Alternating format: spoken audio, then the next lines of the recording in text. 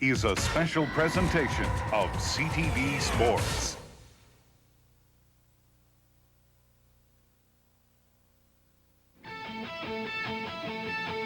There are two ways to look at tonight's game. One, the Blue Jays win and go to the World Series.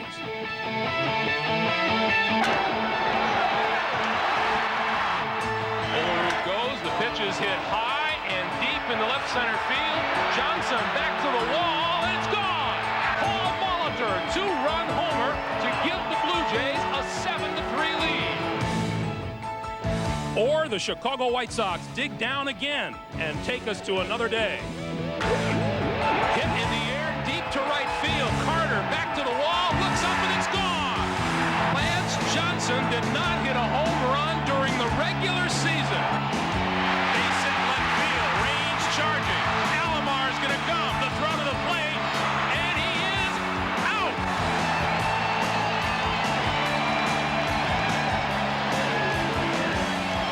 In Game 5, Toronto's Juan Guzman got it done.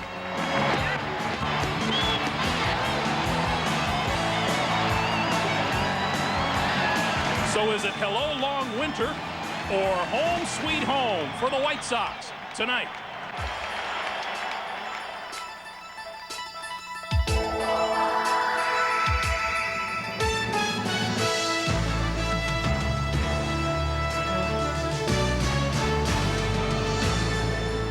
Welcome back to Chicago and to New Comiskey Park. Nearly frostbitten tonight, both literally and figuratively, as the Toronto Blue Jays look to put the Chicago White Sox on ice. Up 3-2 in this series, the Blue Jays could wrap it up tonight.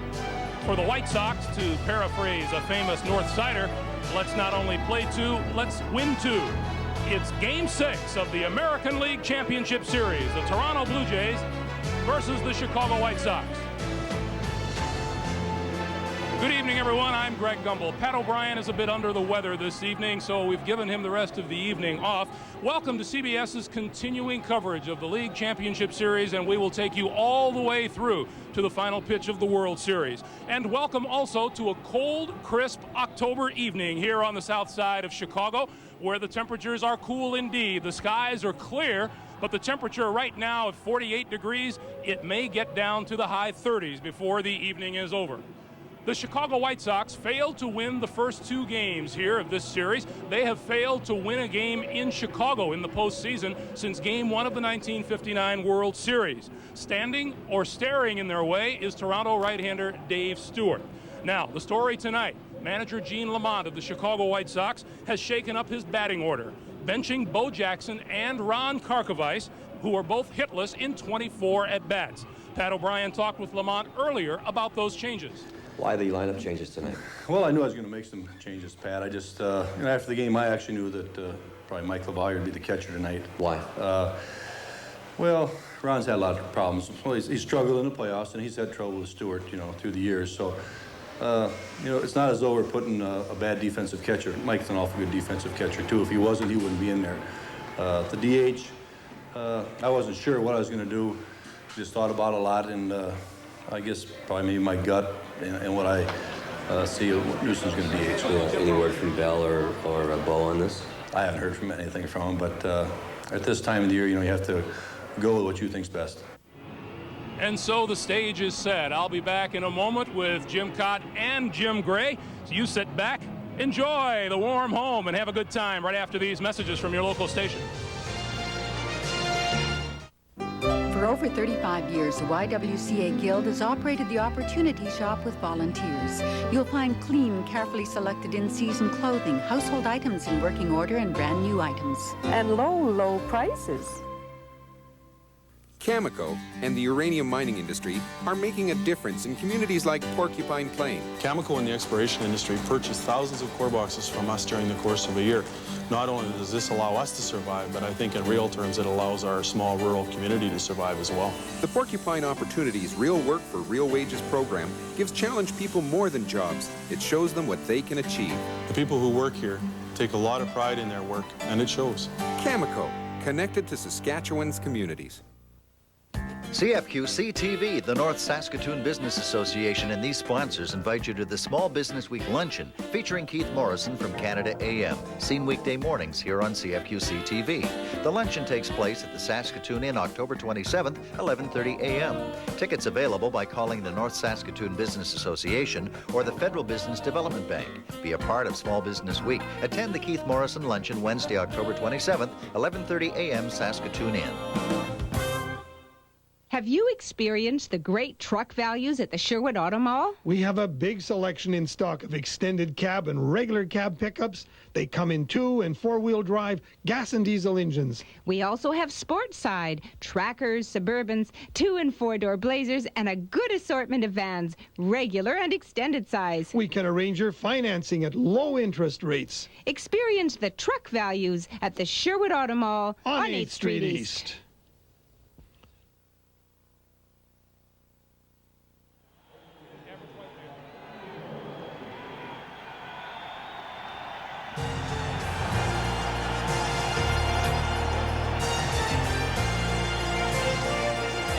Back at Comiskey Park, which continues to fill up what the fans hope will not be the last game of the season. Game 6 of the American League Championship Series between the Blue Jays and the White Sox. Greg Gumbel joined now by my partner Jim Cott. Tonight's starting pitchers, Alex Fernandez for Chicago, Dave Stewart for the Toronto Blue Jays. Fernandez has made it a habit of beating the Blue Jays this season. Stewart has made it a habit of winning big games in the postseason. Seems like we've used this line before. The Toronto Blue Jays acquired fill in the blank to help them win the American League pennant. It started in 1990. They didn't win the pennant that year, but they acquired Bud Black, then Tom Candiotti in 1991. Last year they signed Jack Morris in the offseason and added David Cohn. They won the World Series. During the offseason they signed Dave Stewart. Why? Because they hoped that they would be in this position to have him pitch a clinching game. He has been the most successful pitcher in American League Championship Series history. He's won 7 games without a loss. On the other hand, young Alex Fernandez, part of the homegrown staff of the White Sox, a look at how successful he has been against the Blue Jays, averaging almost 8 innings a start, never allowing more than 2 runs. Has pitched well enough in all 5 of those games to win. He loves these kind of conditions, even though he's from Florida. Now, we talked prior to now about the changes in the Chicago lineup. Mike LaValliere behind the plate, Warren Newson, the DH. How does that impact the Chicago lineup? Well, what Gene Lamont is trying to do is get some hitters in the lineup that can make contact. He likes to hit and run, start the runners. Bo Jackson and Ron Karkovice, in 24 at-bats so far in this series, have had 12 strikeouts, and that has prevented Lamont from sending the runners trying to hit and run, and I think that's what LaValliere and Newson will add to that lineup tonight. Well, I know you're ready, and I'm ready, and we know the Blue Jays and the White Sox are set to rock and roll from Chicago. Starting lineups in the first pitch when we come back to Comiskey Park in just a moment.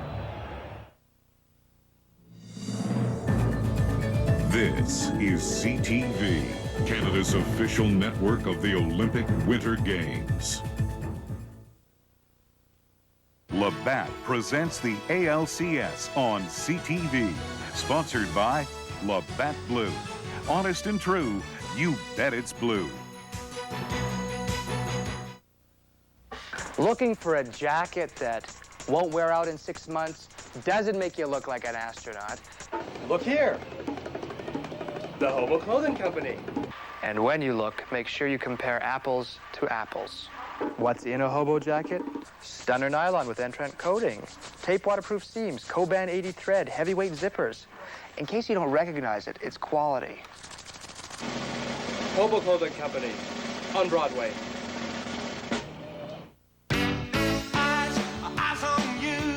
The trade-in deal at Eyes International is back. Right now, when you choose new frames from the huge selection at Eyes International, you can trade in your old glasses and receive $50 off the regular price of a complete new pair. And most of them are ready in 1 hour. Buy a second pair, and the frame is free. The spectacular trade-in deal at Eyes International, Idlewild Drive and 22nd Street. I can't take my eyes off of you. Somewhere inside a Saskatchewan wheat field, 2 superheroes, part of a group called the Adventurers, have been trapped by 2 of their deadly enemies, Joker and Grasshopper. King Wheat, use your magic spear. Stop him! Oh, no! Hey! We can't! It's the adventurers! They're in trouble! All right, some help. King Wheat, consider yourself brain dead. But Grasshopper hasn't counted on Canola Crusher, a superhero who can melt into a puddle of slippery oil. Just in time, Canola. I'll grind you yet, King Wheat. Karen, Peter, thanks for your help. And welcome to the Adventurers Club. Wow, comics and everything. Neat trading cards. You can join the Adventurers Club, too. It's free, and you'll get some terrific free gifts. You can call 1-800-567-HERO or visit your local participating credit union. Here at Comiskey Park, the Chicago White Sox have taken the field to a thunderous ovation from the home crowd. And here's the starting lineup that Cito Gaston will put on the field tonight. It is no different than the first 5 games. Ricky Henderson leading off and playing left field. The center fielder is Devon White.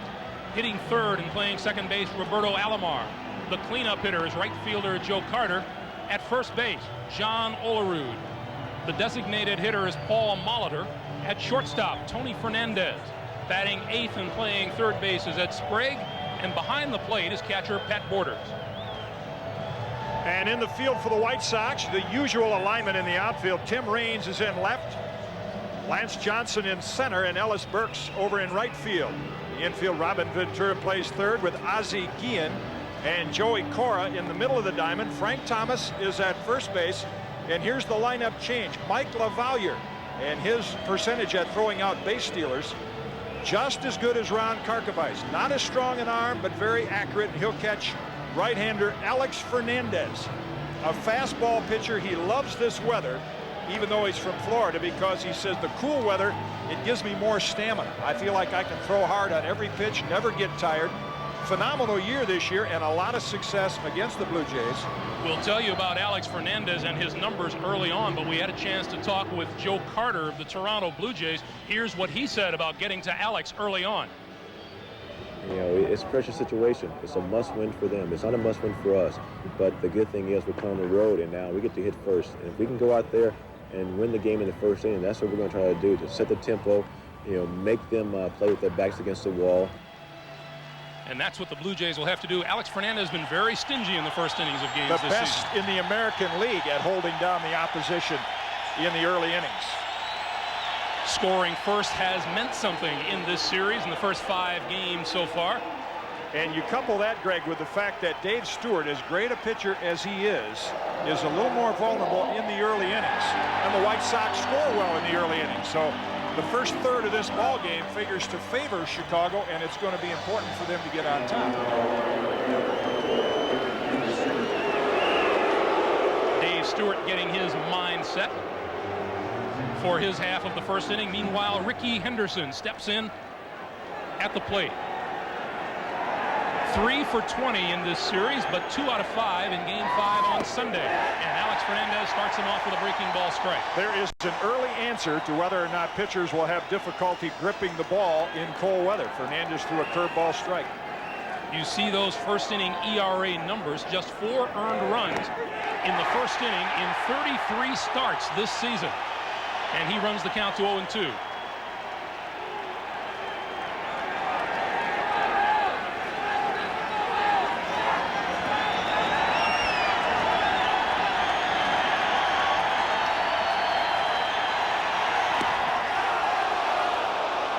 Ball and 2 strikes. You can see the blowing on the hand. The key to pitching and gripping the ball comfortably in this weather is keep the fingers warm. And there's the pinpoint control of Alex Fernandez with the fastball just off the corner.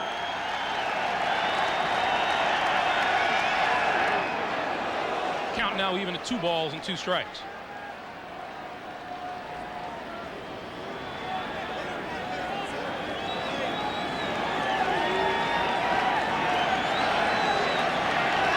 The Toronto Blue Jays hit just .175 as a team against Alex Fernandez during the regular season. Got him swinging.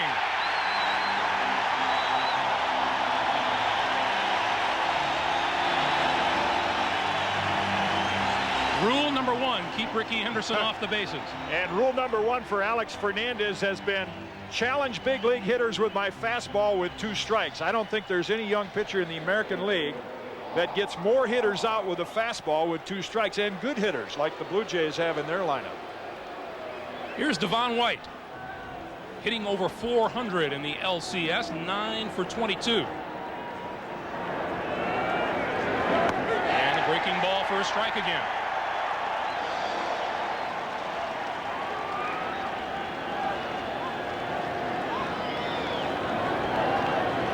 White has hit safely in each of the games in this series, and now Alex Fernandez is now on top of him 0-2.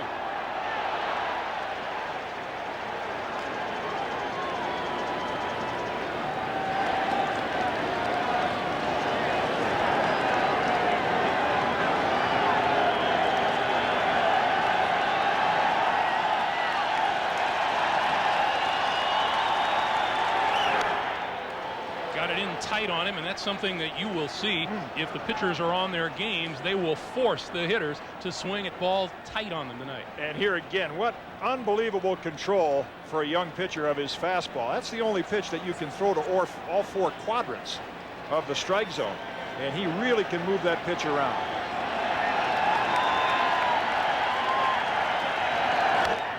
Between first and second, that's a base hit for Devon White. And he is now hit safely in all 6 of the ALCS games. That's the first hit of the evening.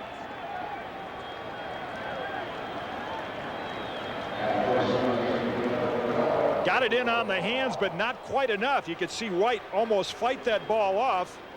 Thomas no chance to get it. Cora comes into your picture, and it's out of his reach. And of course, White always a threat to run, even though he says this is the softest field in the American League, not only out in the outfield, but the base paths. Not that they've done anything to doctor it. It's just a soft field. Mike LaValliere behind the plate tonight in place of Ron Karkovice, and LaValliere no slouch throwing out base runners either. He has thrown out 21 of 29 trying to steal on him this season. Ball 1. 34 stolen bases for Devon White on the year, but is 0 for 1 in the postseason.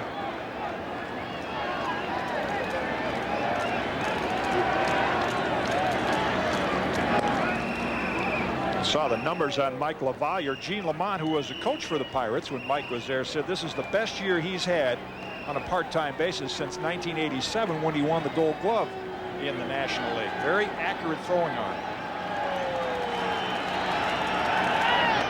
Breaking ball is in there, 1-1. Robbie Alomar started very slowly in this series, but in Game 5 he was the driving force and the spark plug for the Blue Jays. In fact, he and Ricky Henderson have begun to turn things up a bit.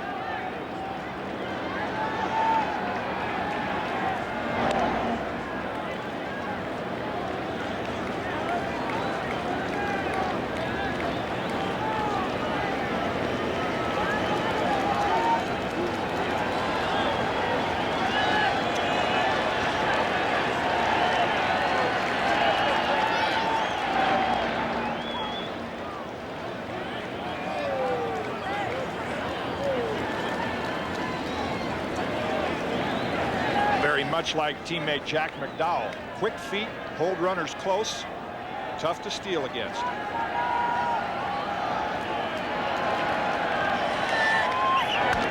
Double play ball. Ian to Cora, and he is called out at second. Cora dropped the ball, transferring it to his throwing hand. So the fielder's choice leaves Alomar at first with 2 out.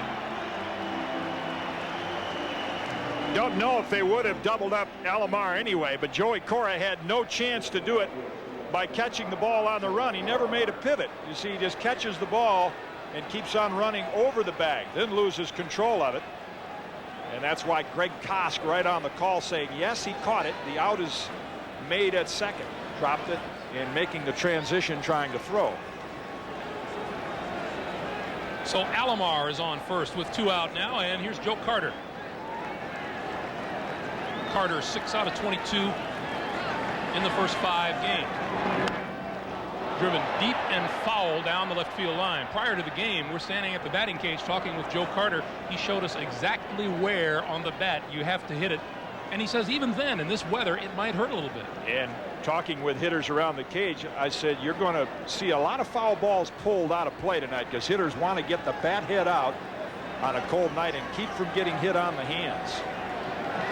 Robbie Alomar, perfect 13 out of 13 in stolen base attempts in his LCS career.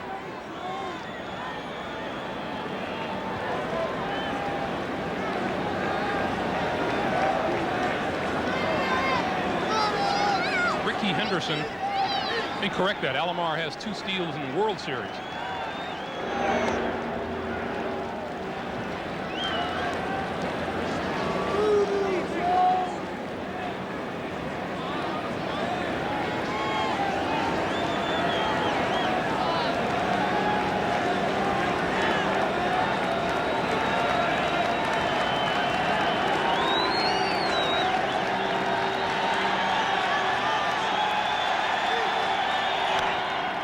Hit in the air, right field. Ellis Burks, plenty of room.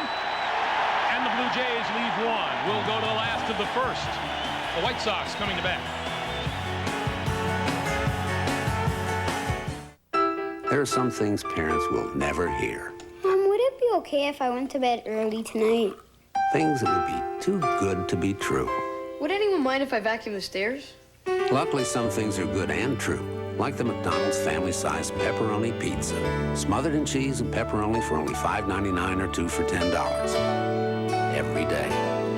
No dessert for me, Mom. I don't deserve it. The family-sized pepperoni pizza. It's a parent's dream come true. The office environment. To some, it's cold, stiff, uncomfortable. Each passing day means it's 8 hours closer to the paycheck.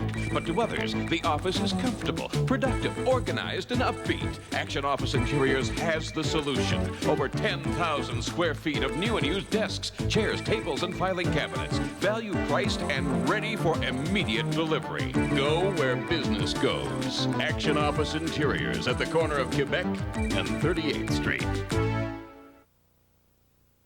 It's time for the Contact C Championship Series flashback. Remember, there's a whole day's work in every Contact C. October 14th, 1992. Game 6 of the American League Championship Series. Last pitch, final out.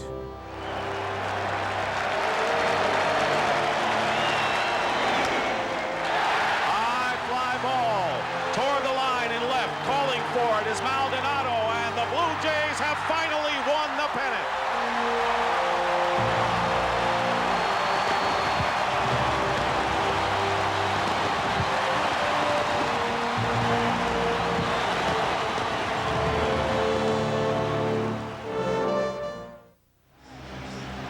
Welcome back to Chicago, and here's manager Gene Lamont's batting order for the White Sox, and a different look to it this evening.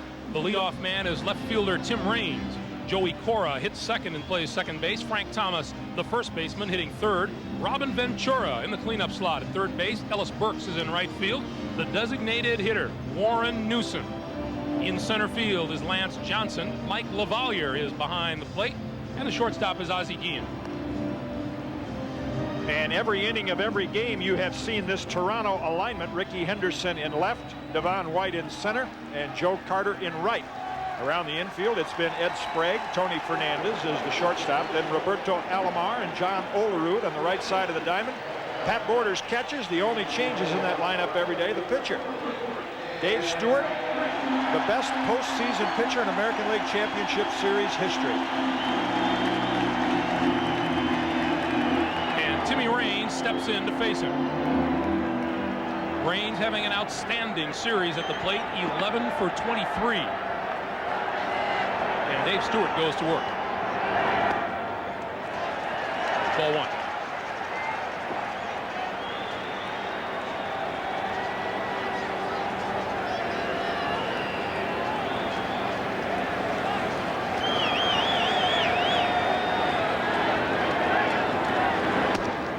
That's outside, 2-0.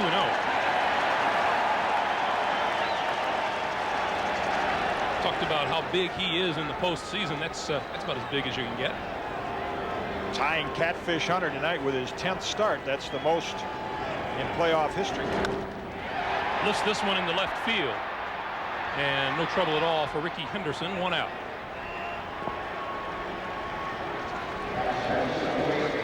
Here's Joey Cora.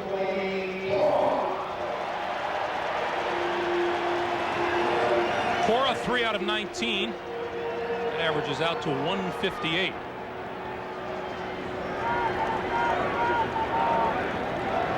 Well below his 268 average on the year.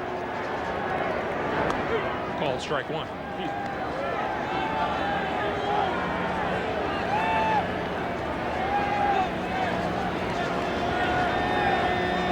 It's pretty good company for Dave Stewart. Catfish will say it's pretty good company for him. Line foul down the left field line. 0-2. If he were to win tonight's game, he would be in select company also at Catfish. That would be the 4th series clincher that Stewart would have pitched. Back in game 2 here in Chicago last Wednesday, Dave Stewart allowed 4 bases on balls, but walked 3 in the first inning. Was off to a slow start, but not here. He gets Cora on strikes. Again, the curveball by Fernandez, and now you see the breaking pitch by Dave Stewart. He has an excellent forkball, and that looked like it right there. You could really see the non-spin on the pitch. Not a lot of rotation.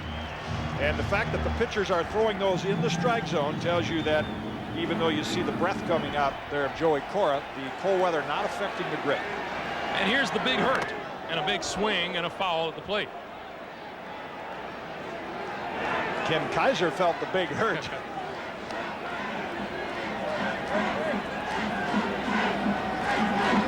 Knocked the mask off, caught the bottom of it. Some catchers and umpires, you'll see them wear the almost like the tongue of a shoe down below that to keep from getting hit in the throat.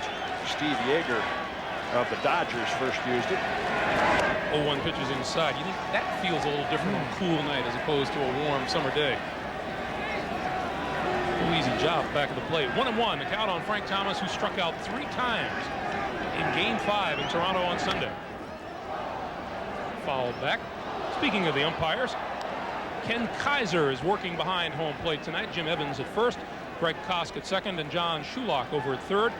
Ted Hendry is down the left field line, and Tim Cheetah down the right field line.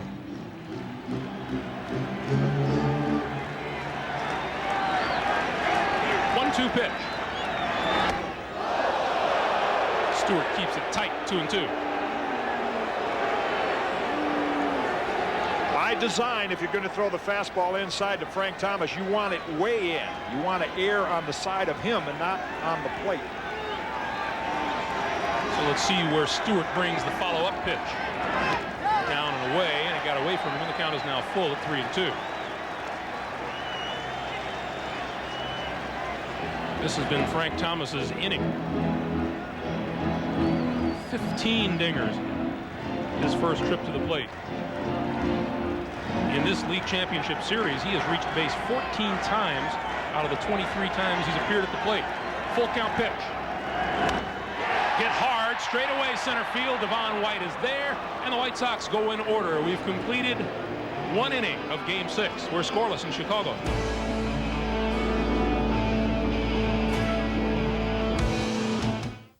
Labatt presents the ALCS on CTV. Sponsored by Imperial Oil and Esso Associates. You're on your way with Esso.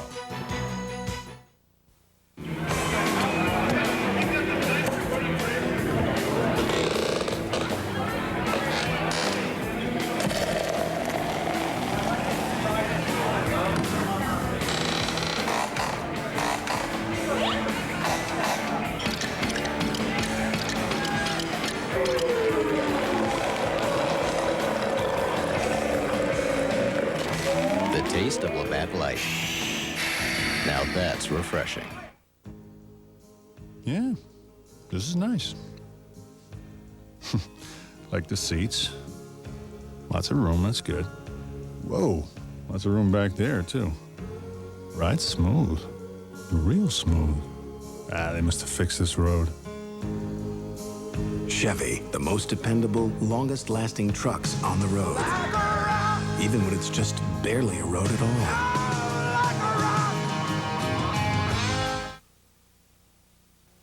The Esso Tiger Team talks pride. Customer liked my smile. I watched you guys work, and we always had a grin from ear to ear. It's like being just a real family. And when you enjoy being together, you enjoy your customers more, you treat your customers better. There's a great amount of care taken in everything that Esso does. We take what we do very seriously. We expect to be the best, and we work at it. Customers number one. Quality, friendly service. And I think that's what it all comes down to. You're on your way with Esso.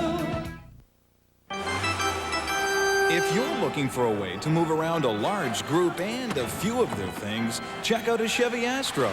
It offers enough cargo space to equip an all-star hockey team and enough room to comfortably seat a forward line, 2 defensemen, and a goalie.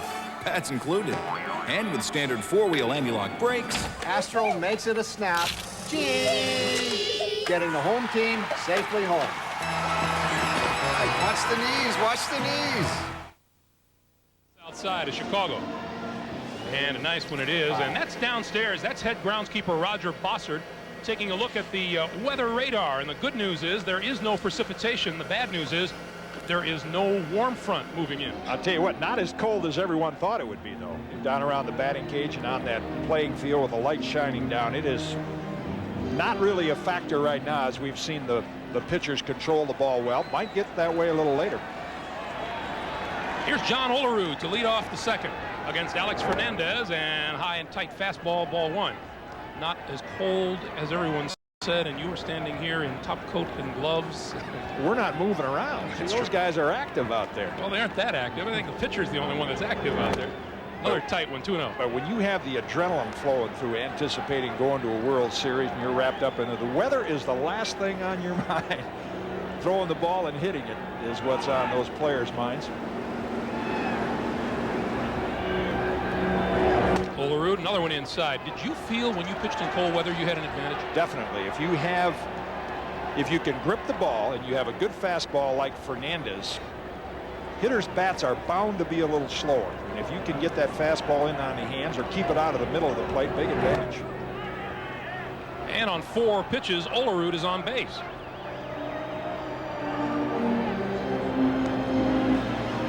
Olerud, no stranger to the base on balls, walked 114 times during the regular season. And that's something new for Alex Fernandez, and base on balls to lead off an inning. He hadn't done that to lead off an inning in his last 12 starts.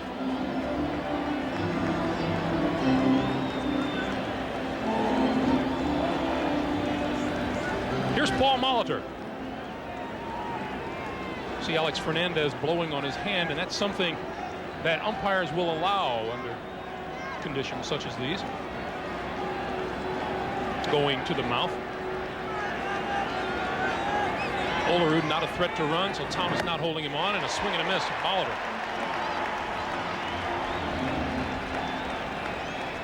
Yeah, Frank Thomas wants to get every advantage he can with Paul Molitor in the batter's box, because anything out over the plate, Molitor can shoot into that hole, can go the other way, as well as any hitter in the league.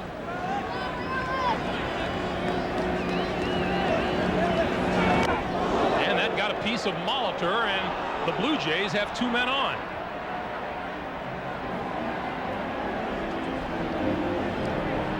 Unlike Alex Fernandez with the outstanding control, you know he wants to keep Molitor from going to right field, and he nicked him on the hand with that one. So even though he's had outstanding control of his fastball, a couple get away here in the second inning. And with the Blue Jays lineup, even down at the bottom, dangerous. They've got some guys down there that are productive. And this would be no guaranteed bunt situation here with Tony Fernandez, who can really handle a bat. Ventura will crowd in from third, but they might give Fernandez a pitch or two to try to slap it that way. You see Frank Thomas in on the grass at first.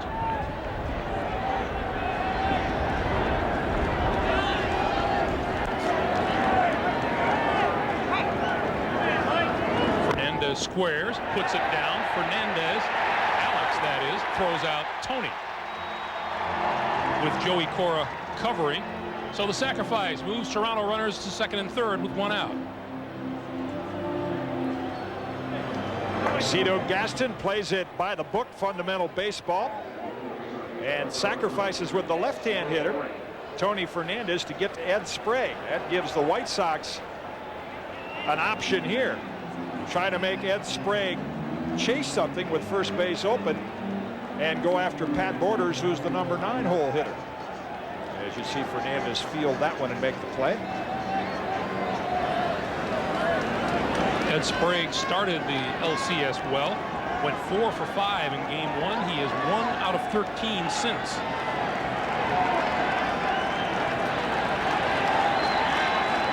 Infield back, ball 1. Yeah, one of the reasons I think Cito may have bunted Fernandez, even though Tony's a left-hand hitter, Sprague, right? Sprague is an outstanding fastball hitter. And Fernandez, according to the charts kept by Larry Heisel, their hitting coach, will challenge you pitch after pitch with that fastball. Playing the percentage that Sprague could get a hold of him.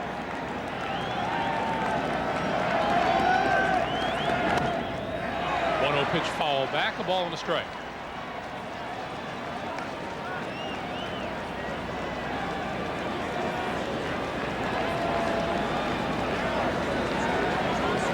The Chicago White Sox would love to live to see another day. Wilson Alvarez down there at the end is the projected Game 7 starter tomorrow night. 1-1. 2-1.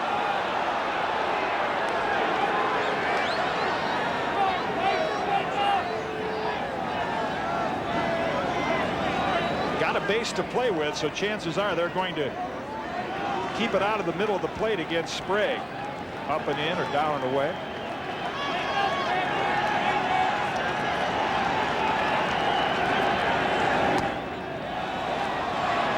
The count now 3-1 to Ed Sprague.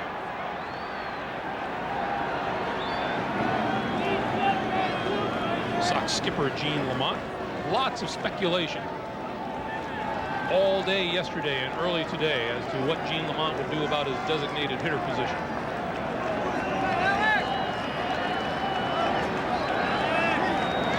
Pitch. Ball 4 and the bases are loaded.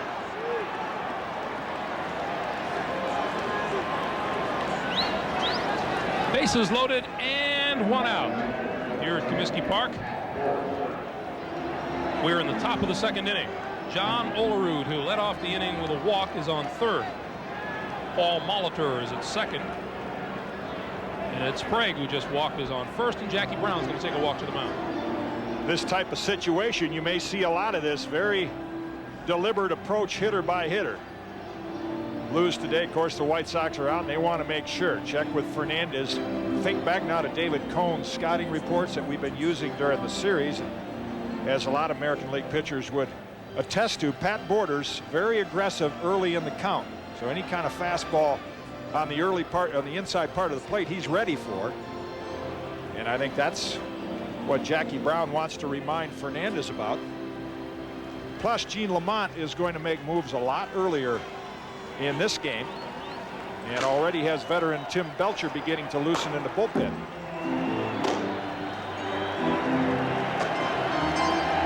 So here's Pat Borders.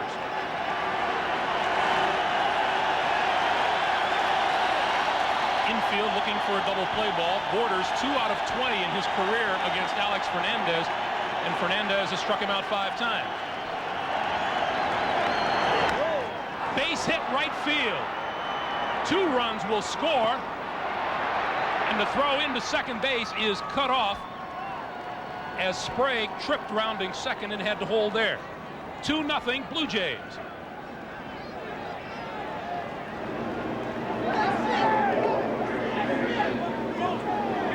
Important early runs. The team that has scored first has won every game of this series, and Pat Borders, last year's World Series MVP, first pitch swinging, gets Toronto on the board.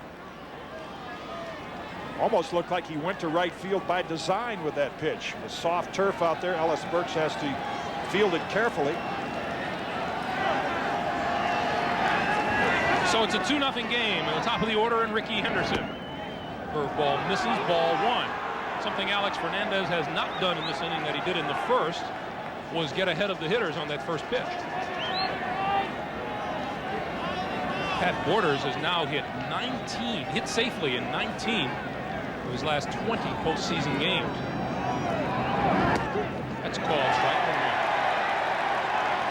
What happens when a pitcher's had the kind of success, Larry Heisel, the Toronto Blue Jays hitting coach, keeping the charts, he's got 5 games worth of Alex Fernandez in terms of pattern. He said, I don't know if we can hit him, but we have a pretty good idea what pitches he throws in certain situations.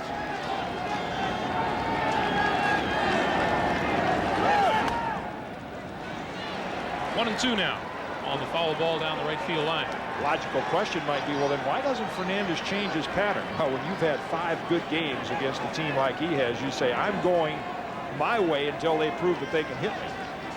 As opposed to Jack McDowell, who started game 5, and there was certainly reason enough based on his history against the Blue Jays for him to try and adjust what he'd been doing. Because he had no success against them. 1 and 2 to Henderson, who struck out. Leading off the game, slow roller. Ventura will make the play at third and gets the force out there.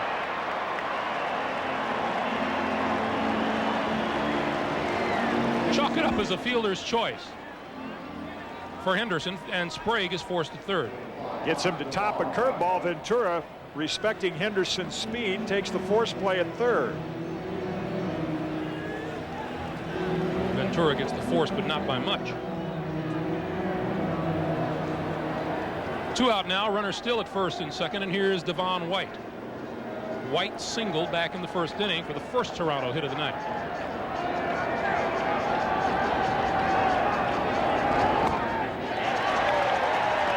Toronto, 2 runs, 2 hits, no errors. The White Sox scoreless and hitless.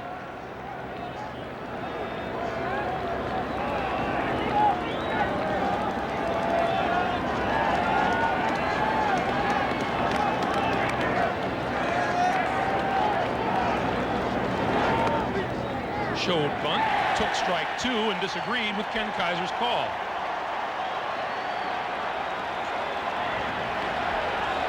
Devo felt he pulled the bat back in time. Kaiser said it was a strike anyway. And Kaiser asked for no help from the base umpire. Boy, sure didn't look like he made any attempt there. Oh. White said, was it on the pitch or the bunt? He said, no, you bunted it. 0-2. Misses outside, a ball and 2 strikes.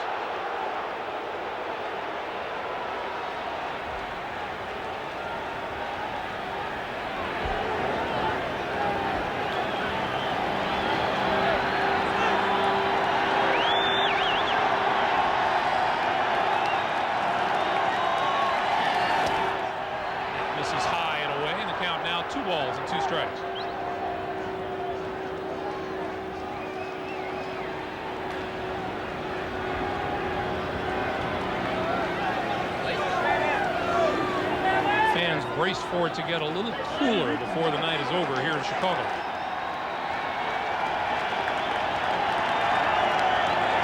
Two White fouled off. Good night to be a hot chocolate vendor. That stuff will settle tonight.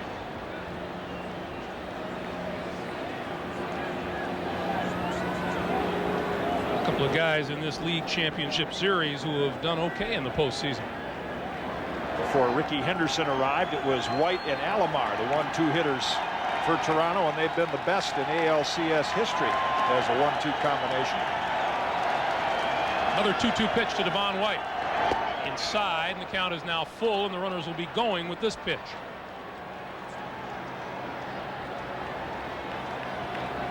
I think the fact that the Blue Jays have gotten a couple of base hits off Fernandez's fastball, he's now pitching a little more carefully with it. Early innings, you seldom see him fall behind hitters as often as he has this inning.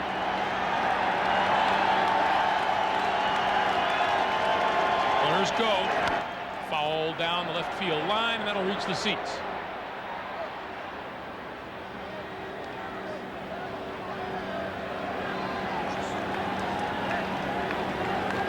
Fernandez had to work a great deal harder this inning than in the first. It is amazing that a young pitcher growing up in Miami, pitched his college ball there, would love cold weather. You could see him blowing on his hand and trying to get enough moisture off your forehead just to be able to grip that baseball, get kind of a tacky feeling, keep it from slipping out. 3-2, 2 out, runners go. Ground ball. Cora makes the play and throws him out. The team that scores first has been most successful in this series. The Jays have done that here in the second. They lead it 2-0.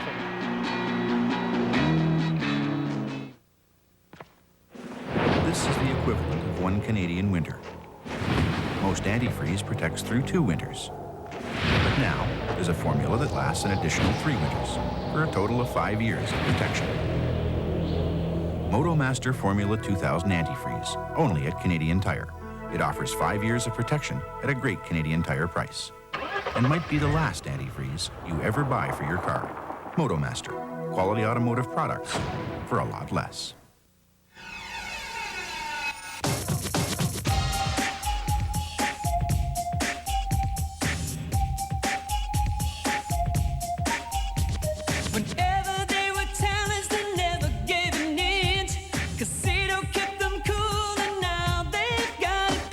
The Jays are gonna fly, you know they're gonna win. There's never a doubt about the World Series champions. Yeah.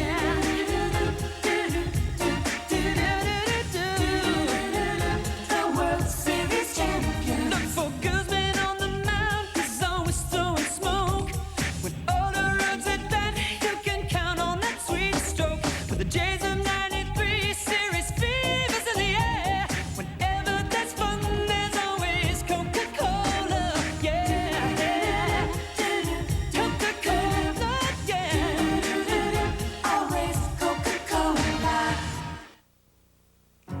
oh baby, I can't stand still. I'll keep on working, and the hours will keep on moving. Yeah, looking for the sun. A lifetime of driving, baby, but the thrill is on. I can't stand still. Ford F-Series trucks. They've kept Canada moving with the best-selling pickups for over 27 years.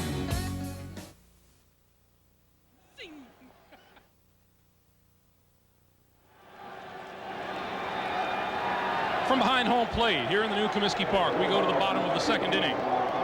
Robin Ventura, Ellis Burks, and Warren Newsom against Dave Stewart, who sat quite a while on the bench in the second inning. Don't think it'll affect him yet. There's heaters in the dugout. You're involved in a game like this, you'll sit forever. You'll find a way to keep your mind occupied, your body warm. Ventura looks at ball 1. 1 out of 4. In game 5, a 2-run 9th inning homer that closed the gap to 5-3, but the White Sox got no closer and fell behind 3-2 in this series. He is 4 out of 17 in the LCS.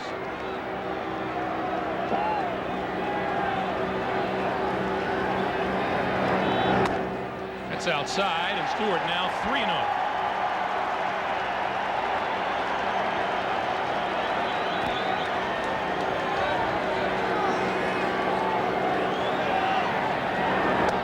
The 6th base on balls Ventura's drawn in this series. This cold weather, how does it affect pitching? Well, here's pitching coach Galen Cisco of the Jays.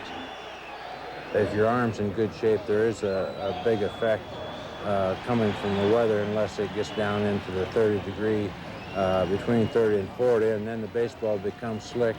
You might not get as good a feel, particularly on touch pitches like knuckleballs, forkballs. Jim, do you think it's coincidence that Dave Stewart just threw 4 balls coming out of the dugout? No, I think we pointed out at the start of the game how he tends to have some difficulty in the early going. This is typical for Dave Stewart. He's one of those get him early or you don't get him. Now, if he continues to miss the strike zone with his forkball and his curveball, then what Galen Cisco said would be true. It can affect you on the touch pitches. I don't think it is right now. Threw a breaking ball for a strike. One in the dirt, bounces away from Borders, and Ventura down to second. And that will happen to both Stewart and Borders. You see the grip on the forkball, and Borders gets the body down but can't smother it. It hops away, enables Ventura to advance to second.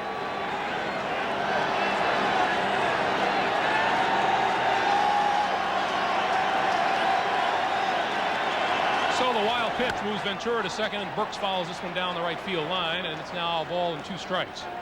Even though Dave Stewart has not pitched in a great deal of cold weather, but we've raved about Alex Fernandez's success. We can come up with a stat for everything, right? And even in games that Stewart has pitched when the temperature's below 50, he's been successful. So he can handle it. 1-2 to Burks. Good stop by Borders. 2 balls, 2 strikes.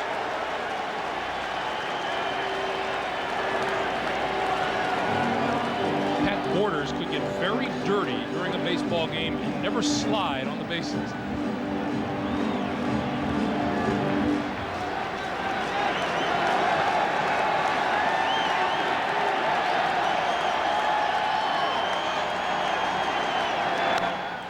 Off the fists, back of second, Tony Fernandez, and now Robbie Alomar. So that's 1 out, and there's an example of Dave Stewart getting in on the fists, and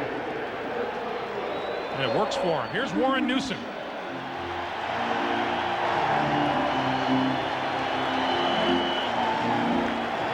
Newson was the Chicago White Sox leading pinch hitter during the season. 14 appearances in a pinch hitting role. He was a .300 hitter on the season.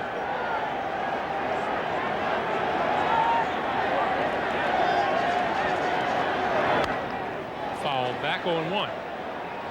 You could hear the applause from the crowd. Such a popular player in Chicago, Warren Newson. And we mentioned Rich Hacker coming back from a serious automobile accident. Warren's wife Tina, when Warren was optioned down to AAA to break a spring training, wife Tina and his mother-in-law traveling from Texas to Nashville, involved in a serious auto accident. Warren missed the first part of the season. He was home tending to his injured wife and mother-in-law. We're happy to report, and I would imagine Tina's watching tonight from San Diego. She is on the road to recovery, and we're grateful for that. She came out of the accident as Rich Hacker did.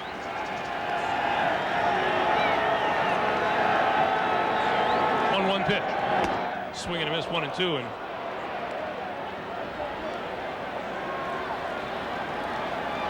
that number 6 slot has been a problem for the White Sox, and if they could get half the production from the Blue Jays, they'd be happy. The Blue Jays have Molitor or Alomar in their 6 hole. Gene Lamont trying to get more production out of his.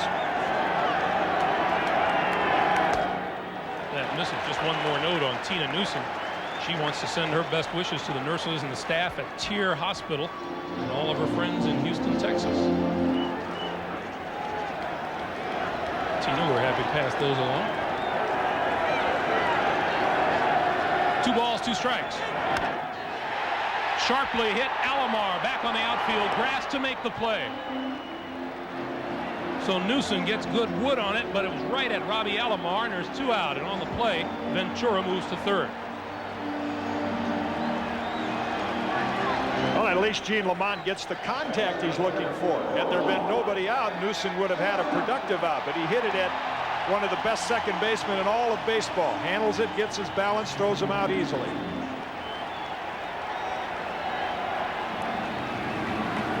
So 2 out, and here is Lance Johnson.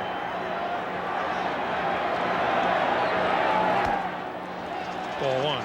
And Dave Stewart has now gone past Catfish Hunter for the all-time number of innings pitched in LCS series history.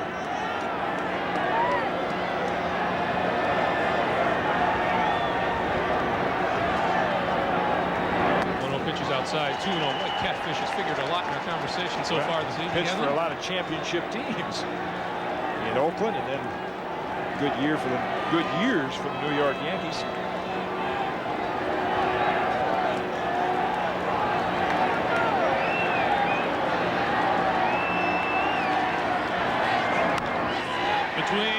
Right at first baseman John Olerud, who makes the scoop and makes the play at first, and the White Sox leave a runner on at third.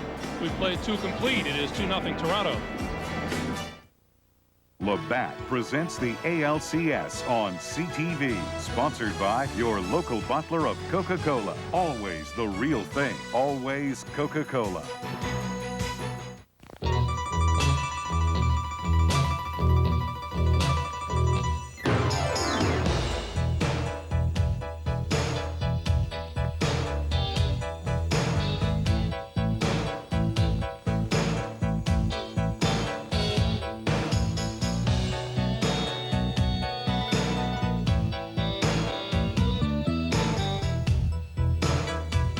Something old is modern again. Modern Cafe and Billiards. Since Audio Warehouse opened in 1964, technology has changed drastically. If your TV hasn't, step into the 21st century at Audio Warehouse. Audio Warehouse is committed to bringing you only the most respected names in television. Audio Warehouse is excited to present the full line of Panasonic TVs, including the incredible Panasonic Gao. See for yourself why Panasonic is just slightly ahead of our time at Audio Warehouse. Audio Warehouse, making TV worth watching since 1964. Go get it, Steven. More than just a game. Amateur sports are essential to our children's well-being, growth, and development. I thought we had the most successful basketball team in the league last year. We were 0-16. They learn important life skills, self-confidence, teamwork, and sportsmanship. And I encourage parent participation. A parent trusts the coach to instruct their children. Amateur sport, more than just a game. 7 Friday on CFQC TV. And hey, the 649 jackpot is over $2 million. Just imagine.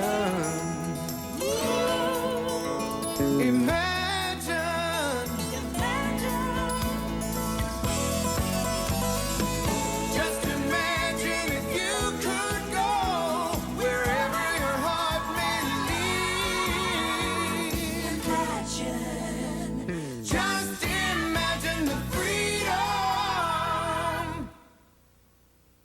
Third inning, and the Blue Jays will send their 3, 4, and 5 hitters to the plate to meet Alex Fernandez, Robbie Alomar, Joe Carter, and John Olerud.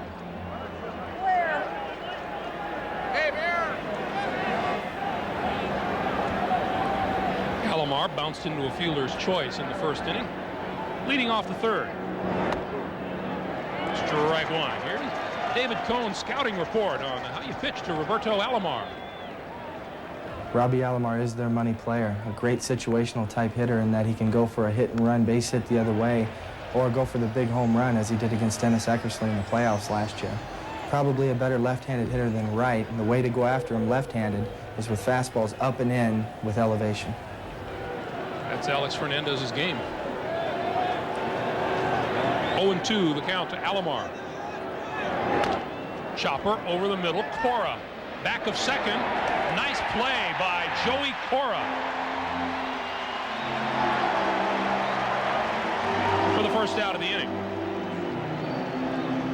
Cora's had a nice year for the White Sox, but he does have a little more difficulty going to his right than his left. A couple errors earlier in the season, but he recovers and makes a nice throw there to get Alomar. If you're watching at home, don't do that. Players can't keep from doing it. By instinct, they slide head first.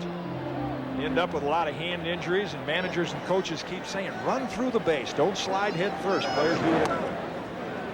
Joe Carter looks at ball one.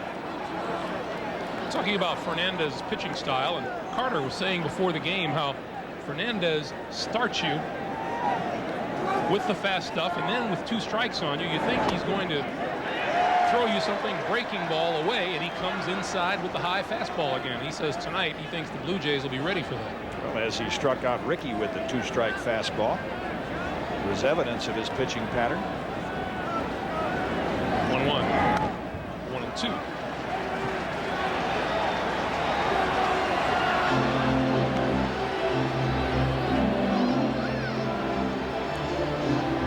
Packed house, Comiskey Park in Chicago.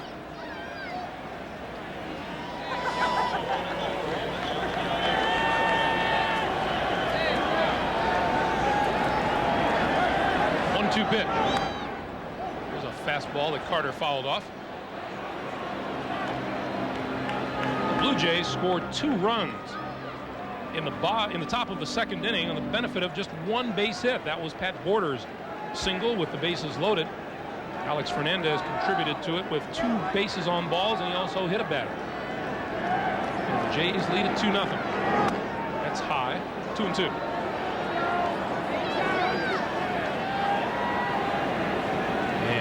Blue Jays, as usual, getting production out of the lower end of that batting order. 2-2 pitch. And that one knocked Lavalier's mitt. Oh, it knocked the mask off.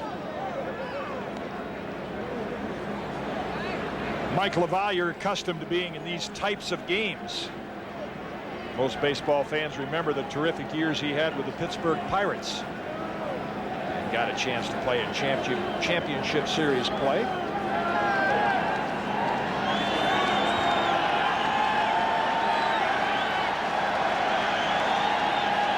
And Carter steps out on Fernandez.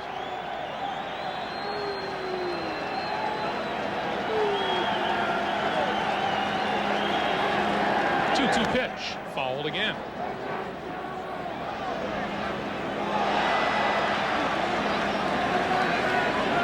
Ron Karkovice sitting out for the first time in this series. 0 for 14 in the series. And Gene Lamont wants some more contact out of that lineup, so LaValliere starts tonight. Carter again with a foul ball. See him continue to work Carter with fastballs, as you referred to. Carter looking for the 2-strike fastball, but after you foul a few pitches off, then it's a battle of who's going to change. Fernandez and LaValliere look out there and say, okay, he's fouled 3 straight fastballs off. Maybe now's the time to go to the curveball. The fastball foul, and this one also reaches the seat. So Carter hangs in with the fastball, and you're right, by now looking for it.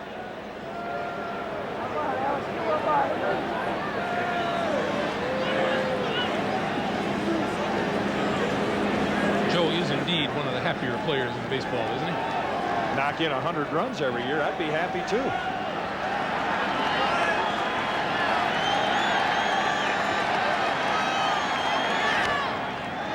Down the right field line, Thomas looks like he might have room, and he does. Pretty good battle between Fernandez and Carter, and Fernandez wins this one, out number 2 of the inning. Carter now 3 out of 29 for his career against Fernandez. I think that's the call of a veteran catcher. Younger catcher might have been very tempted there to say, okay, let's go to the curveball, which is a little easier pitch to hang, especially in this weather. That fastball has been Alex Fernandez's best pitch. LaValliere said, we're going to keep right on going after him with it until he shows us he can pull it, and he didn't. John Olerud walked on 4 pitches to lead off the second, and looks at one outside here.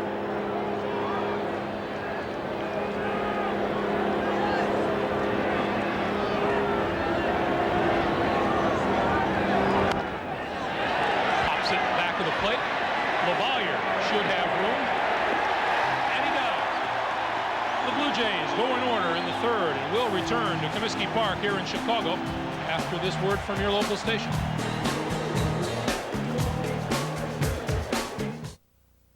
Now, Mr. Fidelford, we'll talk about the painting. Okay. Now, first, the living room. I want it to be a soft green. Uh-huh. Not as blue-green as a robin's egg, No. but not as yellow-green as daffodil bud. No. It should just be a sort of grayish-yellow-green. Uh-huh. Good old-fashioned service is available in Saskatoon at East Side Paint, 1201A Walpole Avenue, 1/2 block south of 8th Street behind Kelsey's Restaurant. Hits 600. It's what you've been asking for. Today's best hits. Love somebody the way I love you. If I ever lose my faith in you, have I told you lately that I love you? Yeah, love. Great hits, great times, and your ticket to win on Hits 600.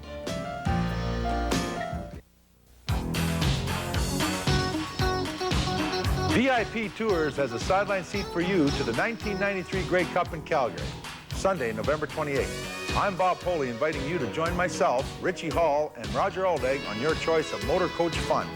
Pick either one of our Rider Pride party buses or an exclusive Grey Cup family fun bus for all ages. VIP Tours is Saskatchewan's most affordable alternative to touring the 1993 Grey Cup in Calgary. Call VIP Tours in Regina or Saskatoon today.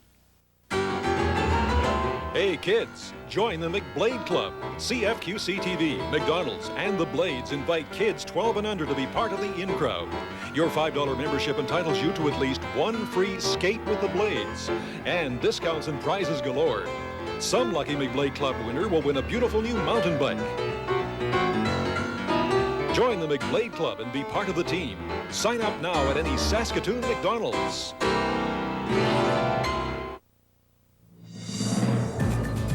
Watch the world's biggest event on CTV this winter, the Olympic Games.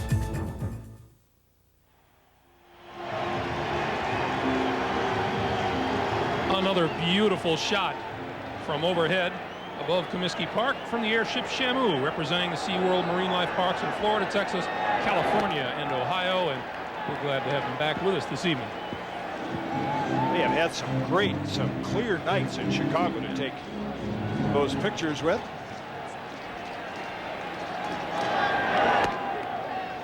That's called strike, 1-1.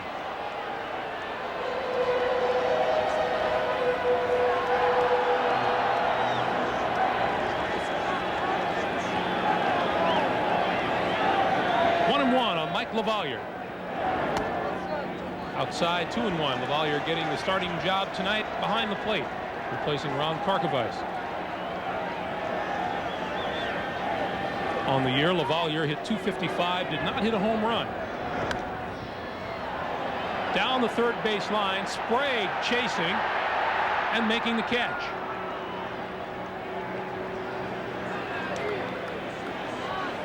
We remind you that tomorrow the National League Championship Series resumes. Game 6 in Philadelphia. The Phillies hosting the Atlanta Braves. If the Toronto Blue Jays win here tonight, starting time tomorrow night is 8 p.m. If Chicago wins, it's a 3 o'clock start. And Greg Maddux will go for the Braves. Tommy Green for the Philadelphia Phillies. Braves going to try to defeat Tommy Green again. He lost the last meeting between those two. That was the first time he had lost a game at Veterans Stadium all year. And Maddux, of course, like Dave Stewart for the Blue Jays, a free agent signing, and he's the guy Bobby Cox would like to have on the mound in situations like this. And then Tommy Glavine in Game 7. Ozzie Guillen takes ball 1. As a pitcher, does your heart go out to Curt Schilling the way he has pitched in this series? And that whole ball club in Philadelphia to battle back and win a game like that on the road was remarkable. 1-0 pitch. Ozzie into right center field. Carter and White, long runs. It falls safely. Guillen on his way to second. White with the throw, and Guillen beat it.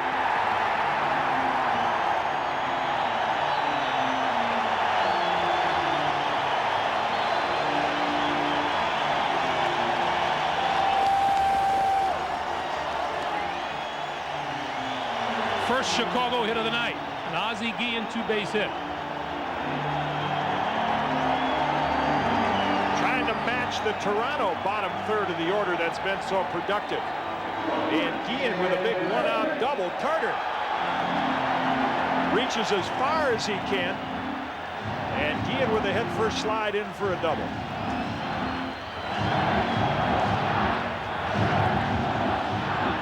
So the Chicago fans with something to cheer about here in the last of the third will go to the top of the order in Tim Raines. Pretty good throw by Devon White, who was going the other direction when he picked up the ball. And Guillen slid to the right side of the bag. You see him slide over to the inside, so Fernandez had to reach to try to tag him.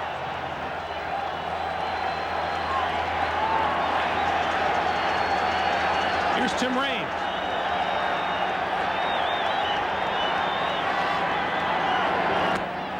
Outside, 1-0. A lot of great shortstops from Venezuela in Major League Baseball history. Louis Aparicio right here in Chicago, but Ozzie Guillen's hero was Davey Concepcion. Played for the Cincinnati Reds, the Big Red Machine, and that's why he wears number 13. That was Concepcion's number.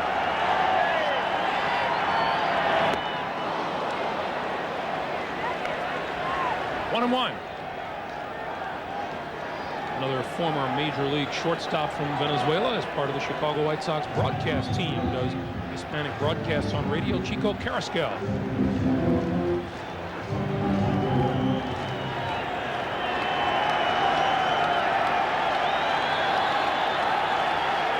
Guillen takes a look around at second base. 1-1 pitch to Raines. Base hit left field. Guillen will be held at third as the throw comes in, and the White Sox with runners at the corners and one out. And the second straight hit off of Dave Stewart.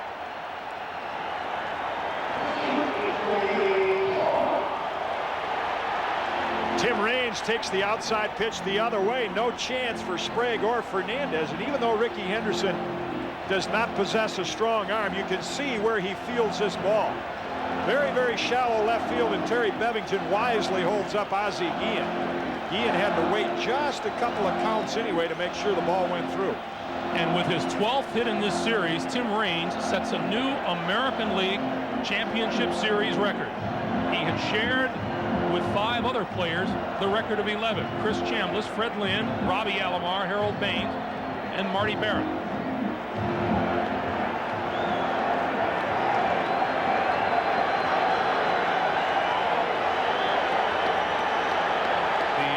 Changing expression of Cito Gaston in the dugout. Here's Joey Cora, strikeout victim his first time up. Ball 1. Well, the object here for Chicago is to stay out of the double play, and we've had this situation several times during the series, and I've mentioned the bunt. Haven't seen Cora do it yet, but it's such a logical play with Olerud holding Raines at first. You just pull a bunt down that way. You advance Raines to second, get the run home, stay out of the double play, get Frank Thomas to the plate.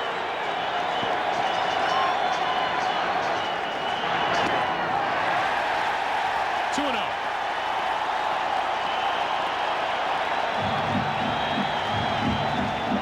The White Sox have not done nearly as well, but they've had almost as many chances. Tim Raines, 1 out of 2 in the stolen base department in the series so far. Ball 3.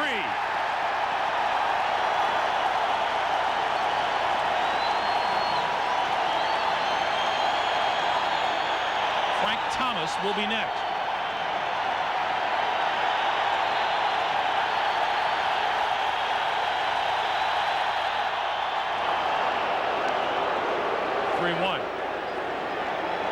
Going to take a look at Terry Bevington, whether he gets the take or does it on his own.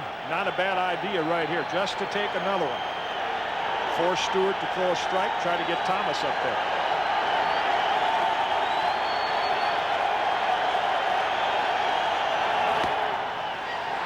And the count now full, 3-2.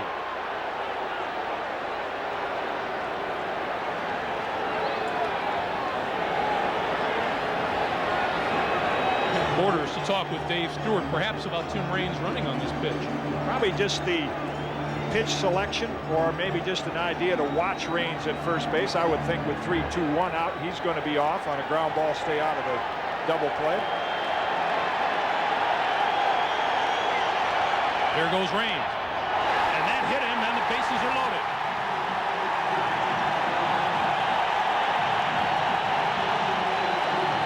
Second hit batsman in this ball game. 1 for each side, and it's time for the big hurt with the bases loaded. Stuck his elbow almost into the strike zone. Wow. That pitch was close to being a strike.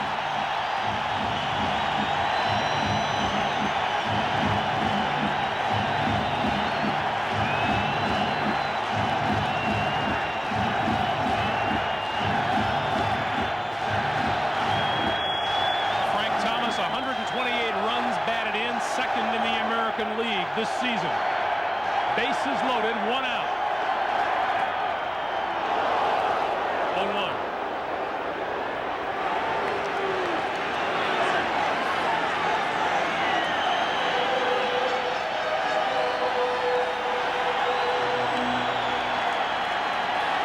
Frank Thomas has made it a habit of producing with the bases full.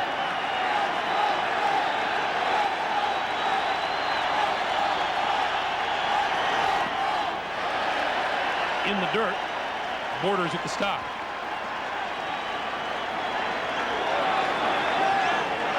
Pat Borders does a great job of this, and he sure gets a lot of chances with Stewart and Guzman pitching. Very important here with the bases loaded, because Stewart wants to keep that pitch down.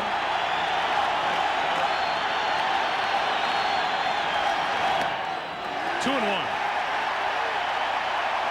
Frank Thomas named today the Sporting News Major League Baseball Player of the Year. That award voted by the players themselves.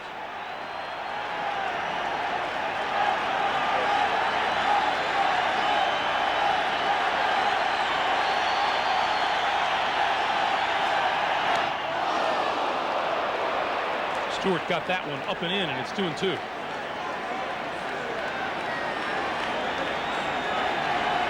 Perfectly placed fastball. And remember the big jam that Stewart pitched out of in Game 2. White Sox had the bases loaded, nobody out. And he shut them down. Thomas no chance to extend his arms on that last pitch, and it's now a 2-ball, 2-strike count. Did he hold up in time? He did. First base umpire Jim Evans says the count is full at 3-2. Tough call for Jim Evans to make down there, but you can see Thomas clearly held up the bat in time. And Ken Kaiser talking to the Toronto bench now.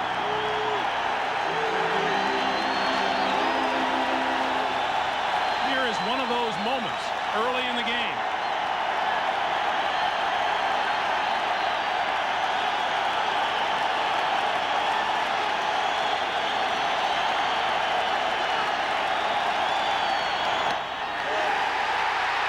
Forces in the run.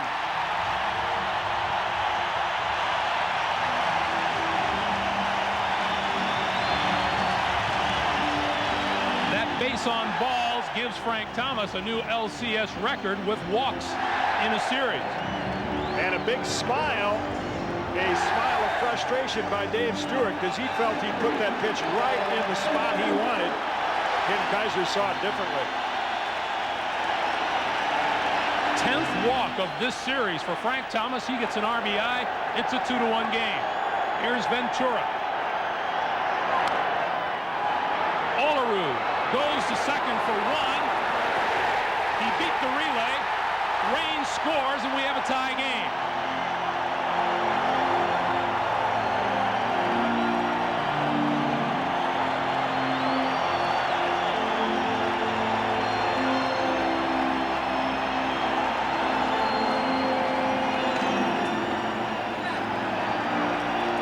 Tough chance to get two for the Blue Jays. In the soft field, the ball doesn't get to Olerud as quickly, and Fernandez has to make an off-balance throw to Stewart. And Stewart keeps the ball in front of him to prevent Cora from scoring, but the White Sox tie it at 2. Here's Ellis Burks. Runners at first and third, 2 out. Ball 1.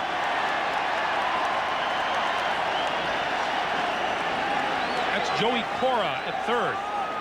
Ventura is on at first. White Sox have scored twice here in the third to tie it. 2-0. Not unlike some of the problems Stewart had early on in Game 2. Typical for him. Ellis Burks right now in a nice hitting situation. He's seen 2 forkballs, 2-0. You can bet he will guess fastball here. Let's see if he gets it. Fans singing out Ellis Burks' name. Did get a fastball 2-1. Didn't pull the trigger. Must not have been in an area that he wanted it in. Burks has had a good series at 6 out of 19, but he is also stranded.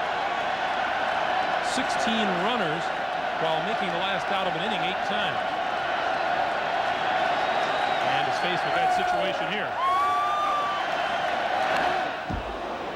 Good swing and a good pitch. It's 2-2.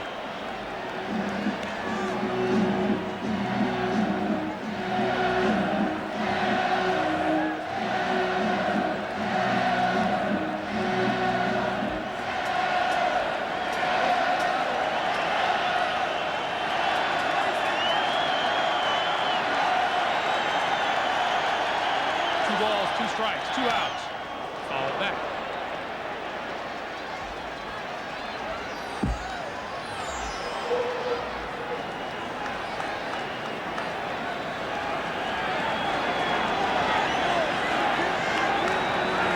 Ellis Burks contributing tremendously to a change in the Chicago outfield this year. A difference of 29 homers and 55 runs batted in, more than they had last year.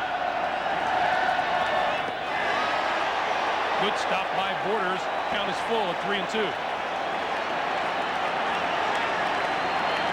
the statistics we have in baseball, there should be one for this. There's holds for relief pitchers.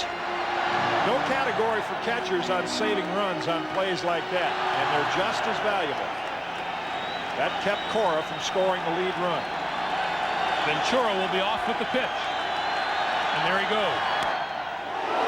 That one almost got Joey Cora down the third baseline. Hey, nice pick.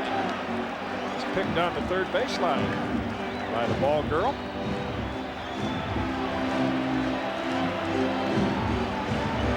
That's good reaction time. She saw Pat Borders played it the same way. Keep the ball in front of you. Stewart, 29 pitches over the first 2 innings. This will be his 30th.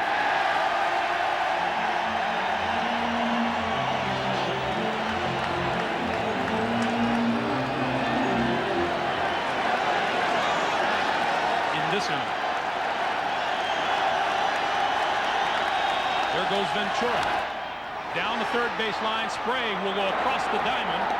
And that'll do it for the White Sox here in the third inning, but they come up with 2. And after 3, it's a 2-2 tie. Cameco and the uranium mining industry are making a difference in communities like Porcupine Plain. Cameco and the exploration industry purchased thousands of core boxes from us during the course of a year. Not only does this allow us to survive, but I think in real terms it allows our small rural community to survive as well. The Porcupine Opportunities Real Work for Real Wages program gives challenged people more than jobs. It shows them what they can achieve. The people who work here take a lot of pride in their work, and it shows. Cameco, connected to Saskatchewan's communities.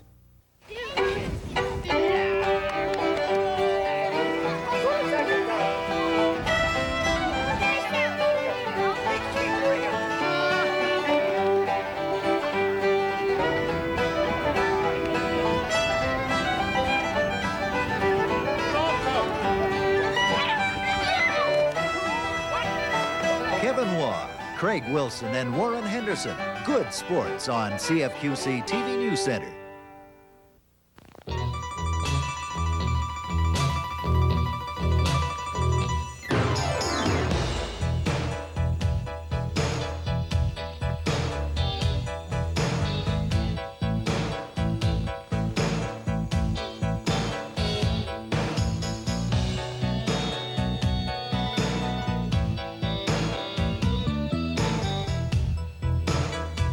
Something old is modern again.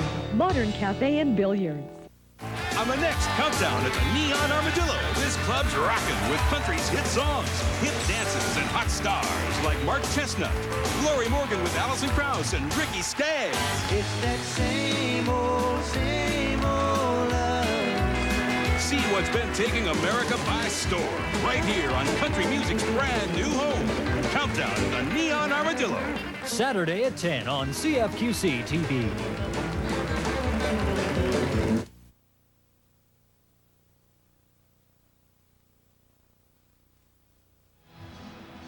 Welcome back to Chicago, where the Blue Jays took a 2-run lead in the top of the second inning on a Pat Borders base hit. The White Sox responded with 2 in the last of the third. Frank Thomas setting a league championship series record with his 10th base on balls of the series. It came with the bases loaded. He got an RBI out of it, and we'll go to the 4th inning with the score tied at 2. Paul Molitor, Tony Fernandez, Ed Sprague to face Alex Fernandez, who's been on the bench for a while.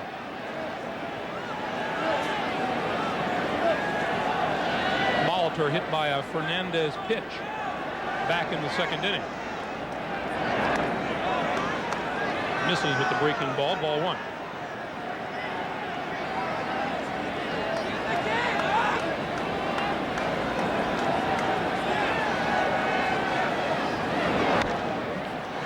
Down the right field line, Burks will give chase, but it reaches the seats. 1-1.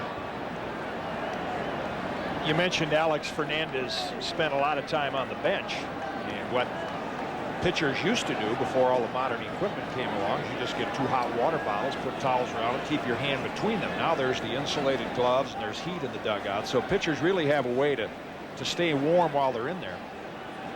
Even go back into the clubhouse. Sure. 1-1 pitches followed back. It's 1-2. But you see the constant blowing on the hand. It's almost like when you're reading a book and your fingers get dry, you want to turn the page. Pitchers do the same thing. They want a little moisture to get just that tacky enough feeling to keep the ball from slipping out.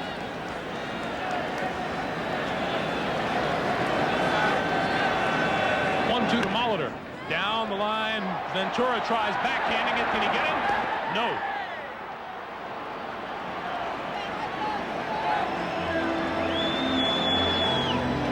Ventura didn't pick it up cleanly on the first try, and it took him too long to recover, and that's an error. Uncharacteristic of Robin Ventura. He thought this ball was going to be well to his backhand side, but he overran it. It hopped back toward him. He could have fielded that ball the conventional way, palms up, and then by the time he recovers, Molitor has too much speed, and he beats the throw.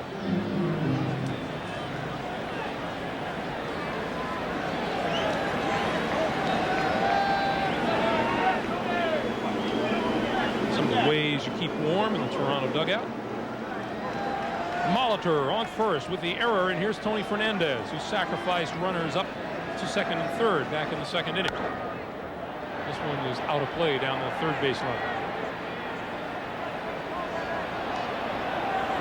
Back in the second inning, Pat Borders came through with a bases loaded single to right to get 2 runners home for the Blue Jays. In the third inning, Frank Thomas walked with the bases loaded to get the first Chicago run over. And then Tim Raines scored on the Robin Ventura fielder's choice. That's how we stand here in the top of the fourth.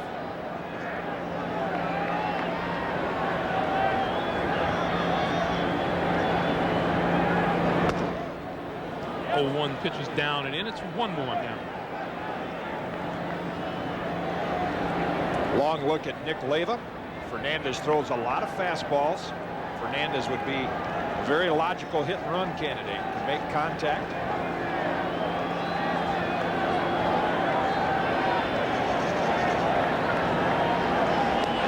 Quick throw to first. No, says Jim Evans.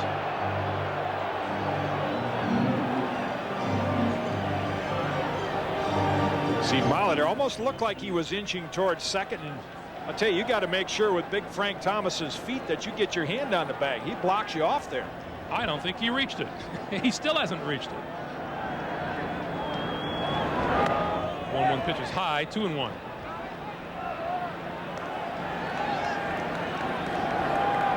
That's the first thing Frank Thomas learned playing first base. Man, you got to go over that. Big foot. Too long around it. Hit and run percentage goes up even more now with a 2-1 count. Fernandez, Alex that is, has to throw a strike. There he goes. Hit in the air, left center field. Molitor will pull up. Johnson, playing that swirling wind in the outfield, comes back and makes the catch. Made reference to it our first 2 games here in Comiskey Park. The winds here in Comiskey Park can be very tricky indeed. And this is Lance Johnson's home park, and you can even see he has to change his route. No matter what way the flags are blowing, outfielders will tell you, they look up and says, yes, it looks like the ball will be carrying to right. Not so. It'll change inning to inning. Continually swirling. Yeah, like that. Like that, Lance. Here's Ed Sprague with 1 on and 1 out.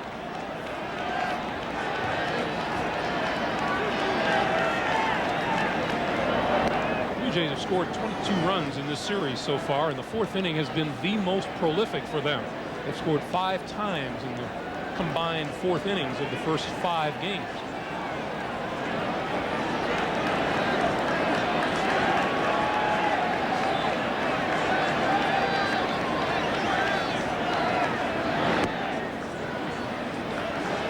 Fernandez misses low, ball 1. Along with Jim Cott and Jim Gray, I'm Greg Gumbel. The new Comiskey Park on the south side of Chicago, Game 6 of the American League Championship Series. We are tied at 2 with 1 on and 1 out here in the top of the 4th inning. Ed Sprague, the hitter. Pat Borders due up next. Big swing and a miss.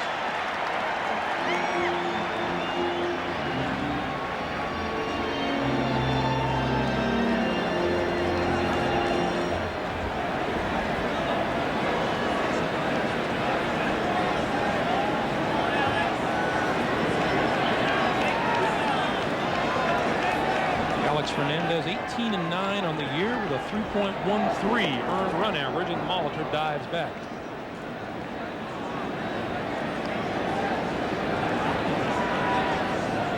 Blue Jays jumped into gear in Game 5 Sunday in Toronto. In Toronto is the key word. Faster turf, faster track, a little tougher to get a jump here. Ground ball, base hit right field. Molitor makes the turn at second. He'll go to third without a throw. And the Jays now with runners at first and third and 1 out.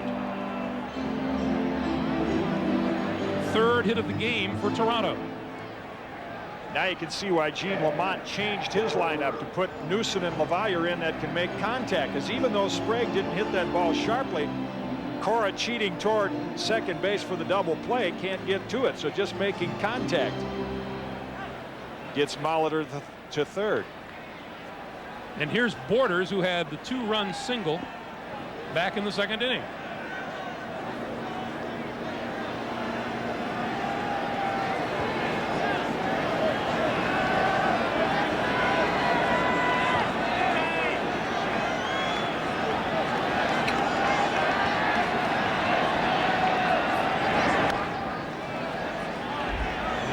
Borders, first pitch swinging, fouls back.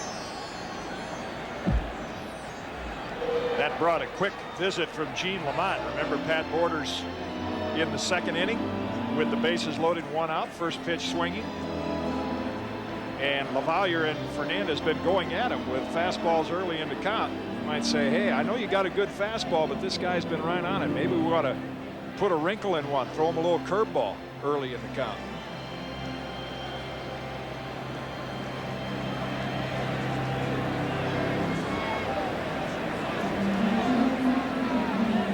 Borders, like the good dad he is, he takes his kids with him wherever he goes.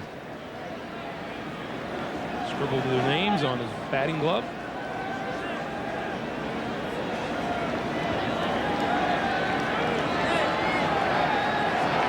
As much as he flops around behind the plate, I'd be surprised if that's readable by the end of the game. 0-1 the count.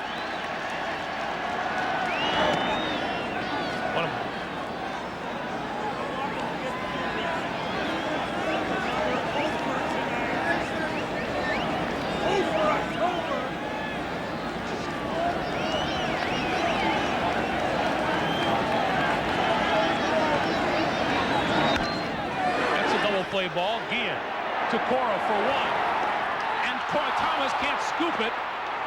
The run comes across in the form of Paul Molitor, and Toronto regains the lead 3-2.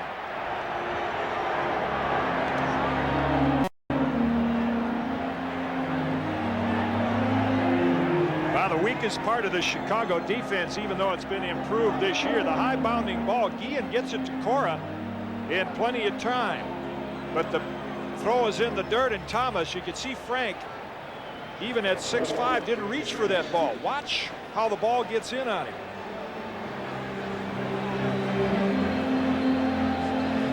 See, without reaching for it, that ball hits the dirt. He doesn't get a chance to get the glove out in front, get any leather on it to block it. Second error of the inning, the third of the series for Joey Cora. And the Blue Jays have a 3-2 lead. Here's Ricky Henderson. On the error, Borders goes down to second. Let's take a look at Frank Thomas. See where the glove is right here, and it should be somewhere out in there, so he could reach for it and might have been able to scoop it. He let the ball get in on him too much. That's called strike 1-1 now to Henderson. This inning began with Paul Molitor reaching on an error by Ventura at third. Fernandez flied out to center. Sprague singled. And then Borders reached on the fielder's choice, moved up on the error by Joey Cora.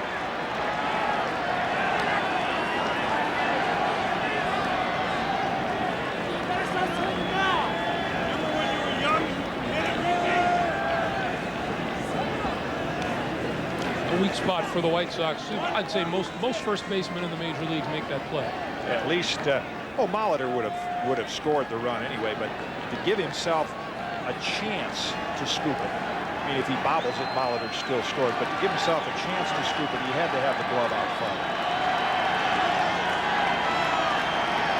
1-2 on Henderson. 2-2.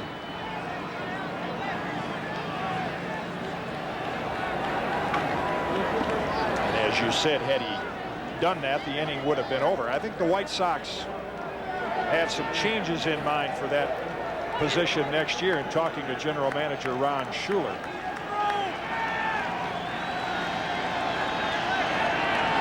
That would entail making Frank Thomas a full-time DH. Well, the lineup the White Sox put up there and all the controversy even during this series about who's going to be the DH, their lineup screams for a left-hand hitter with some power. And talking with Ron Schuler, the White Sox GM, before the game, he wouldn't commit any names, but he said, I'll have that problem solved next year. And I have a feeling that it's going to be Thomas going back to being a DH and maybe a left-hand hitting first baseman, either from their organization. But Schuler recognizes, I think, the need for that on this ball club. Improved defense on the right side and another left-hand hitter in the lineup. You and I talked, there are a number of left-handed hitting first basemen available. Will Clark, Rafael Palmeiro to name two. 2-2 pitch. Check swing. Thomas flips to Fernandez, and he barely beat Henderson to the bag, and that retires Toronto in the fourth inning, but not before a couple of errors paved the way for the go-ahead run. Last of the fourth coming. 3-2 Blue Jays.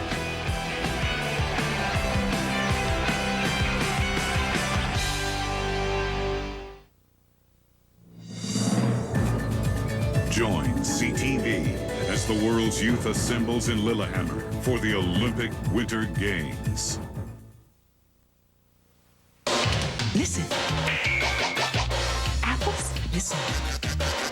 Cinnamon, listen to the sounds of a whole other world. Apple Cinnamon Cheerios tastes as good as it sounds. Listen.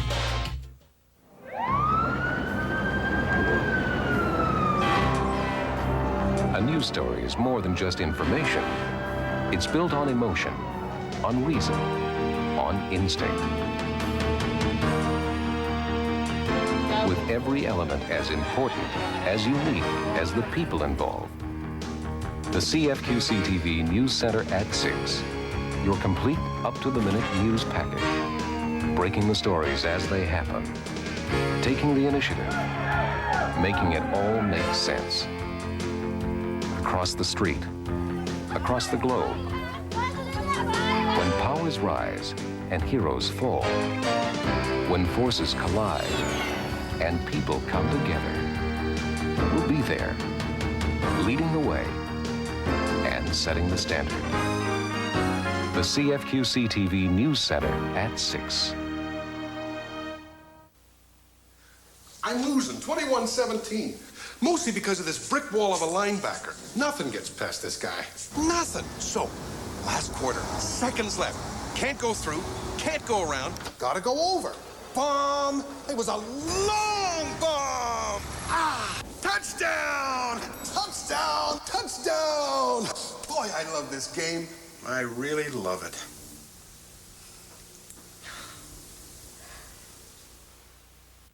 The baseball playoffs are here once again, and that means the provincial will be preempted periodically over the next little while. But we're still hard at work putting together stories for the coming weeks, from the election trail to the back trails of Saskatchewan. Enjoy the playoffs and stay tuned. We'll see you soon. Park, you can bring your pooch or your kitty or your parrot or your boa constrictor, and you can check him in during the game. The game's over. You can go get him. Not much they've left out at New Comiskey Park. Bottom of the fourth, Warren Newson, Lance Johnson, Mike LaValliere to face Dave Stewart, who has the lead again. It's 1-0. That's called strike.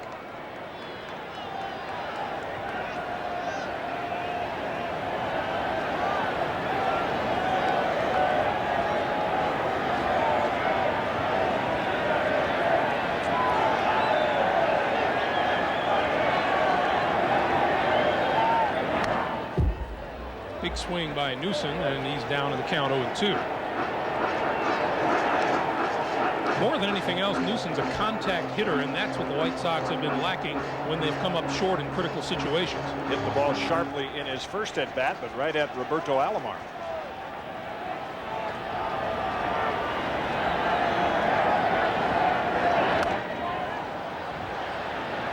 Still 0-2. In Toronto, that man, Bo Jackson, was the designated hitter. Hitless in 10 trips to the plate with 6 strikeouts.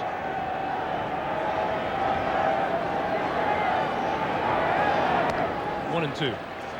The man that was talked about for possibly DHing tonight, but Gene Lamont just said, no, I wouldn't put him in that kind of situation. That was Steve Sachs. He actually has the best batting average against Dave Stewart.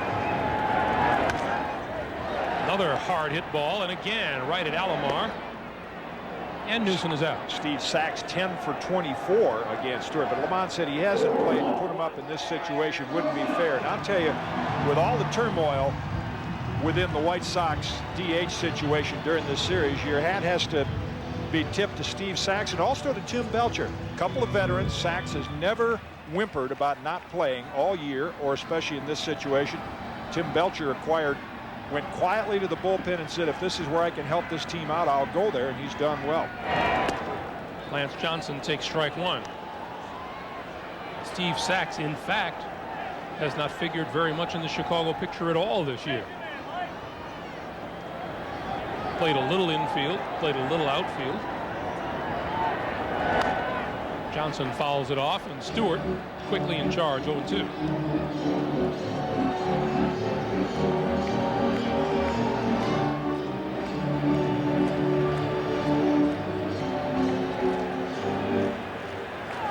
Sachs saw action in just 57 games.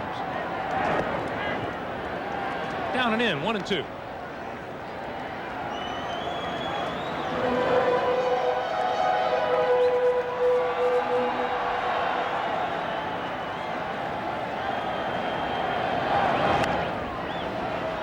Olerud with the catch for the second out. And although Lamont says that's unfair, you get the feeling Steve Sachs wouldn't mind being put into the lineup. Well, I think if he'd had a chance to play some in September, he wouldn't. I'm sure if he was put in the lineup, he'd welcome the challenge. He's that type of player.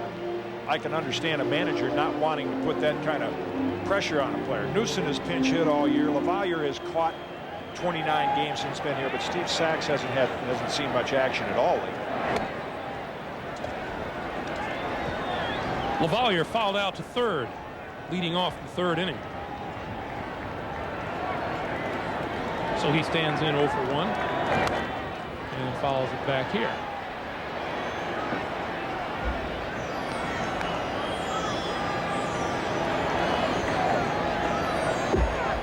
Both Dave Stewart and Alex Fernandez up in the 70s in their pitch count tonight.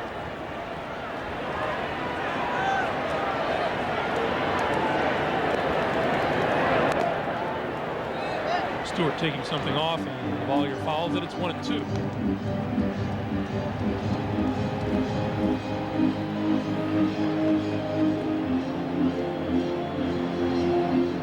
On that shot there, Jim, you want to show me where that pitch was on the plate?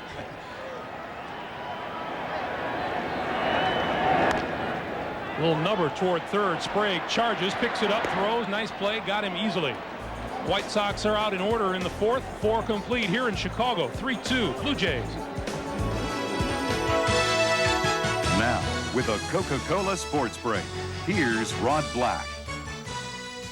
We'll get back to Comiskey in just a second, but let's check the National Hockey League tonight. 5 games on tap. First to Florida, Roger Nielsen and the Panthers making their home ice debut in Miami. Evgeny Davidov with the shot. Ken Reggett here with a save for the Penguins. Then Martin Straka, his 6th goal of the season. Straka has the early season goal-scoring lead. 1-0 the Penguins lead in Miami. To the Philadelphia Spectrum we go. Grant Fuhr and the Sabres trying to stonewall the Flyers. Fuhr with a great save in traffic here. The next time in traffic, not so lucky. Eric Lindros in front. He doesn't get anything on it, actually. The goal goes to Michael Renberg. Sabres on the power play. Pat LaFontaine to Peter Svoboda. Then Randy Wood on the breakaway beats Dominic Roussel. And then Craig Simpson to Dale Howard-Chuck. But it's now 3-3. We can update that score because Recchi has scored for the Flyers. Also tonight, Winnipeg leading New Jersey 3-2. The Devils trying to make it 4-0 in the early season. And Dallas and Chicago are tied at 1 at Reunion Arena in Texas.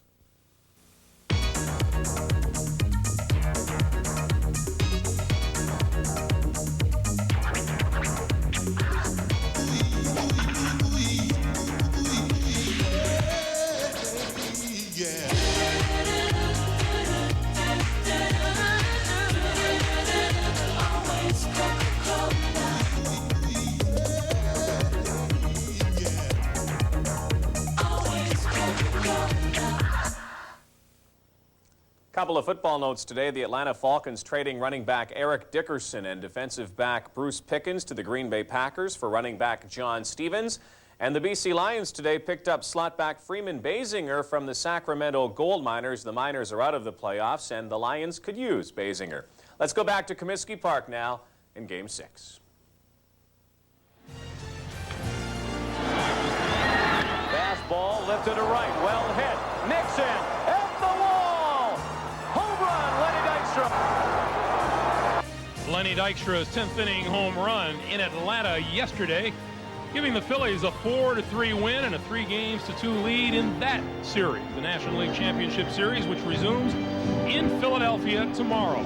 And again, should the White Sox win tonight, game time in Philadelphia will be 3 p.m. Eastern Time. If Toronto wins, clinching this ALCS, then tomorrow's NLCS game will start at 8 p.m. Eastern Time. We go to the top of the 5th inning here at Comiskey Park. Devon White leading it off against Alex Fernandez, who goes back to the breaking ball to start things off with a strike. Has that National League Series been unbelievable? I mean, if you projected before the series, the Phillies, Jim Fregosi, the Philly manager, mentioned that they would have won the high-scoring games, and the Braves, the close ones, it's been just the opposite.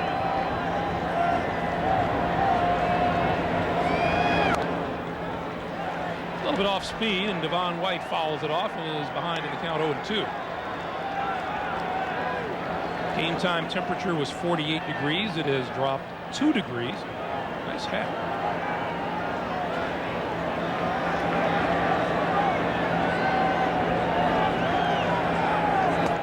Fastball misses, 1-2.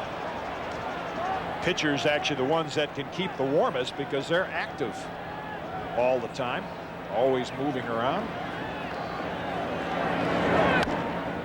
White down the left field line. That one will drift foul and out of reach.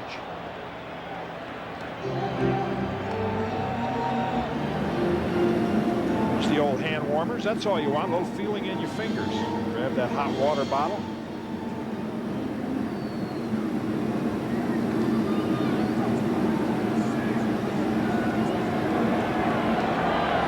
Cold, I need more than just feeling in my fingers.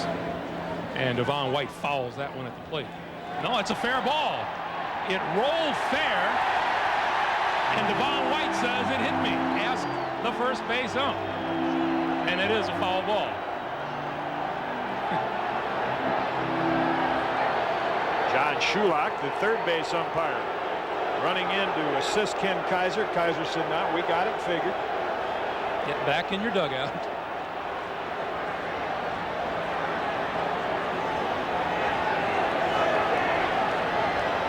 See the ball barely in the batter's box on the right side, and then hops back into fair territory, nice where it would have been playable, but Shulak spotted the ball hitting in foul territory. Nice try by Mike LaValliere.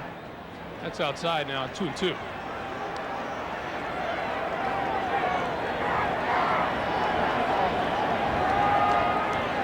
White singled in the first, grounded out in the second. And there is a base hit to left field past the outstretched glove of Robin Ventura. Second hit of the night for Devon White. And the fourth for the Blue Jays. he is quietly having an outstanding series. And I don't know that it's too quietly. Last couple of championship series from the leadoff spot, now hitting second, and Ventura gets as high as he can. And to lead off an inning with that single. White again, even though he has not been successful in postseason play, always a threat to steal. 11 of 24 in the series now for Devon White. There goes Devon White. Ground ball, base hit left field. White makes the turn, will make third easily, and the Blue Jays have things going again here in the 5th inning. Runners at first and third and nobody out. Again, David Cohn's scouting report, great situational hitter. That translates into intelligent hitter. Guillen, as White is on the run, Guillen moves towards second, and watch Robbie Alomar's swing. You can see him look right at the hole between third and short. No chance for Ventura. Guillen was covering the bag. White gets the third easily.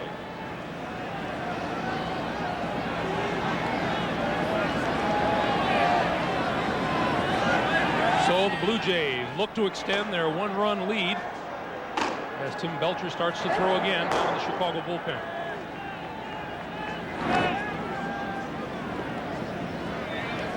With Alomar at first and White at third, you have speed on the bases for the Blue Jays.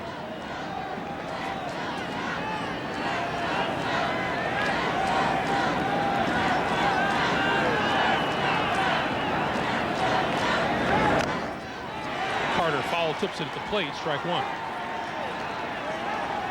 Not since the 1977-78 New York Yankees has a team won back-to-back world championships. The Blue Jays are looking to accomplish that, and the first step would be a victory over the White Sox.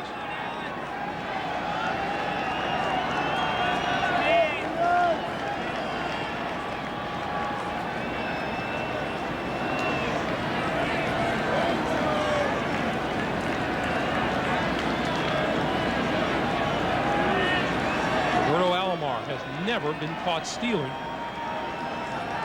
in the postseason. Perfect 13 out of 13.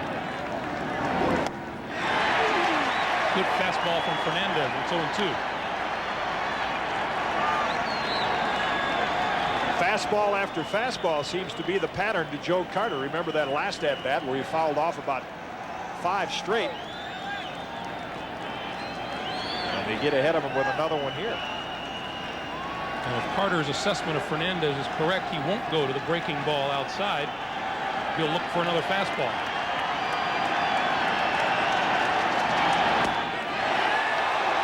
That was close.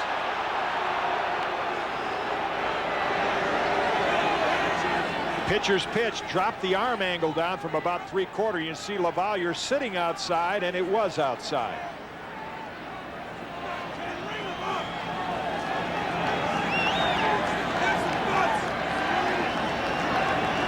One and two. Got him swinging.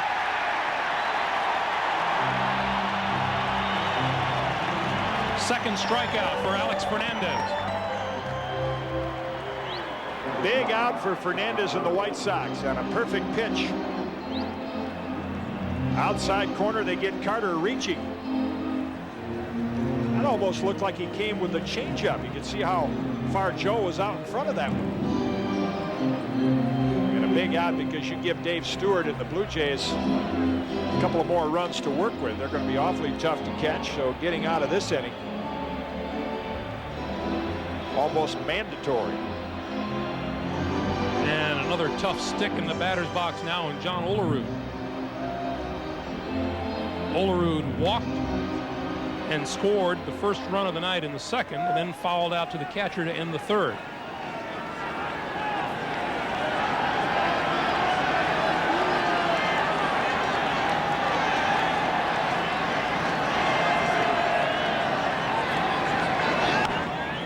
Swings on the first pitch and fouls it back.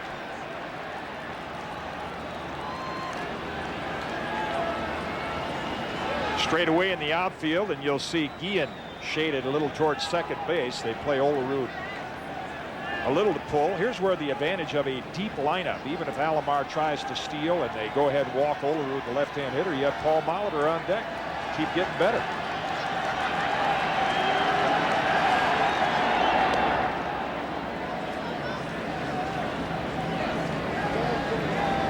Alomar back to first, and Devon White partway down the line at third before retreating.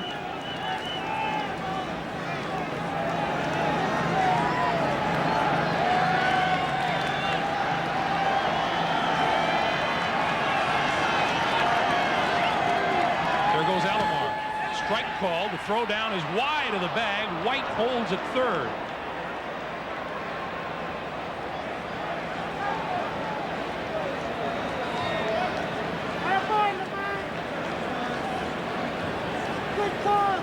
You can see LaValliere field the pitch on the catch the pitch actually on the outside part of the plate, but the throw lost a little steam and Guillen had to reach way over for it. Alomar gets in easily.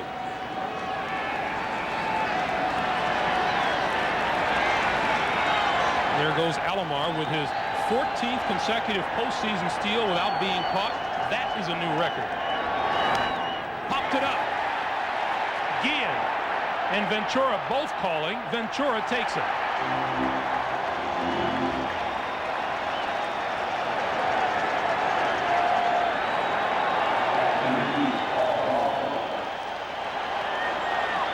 And now Jackie Brown out to talk to Fernandez as Molitor comes to the plate. Another great pitch by Alex Fernandez, and that is why Jackie Brown is going to the mound. They want to get the fastball inside on Olerud, and they do. And not many pitchers can, but because of that out, Paul Molitor in the batter's box. Jackie Brown can tell his pitcher and catcher Mike LaValliere, let's either put Molitor on, go at Tony Fernandez, let's pitch him very carefully, throw him some breaking pitches, even though Fernandez would be a left-handed hitter. Paul Molitor is a more dangerous hitter.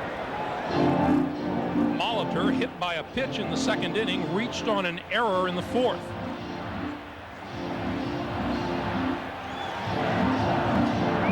Both teams have left runners in scoring position.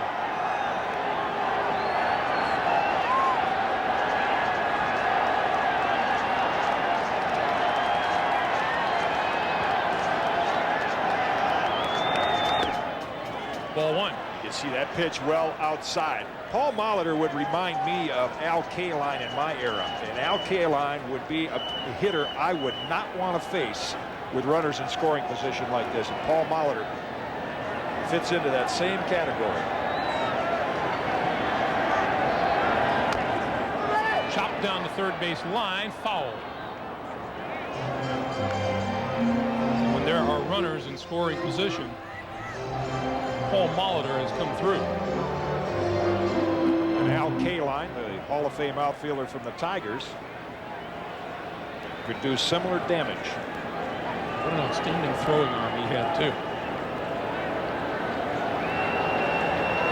Runners are at second and third. That's Devon White at third. Out at second is Roberto Alomar.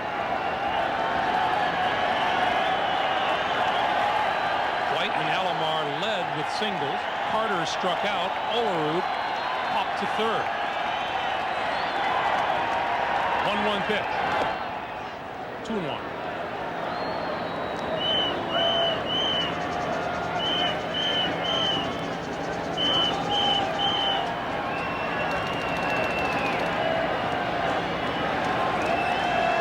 Jam-packed Comiskey Park here in Chicago. Game 6 of the American League Championship Series. Toronto looking for the clincher tonight. 3-1.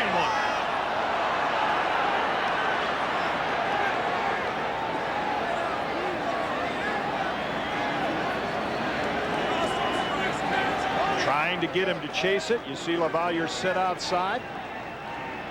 And now they'll go ahead and issue the intentional walk to Molitor to load the bases for Tony Fernandez.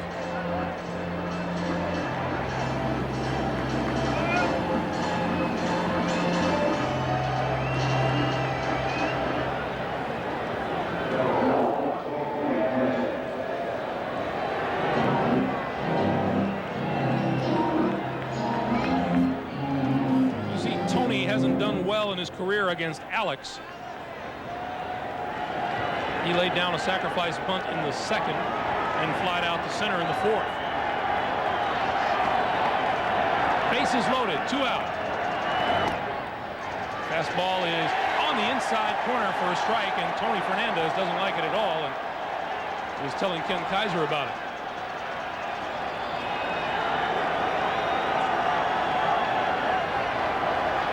Let's see why Tony Fernandez is talking to Ken Kaiser. Did look a little bit off the corner, but Kaiser was right leaning over that corner, had the best look at it.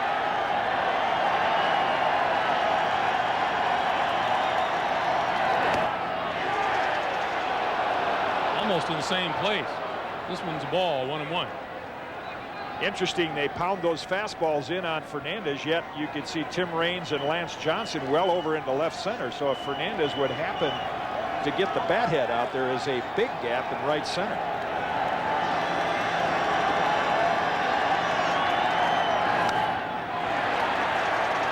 Two now to Tony Fernandez, who is riding an 8-game postseason hitting streak.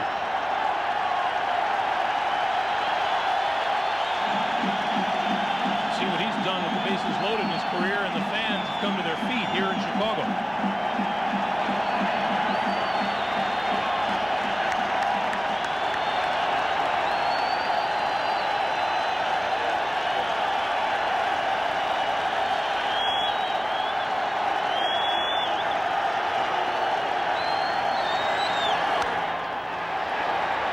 Jammed him inside again, and this one fouled at the plate. Again, the consistent pattern. They just keep pounding that fastball. The reason they shift him the other way, they figure if Fernandez does hit that ball, it's going to be a little blooper out toward left center. Very difficult to pull Alex Fernandez fastball. Now Fernandez changing bats.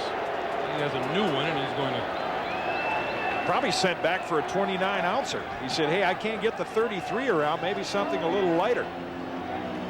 It's a lot lighter.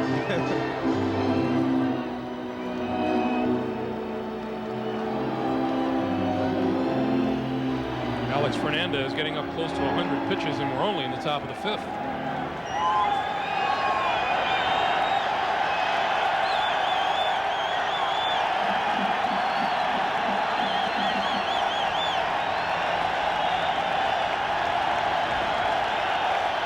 Pitch. Looped into short right field. Cora out and makes the catch. The Jays leave the bases loaded in the top of the 5th. We'll go to the bottom of the 5th here in Chicago with Toronto leading it by 1. Labatt presents the ALCS on CTV. Sponsored by Honda, the official car of the Toronto Blue Jays for the past 17 years.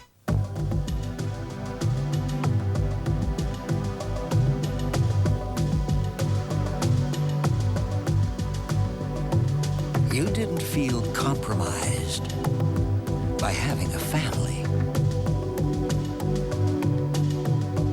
And we promise you won't feel compromised by our family sedan. Leap year from Honda.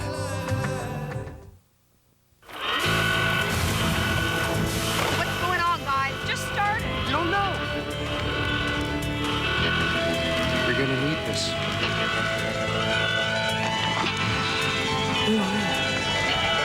Run for cover! Jump ball!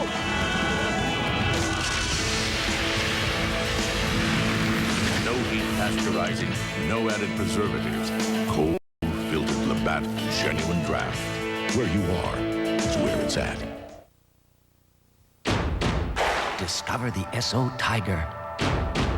Spirit of service.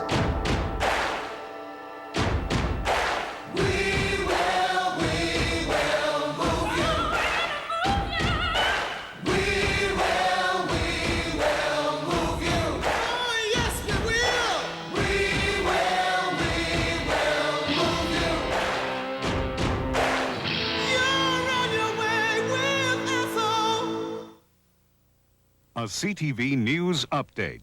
Here is Lloyd Robertson. Good evening. Some stories we're following. Liberal leader Jean Chrétien says if he becomes Prime Minister, he'll cancel the controversial Toronto airport deal. A ship carrying Canadian and American peacekeepers sails away from Haiti after gunmen prevent it from docking. And guilty verdicts for 2 Detroit policemen accused of beating a man to death with a flashlight. We'll have details on these and other stories later on CTV News.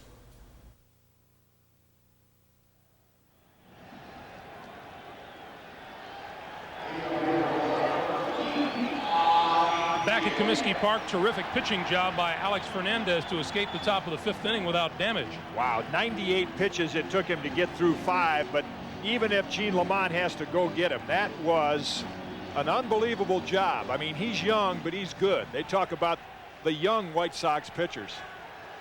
3 perfectly placed pitches in that inning to get him out of a jam. Ozzie Guillen to lead off the bottom of the 5th against Dave Stewart. He doubled back in the 3rd. The start of a 2-run 3rd inning for the White Sox.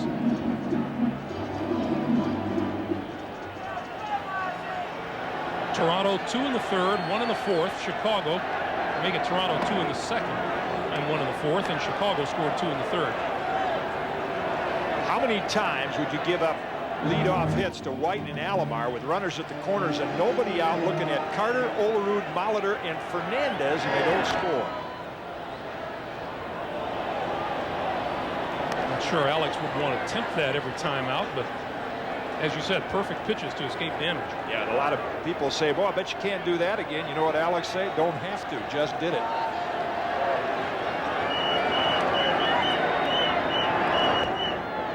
Inside, 2-2 now to Ozzie Guillen, White Sox captain and shortstop. He has 1 of the 2 hits off Dave Stewart tonight. White Sox got both their hits in the 3rd inning. Tim Raines has the other, a single.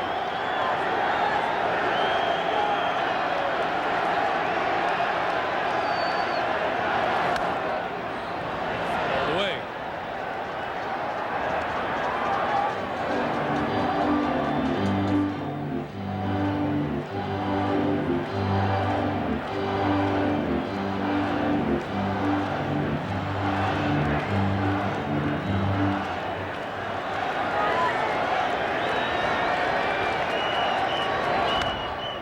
This one will stay in play. 3rd base side. Sprague into fair territory for out number 1. Back in game 1 last Tuesday night here in Chicago, Paul Molitor led the way as the Blue Jays won it 7-3. And then Wednesday afternoon, Stewart went 6 innings on a yield of 1 run in the win. In game 3, Wilson Alvarez tossed the complete game as the White Sox won, and then Lance Johnson a triple and a home run and a career-high 4 RBIs to pull Chicago even. But Juan Guzman was strong Sunday in game 5 as the Jays won it 5-3, and here we are back in Comiskey for game 6. Raines takes ball 1.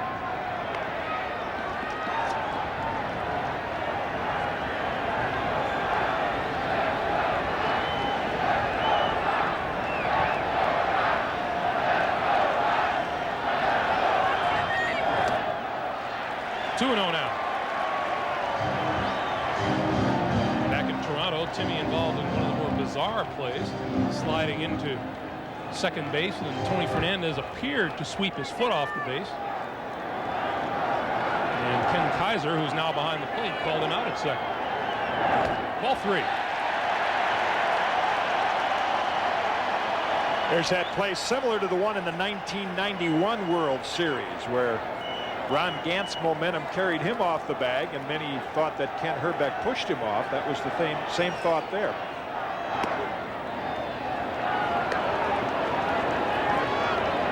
Three and one now to Raines, who is 12 out of 25 in this series. That's a .480 batting average.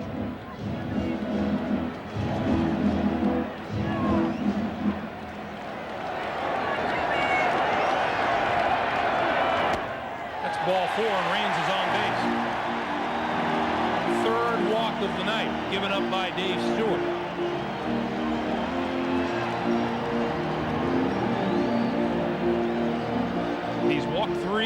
hit a batter, and he's allowed 2 hits.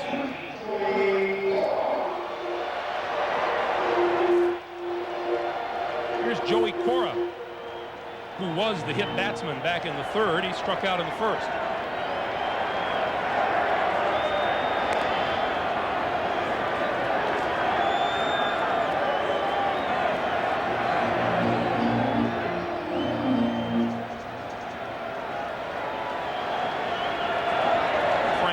Would be next.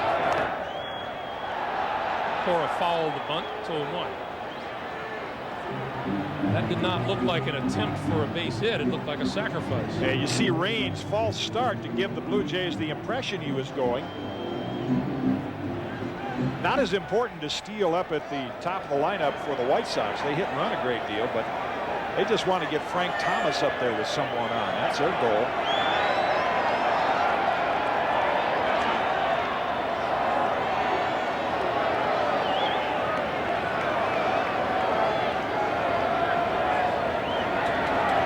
Raines 21 out of 28 in the stolen base department during the regular season.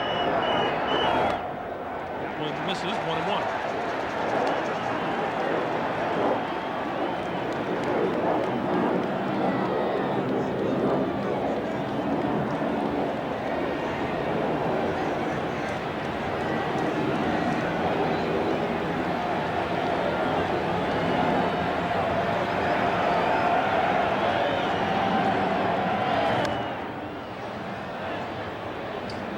Now 1-2 to Cora.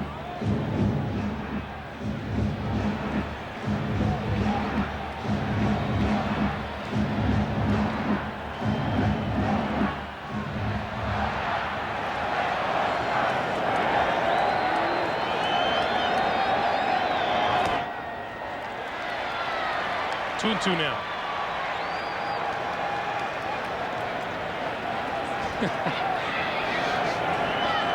Neon Man is in attendance in case you were worried.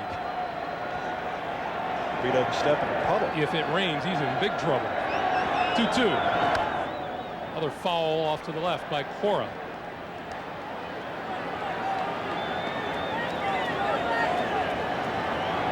That's significant. Dave Stewart left after 115 pitches. Not quite the power pitcher he was a couple of years ago with Oakland. Lined into right field. Carter makes the catch. Raines back to first. Cora with good wood on it, but right at Joe Carter. Joe Carter playing a very shallow right field. That's what enabled him to catch that ball. You can see he isn't far behind second baseman Roberto Alomar. There again, this is why Raines wouldn't take a chance on stealing. First base not open, and the Blue Jays will have to pitch to Frank Thomas. Thomas flied to center to end the first and walked with the bases loaded to drive in a run in the third.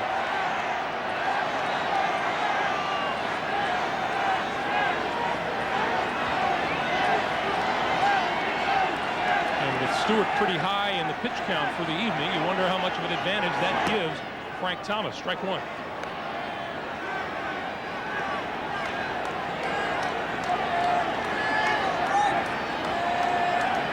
Guessed wrong. You could almost see the expression on his face. He said, man, I thought he was going to throw me a fork ball, and he got by with a fastball right in my zone. Holds off on the pitch that misses outside. That's 1-1.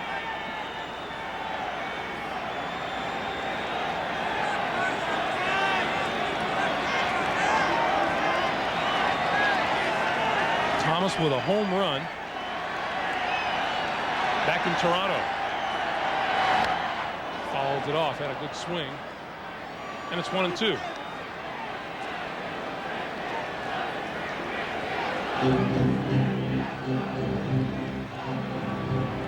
Keep going back to what you said at the top of the show, Jim, that games like this are why the Toronto Blue Jays acquired Dave Stewart.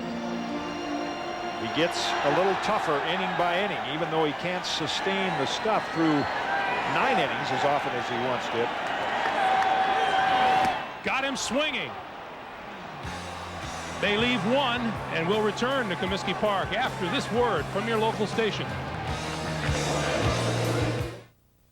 To some, it was a contradiction. The notion of converting the smallest amount of liquid resources into pure power. Some dabbled with it, approached it, surrounded it. But Honda made it happen.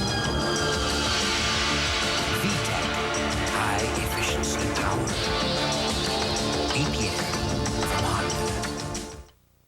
The SO Tiger team talks the details. I think it's the little extra details that separate us from the other gas stations. The small things like talking to the customer, using their name if you can.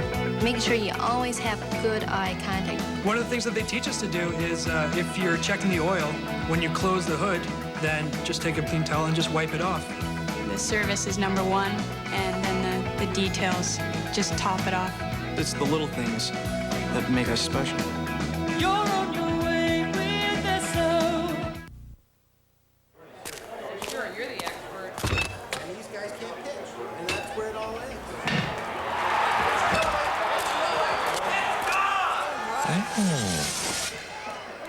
Presents the ALCS on CTV, sponsored by Honda, the official car of the Toronto Blue Jays for the past 17 years. At the Chicago skyline. Prettiest in the country. And there is Shamu high above Comiskey Park as we move to the 6th inning. Toronto 3, Chicago 2. Sprague, Borders, and Henderson due to face Alex Fernandez. Curved ball for a strike.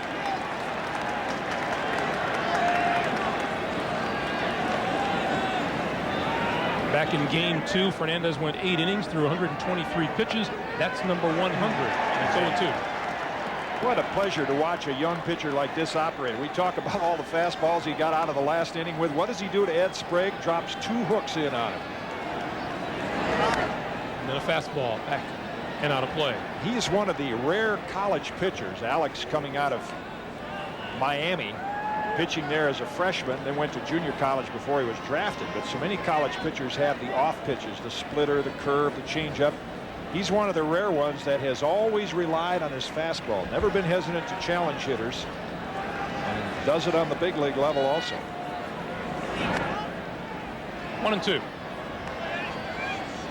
And as you've mentioned throughout the season, so many young pitchers come in and feel that all they have to do is throw heat and they can get by.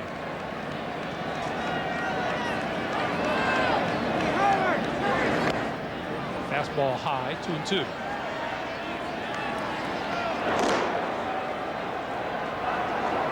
Right-hander is Kirk McCaskill, the lefty Scott Radinsky.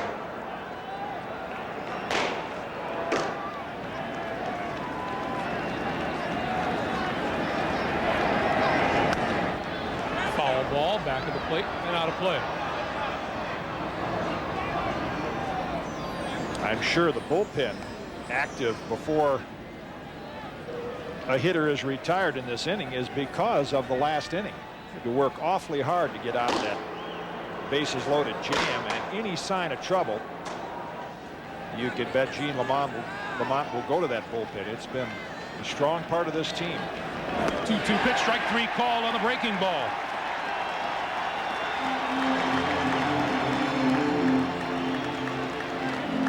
Third strikeout of the night for Fernandez. After the explosive fastball, again drops the hook over. See, he's now showing the Blue Jay hitters that he can change his pattern. They know he throws a lot of 2-strike fastballs. That one was a hook. Here's Pat Borders. Has figured in all the scoring. A bases loaded single in the 2nd inning, worth 2 RBIs. Then bounced into the fielder's choice, and on the Joey Cora throwing error.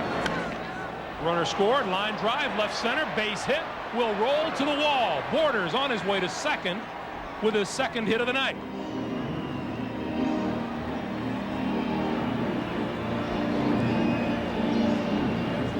Don't know that there's been a more productive number 9 hitter in postseason play. Last year's MVP in the World Series, and another big hit here. One of the few curveballs that Alex Fernandez has left up in the zone.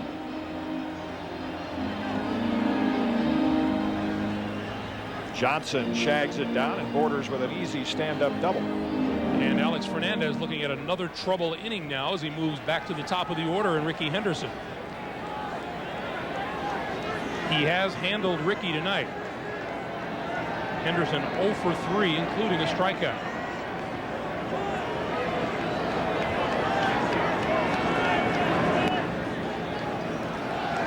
Ball 1.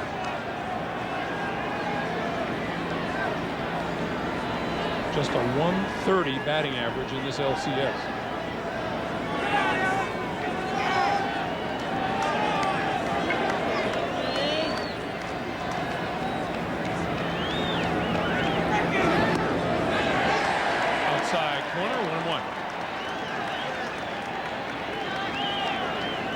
Shows you what the White Sox bullpen has done, and a lot of that in the game.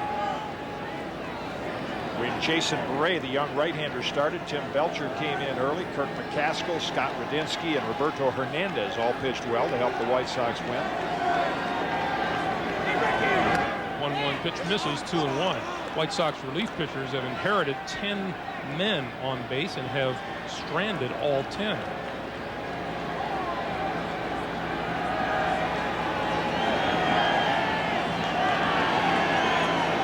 Worry on Gene Lamont's face, but it's still early yet. Top of the 6th inning. Runner at second for Toronto. 1 out. Jays lead it 3-2. Henderson lines it to left. Tim Raines makes the catch.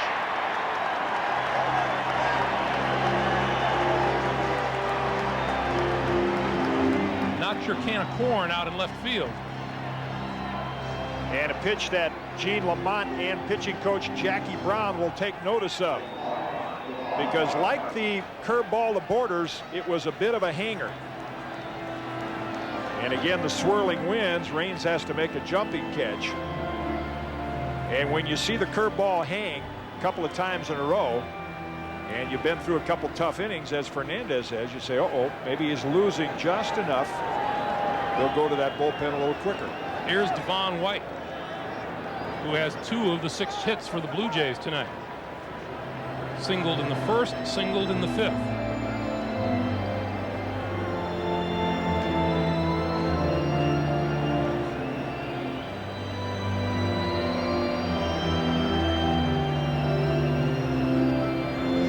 Not bad guys to have when you go into the postseason, are they? Again, most of those numbers compiled when White and Alomar were the 1-2 punch for the Blue Jays before Ricky Henderson arrived. Robbie will hit next if given a chance. Runner at second, 2 out. Breaking ball again for the strike. That was the discussion between LaValliere and Fernandez. White had hit a couple of fastballs. They went with a breaking ball.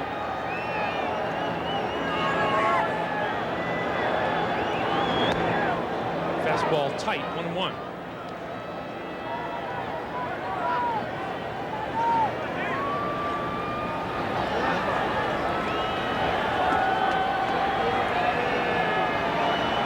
The woolen White Sox headgear especially appropriate tonight.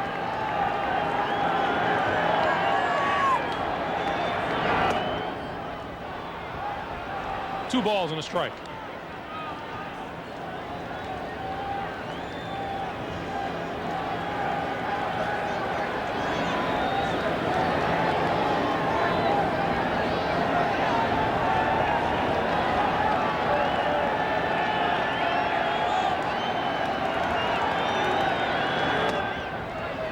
Fastball inside again, 3rd straight. It's 3-1. Tough situation. Not really wise to walk Devon White with Roberto Alomar coming up. Not many soft touches in this Toronto lineup, but White has been so successful. Fernandez pitching him like a number 3 hitter.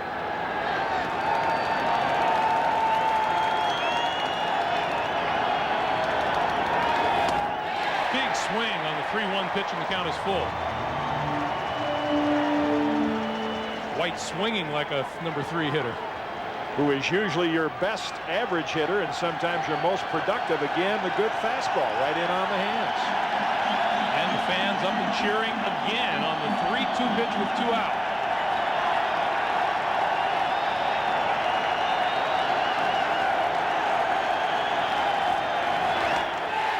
Struck him out. The Jays leave 1. Last of the 6th upcoming. Blue Jays looking for the clincher tonight. They lead at 3-2.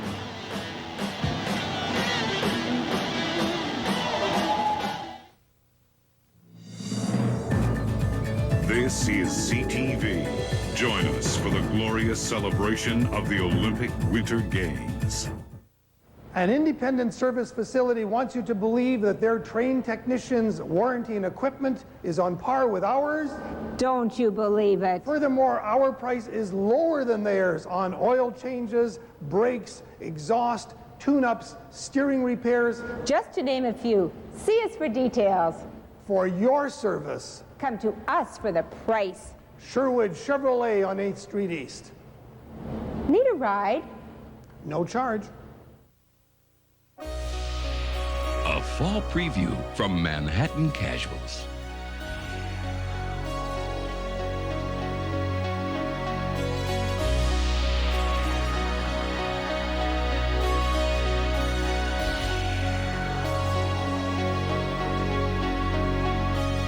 Manhattan Casuals for men and women, Bayside, Saskatoon, and the Galleria, Regina.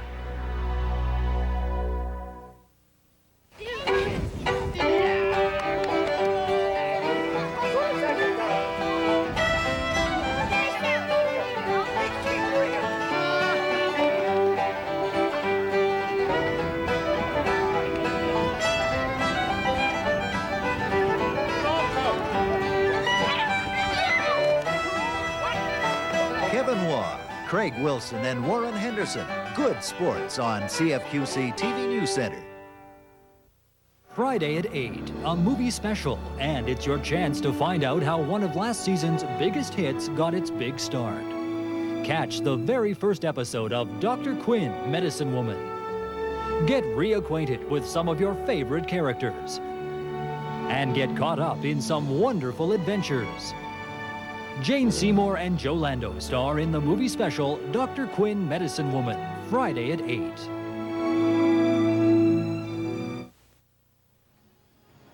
Along with Jim Cott and Jim Gray, I'm Greg Gumbel. Welcome back to Chicago. Game 6 of the ALCS. We'll go to the bottom of the 6th inning. Toronto 3, Chicago 2. And the White Sox will send Ventura, Burks, and Warren Newsom to the mound, or to the plate, to face Dave Stewart out on the mound.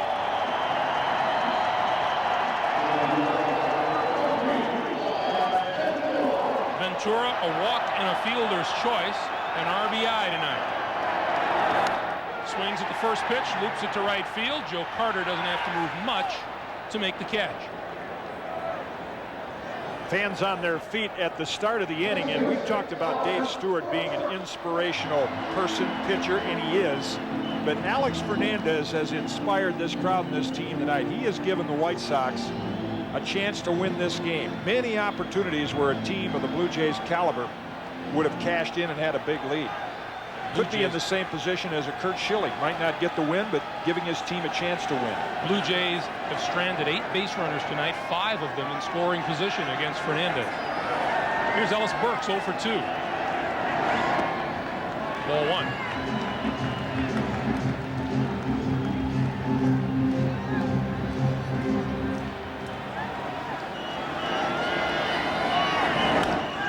Base hit left field.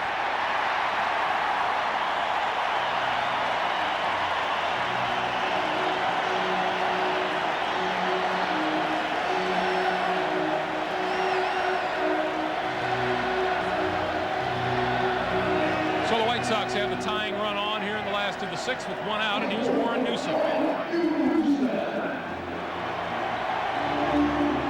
Talked about why he's in the lineup, right, in the DH spot and in that 6 hole, because he can make contact, and Lamont can advance runners. Here certainly is a perfect chance to do it with one out. Try to get Burks into scoring position. Those are the numbers for Dave Stewart tonight. With John Olerud holding Burks on, the hole is open between first and second for Newsom, who's pretty much of a spray hitter, although he has pulled the ball twice tonight.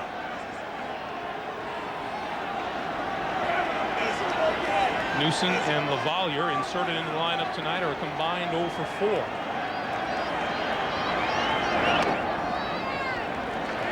One and one.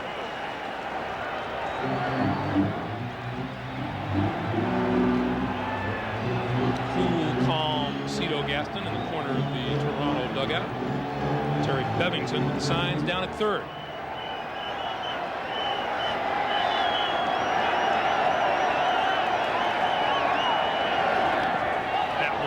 And another good stop behind the plate by Pat Borders. Ron Karkovice on the bench tonight, the best catcher in the American League, but from all the experience he's had in the last couple of years, Jack Morris's forkball, Juan Guzman's hard slider, and now Stuart Borders, very good at blocking balls like that.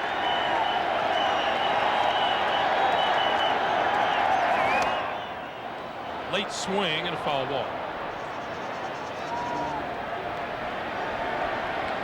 We are glad you've joined us for Game 6 of the ALCS here at Comiskey Park in Chicago. Toronto with 2 in the second and 1 in the fourth. The White Sox with 2 in the third. And the Blue Jays looking to clinch and go to the World Series again with a victory tonight. Strike 3 called on the outside corner.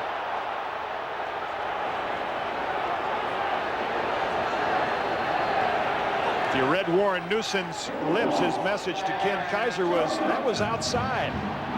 And it looked like the changeup. No, I guess that was fastball spin, and Borders sitting right on the corner. Frames the pitch well and gets the call. Newson didn't agree. I was surprised that there was no action at all during that count. No attempt to hit and run. Here's Lance Johnson. Ball 1. That number 6 spot continues to be a problem for the White Sox. Hitters in that spot in the LCS now 1 for 20.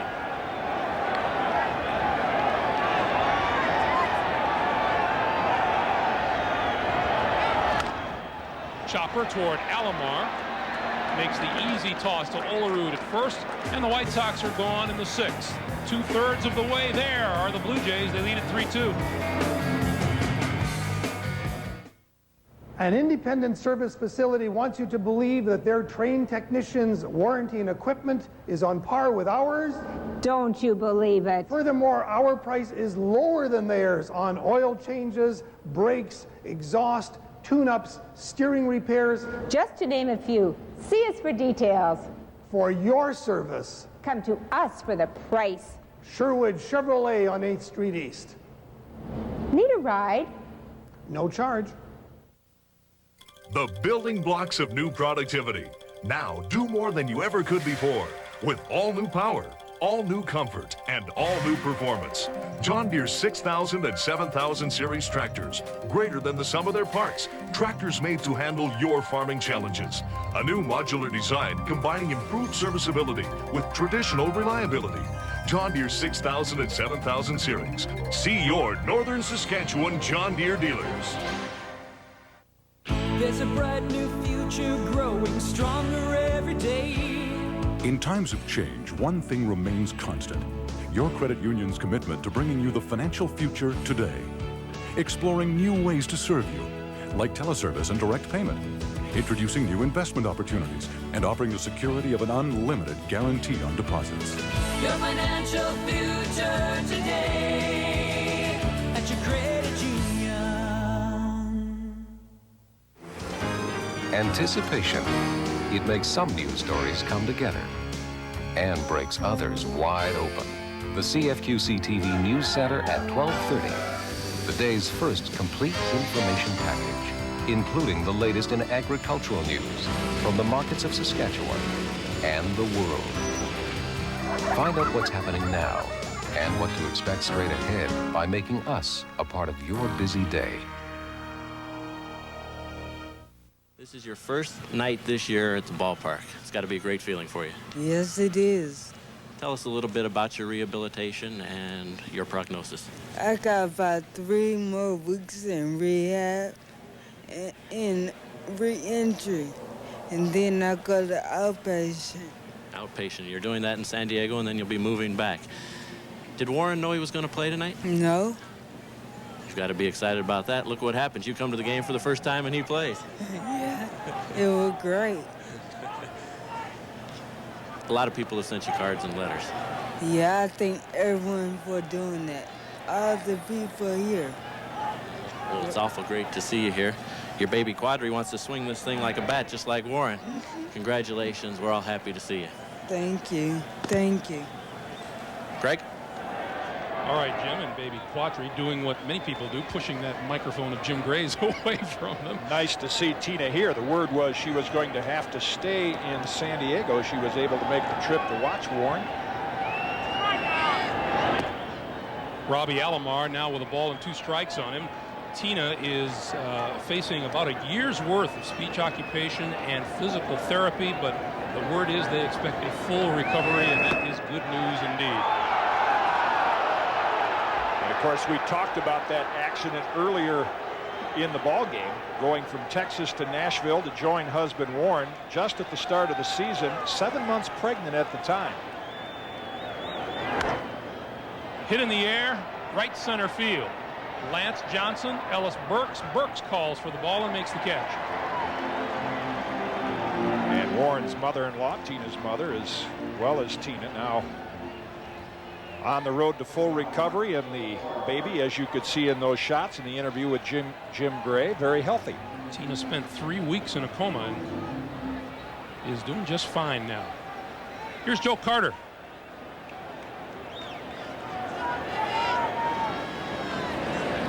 Carter 0 for 3, hits the ball to straightaway center field. And Lance Johnson has room for the second out.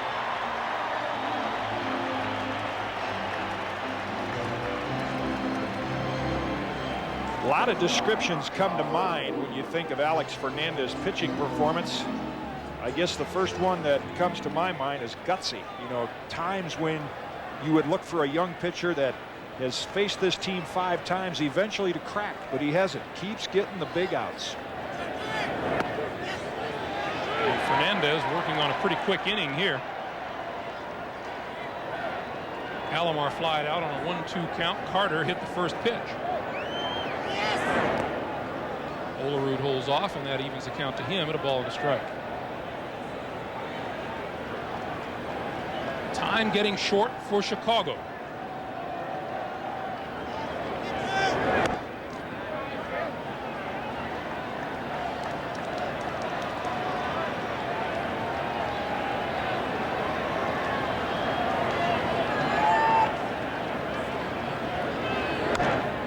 Pitch pop foul, and that'll reach the seats.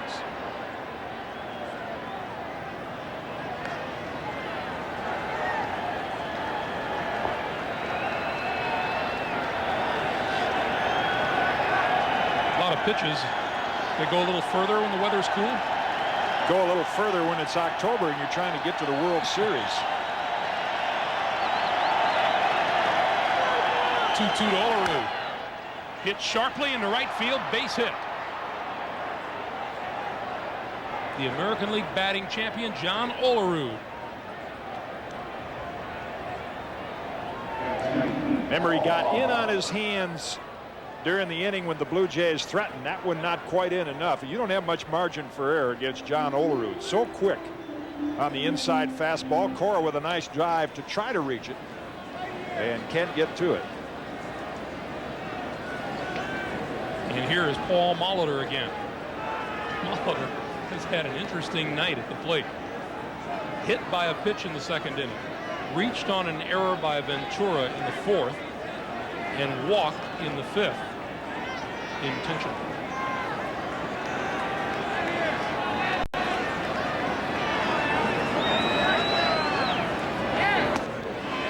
Takes the first pitch for a strike.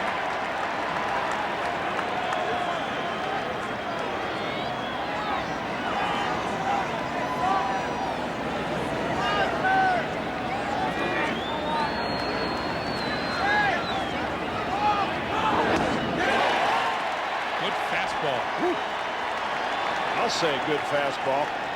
The quick swing of Paul Molitor, and watch how Fernandez, yeah, he's up there 130 pitches, but there's a little adrenaline going. Plenty of heat on that fastball.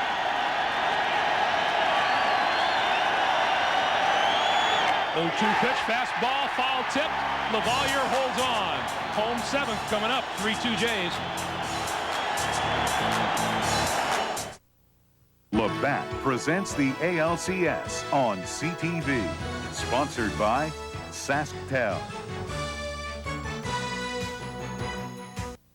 Gotta tell you about the SaskTel Long Distance Windfall Call Contest. Keep track of your long distance calls. When you've made 5, send them in to win.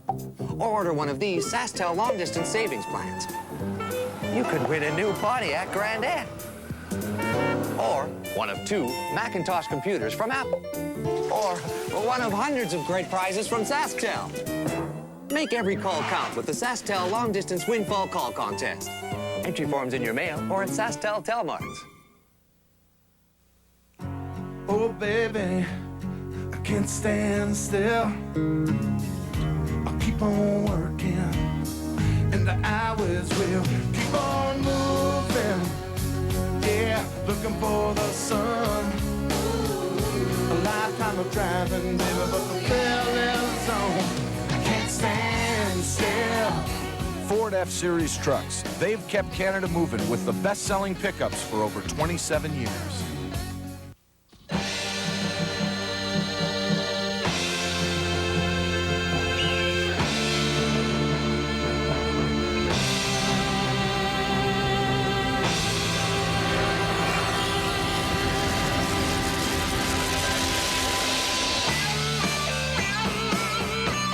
No heat pasteurizing and no added preservatives.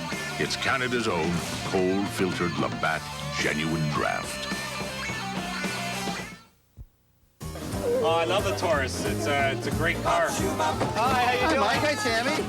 I like the child-proof locks in the car are great. I have a 2-year-old son who's always inquisitive, and they really made it easy, especially when they told me that, you know, I can get a sedan or I can get a wagon for the same price. We chose the Taurus wagon because of the 2 airbags, and they're just not on the Chevy Lumina. It's got a V6 engine in it. It gives me all the power I want. Awfully nice looking car. I got the idea from you. You show impeccable taste.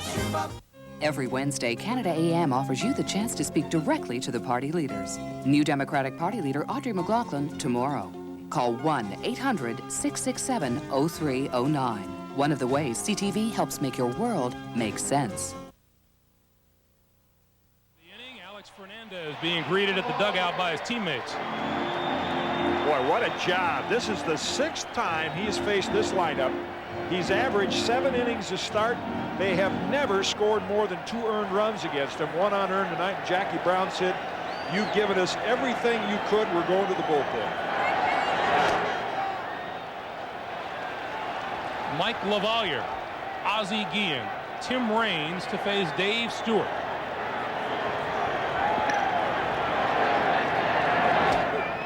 And Dave Stewart getting the Blue Jays down into Dwayne Ward territory. Most important inning for Dave Stewart in the Blue Jays, because you mentioned Dwayne Ward territory. He's not effective when you bring him in the 8th inning, so he is a 9th inning pitcher. Stewart threw 115 pitches in his last start. Now, years ago, you'd never think about a pitch count with Dave Stewart. Just throw him out there and let him go. But it's a little more difficult at 36 years of age to sustain the stuff. So I would think that Cito Gaston going to monitor this inning a little closer. 1-1. 2-1 to LaValliere.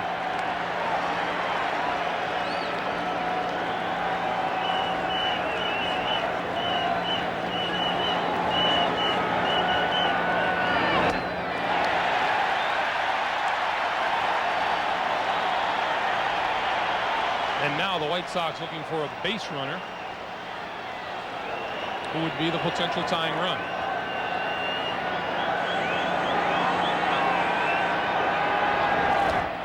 And there it is.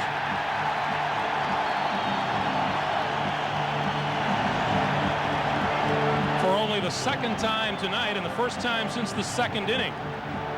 The White Sox get their leadoff runner on base. And Ron Karkovice over to run for Lavalier. Don't gain a lot with Karkovice, but what it does is it doesn't cost Gene Lamont an extra position. He's still going to, in all probability, sacrifice with Ozzie Guillen. Figures that Karkovice can get there a little quicker. And he puts the best all-around catcher in the American League, defensive catcher, behind the plate. Ozzie Guillen squaring around, drags it up the first base line. Olerud makes the putout.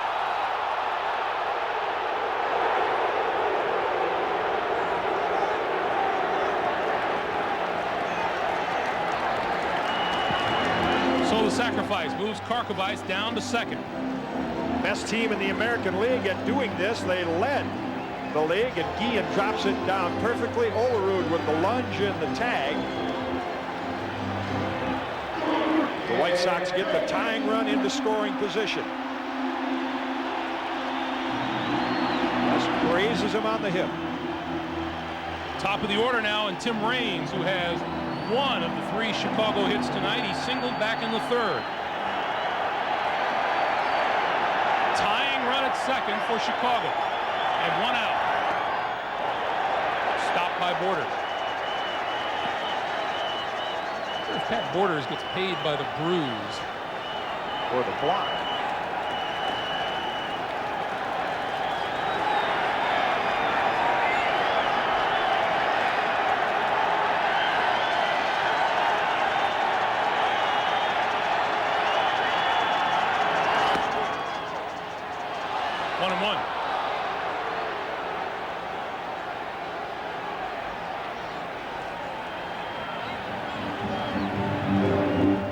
Right at the knees on the outside edge.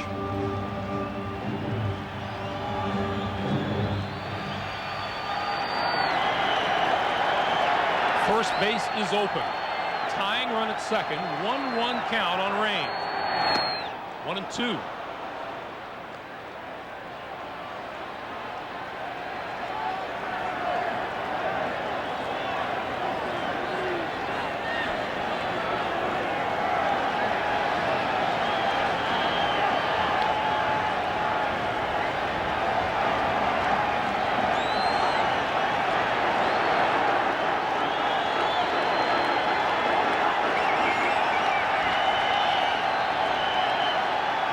Time is called. Not that Dave Stewart doesn't have enough fans in Toronto, but he's got an awful lot of extra people pulling for him today. Yesterday was Thanksgiving Day there, and as he is known for his community involvement, he stayed back to pass out Thanksgiving dinners to the needy in Toronto before joining the ball club. Gives an awful lot of his free time. 1-2. Fouled off.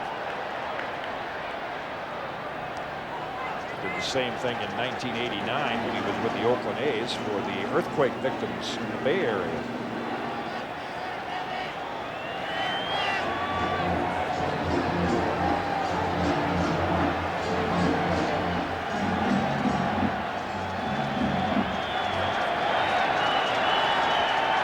Another 1-2 pitch to Raines. Fouled pass first. Stewart is not overpowering anyone at this stage of the game. Reminds me of pitching coach Johnny Sain, who I think was the best for me ever. Gave you more good ideas on what to do as a pitcher than anyone I ever met. A recent article here in Chicago about him said mind over batter. That was how John Sain pitched. Dave Stewart reminds me a little of that. Despite losing a little power, he wills a lot of pitches into the right spot. Soft liner. Alomar has it doubled up at second as Karkovice, and the Jays are out of the inning. 7 complete in Chicago. Toronto still clings to a 1-run lead. Gotta tell you about the SaskTel Long Distance Windfall Call Contest. Keep track of your long distance calls. When you've made 5, send them in to win. Or order one of these SaskTel Long Distance Savings Plans. You could win a new Pontiac Grandette. or one of 2 Macintosh computers from Apple, or one of hundreds of great prizes from SaskTel. Make every call count with the SaskTel Long Distance Windfall Call Contest. Entry forms in your mail or at SaskTel Telmarts.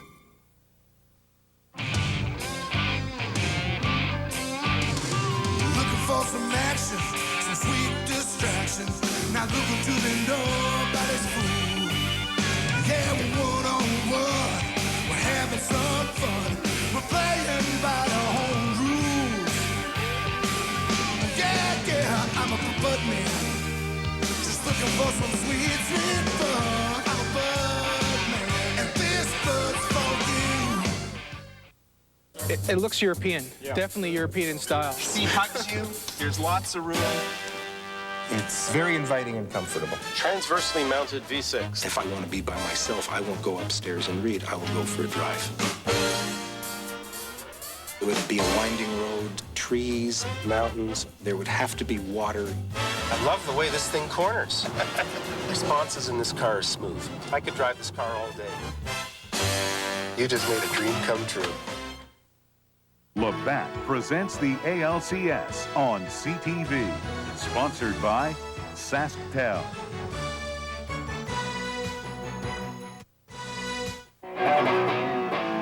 If you want to be where new music is happening, head for the coast. Halifax, that is. CTV News tonight, making your world make sense.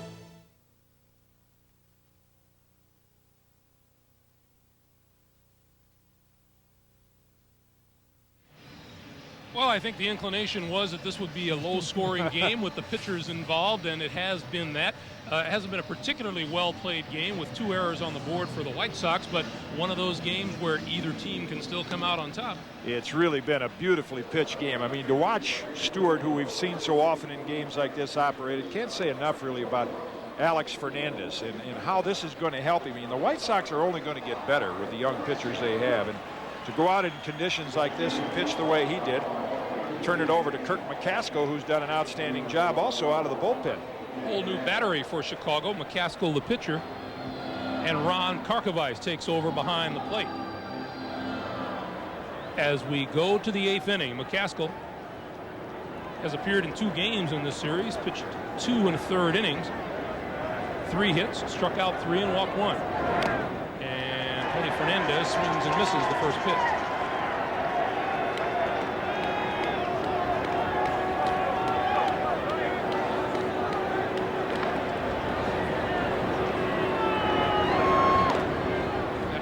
In, count is even at 1-1.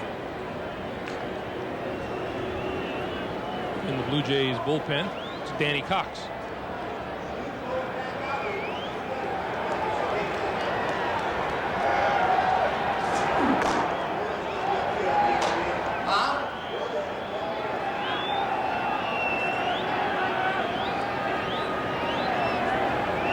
Toronto 3, Chicago 2, top of the 8th inning.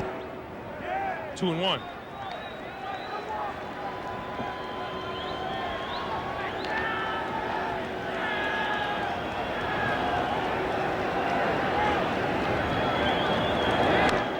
That's line foul down the right field line, 2-2. Dave Stewart looking to extend that perfect career record in the American League Championship Series. He is 7-0.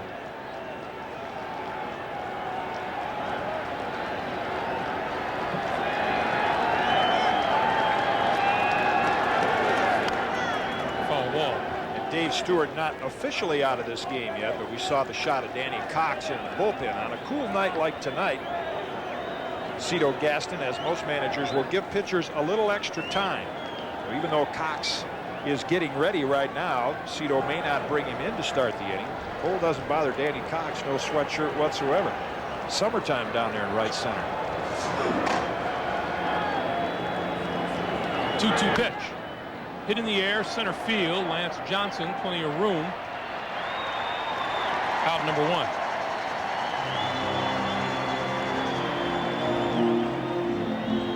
There's Dave Stewart talking to Cito. The subject, I'm sure, is tenure. Cito more patient with starting pitchers than most managers. A lot of managers, you come in, they'll just say, done a nice job, see you later. But Cito usually asks the catcher, asks the pitcher, how do you feel? Maybe give you an extra out or two. Sometimes it costs them, sometimes it doesn't. Sprague hits this one back a second. Joey Cora with the second out. And we'll take this opportunity to remind you that this copyrighted telecast is presented by authority of Major League Baseball and may not be reproduced or retransmitted in any form without the express written consent of Major League Baseball. 2 up and 2 gone in the top of the 8th inning. Here's Pat Borders. A single and a double. And all 3 runs batted in for the Blue Jays tonight. 1-0.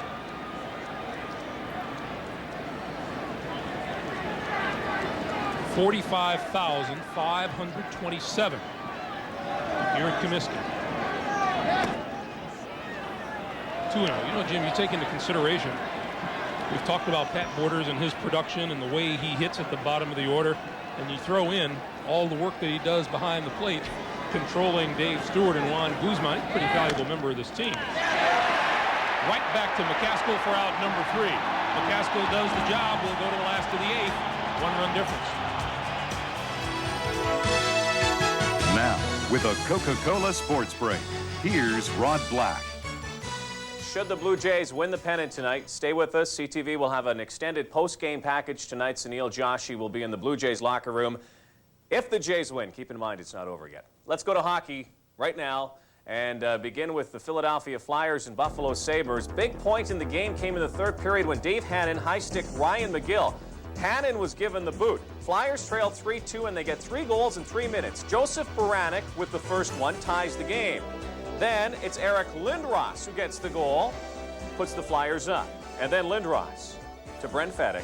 Flyers get 3 in 3 minutes. They get their 3rd win of the season, 5-3 over Buffalo.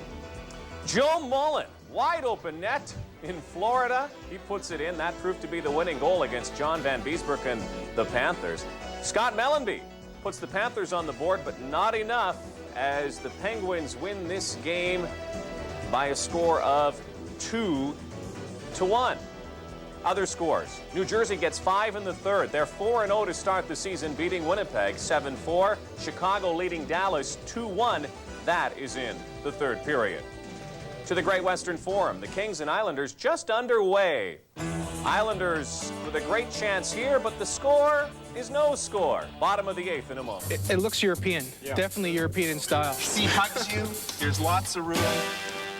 It's very inviting and comfortable. Transversely mounted V6. If I want to be by myself, I won't go upstairs and read. I will go for a drive. It would be a winding road, trees, mountains. There would have to be water. I love the way this thing corners. Responses in this car are smooth. I could drive this car all day. You just made a dream come true.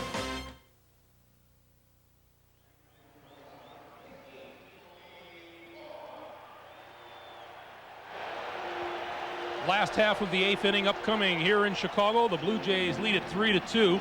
Back in the 4th inning, the go-ahead run scored on this play. Pat Borders grounding to Ozzie Guillen at short. White Sox going for the double play. It would have ended the inning, but the ball skipped past Frank Thomas. The run scored, and that's the difference in the game as we move to the last of the 8th. Joey Cora, Frank Thomas, Robin Ventura to face Dave Stewart. And Cora tries to bunt his way on, and it's fouled. Cora, Thomas, Ventura, a combined 0 for 6 with a couple of walks. And Cora was hit by a pitch back in the 3rd. You can see Cora's intent, try to drop down a bunt, get Frank Thomas up there to represent the lead run. Down the left field line, Henderson toward foul territory and makes the catch in foul territory for out number 1. White Sox are down to 5 outs. Dave Stewart has no complete games this year. 5 times he's pitched 8 innings, and he had a long discussion with Cito Gaston. You see the deep breaths. And he knows he's extending himself a little in this game. But again, you go back to that, the mental toughness that he has in these situations. This is where he doesn't want to make a mistake. Ball one.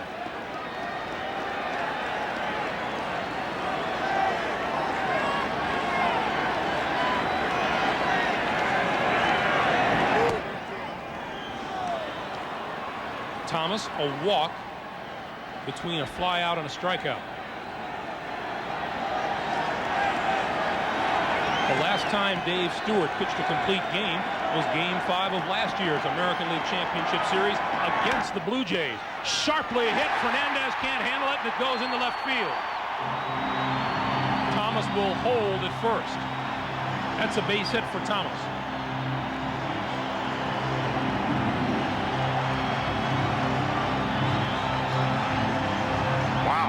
Tony Fernandez with a little time to recover. Look at the extension and the top spin on that ball. He had the home run swing but caught the top part of it. You see Fernandez get his body in front of it and catches him on the right hip. Fourth straight inning, the White Sox have been able to put the tying run on base. Here's Robin Ventura. Down the right field line. Foul ball. Tim Cheetah made the call right away.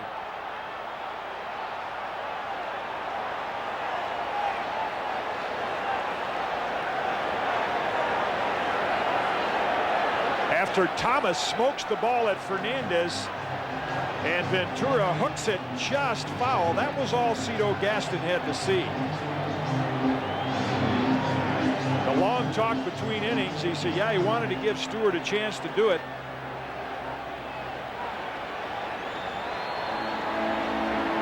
Looking around to find out from his bullpen crew whether Dwayne Ward or Danny Cox is ready. Does not often bring Ward in the 8th inning. In fact, the times that he has, Ward has not been effective. But a chance to wrap it all up, I think that's what he's going to do. Cito Gaston just said, good job to Dave Stewart, who leaves the mound on a yield of 2 runs and 4 hits, and the runner on first is his. We'll tell you about the reliever when we come back.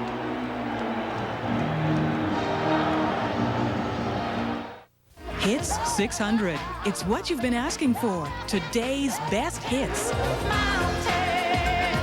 Love somebody the way I love you. If I ever lose my faith in you, have I told you lately that I love you?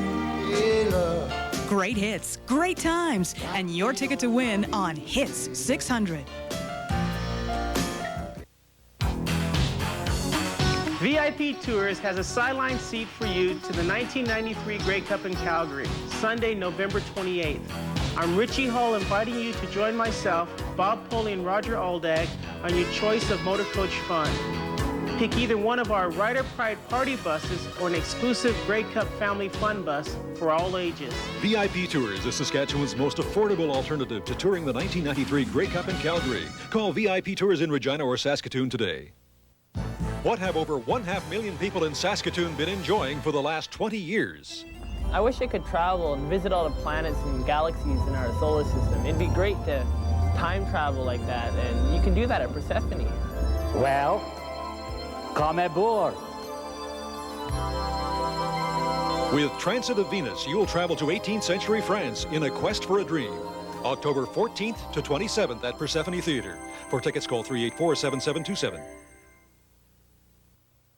A fall preview from Manhattan Casuals.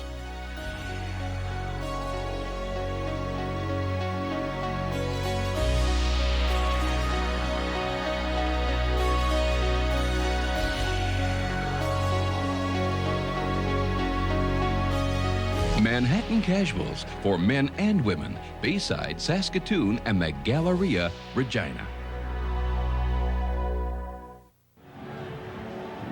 Back in Chicago, bottom of the 8th inning, Dwayne Ward has come out of the Toronto bullpen. The American League leader in saves, and you would think, okay, this is a lock. You see those impressive numbers, but Dwayne Ward has come into the game to save it in the 8th inning 10 times this year. He's only been successful 4. 6 have gotten away, all 6 of his blown saves. So a bit of a gamble by Cito Gaston bringing him in the 8th. He's normally just effective as a 1-inning pitcher. In Toronto on Sunday, Robin Ventura hit a 2-run homer off of Dwayne Ward in the 9th inning to make it a 5-3 game. The White Sox got no closer. 0-1 the count on Ventura. 0-2. What a job Dave Stewart did. No surprise.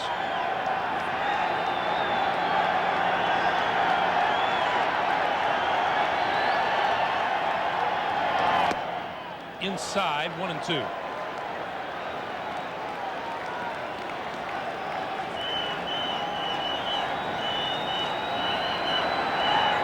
The next hitter would be Ellis Burks.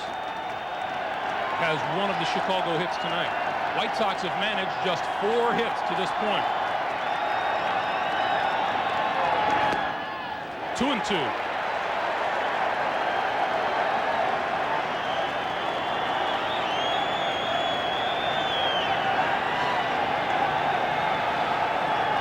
That hit Sunday, that home run, the only thing that Ventura has collected off of Dwayne Ward to date.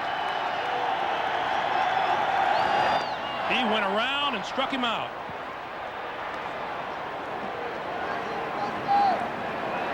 So Ventura out on strikes. The good hard slider, you'll be able to see the spin on it. Like Juan Guzman, it goes straight down. And Ventura commits and can't make contact. For Joe Carter's comments at the start of the game, this is a must game for them, not for us, meaning the Blue Jays. I don't know. Team that wins game 6 and takes it to game 7 wins a high percentage of time, and the White Sox would have Wilson Alvarez tomorrow. So this is equally a must game for Toronto. Burks looks at ball 1.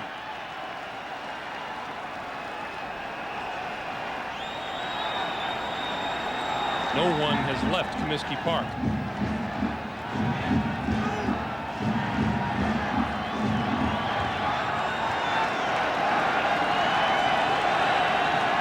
Pitch. 2-0.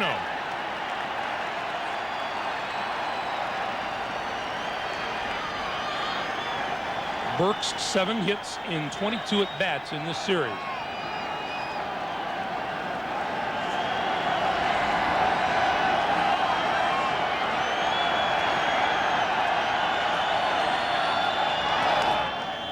Two and 1.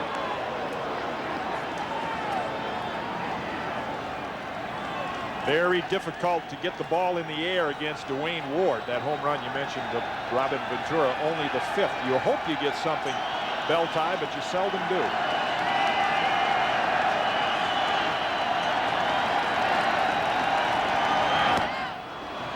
Big cut and a miss, and it's even now at 2 balls and 2 strikes.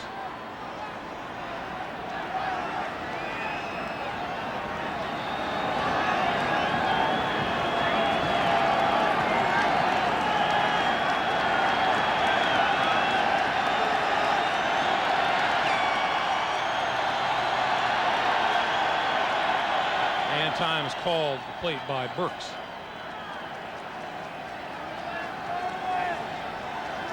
White Sox have left 5. They haven't had many chances.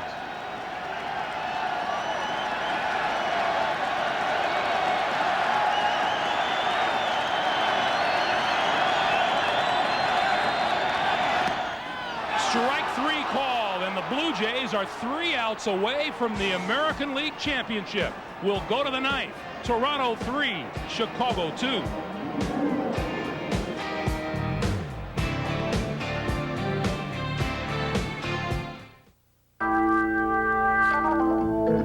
The Blues, now they have this energy. It's intensity. It's when the sun goes down and the blues, they come out to play. Like all great blues, ours have a quality that comes from the heart of the country. That's cool. Love the Sable. It's just beautiful. I feel very elegant in the car. I feel very elegant standing beside the car. It's got climate control, V6 power. I love power. You could lease the wagon or the sedan for the same price. I need comfort. I drive 60, 70,000 kilometers a year. We were out at the movies the other night, and we had 6 adults in the vehicle. The Sable has dual airbags. Great styling. A little finer than the style of my tennis game, I'd have to say that for sure. I can get the ball back, but I don't look all that pretty. Without a doubt. It happens about 52 times a year, and generally after the second cup of coffee. It's called Saturday. And for a lot of people, it means a trip to Canadian Tire, where Canadians can buy products they're proud to own at the price they want to pay. Top quality, guaranteed low prices. Maybe that's why people have been coming back for over 70 years of Saturdays. And all the other fine days, too. There's a lot more to Canadian Tire for a lot less. Labatt presents the ALCS on CTV. Sponsored by Labatt Blue. Honest and true, you bet it's blue. Imperial Oil and Esso Associates. You're on your way with Esso. Your local bottler of Coca-Cola. Always the real thing. Always Coca-Cola.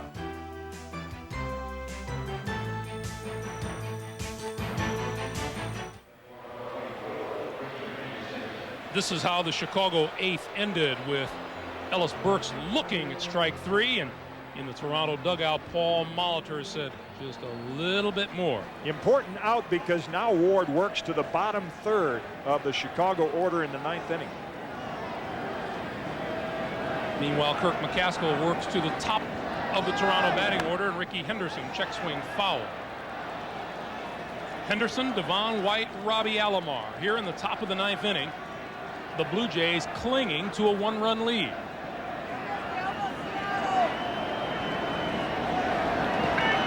And the White Sox staring at the end of the season. 1-1. And if you look to the White Sox 9th, again, the situation that comes to mind, if the Sox get a base runner, that man, or would it be George Bell? Breaking ball, 1-2. Remember, too, Ron Karkovice is due to hit third, and there are no other catchers on the bench, as we remind you that coming up tomorrow, Game 6 of the NLCS. Should Toronto hold on, that will be an 8 p.m. Eastern Time start. Should the White Sox rally to win, it will start at 3 p.m. tomorrow afternoon. Henderson foul down the right field line. Burks chasing, but won't reach it. With Mike LaValliere already gone, Ron Karkovice in the lineup. Newson would lead off the 9th, and he's been the White Sox best pinch hitter all year. And I would think right now he'd put himself in that frame of mind, going up in the bottom of the 9th with a chance to lead off. It's almost like going up there to try to get a pinch single, just to get a runner on.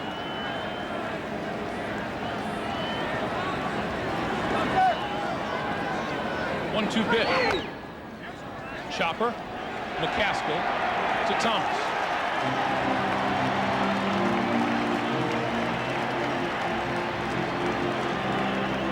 And now you probably think Gene Lamont wants the left-hander to turn around pinch hitters Devon White and Robbie Alomar. And here comes Scott Radinsky. We'll take a timeout here. McCaskill has done his job. We'll return to Comiskey Park in just a moment.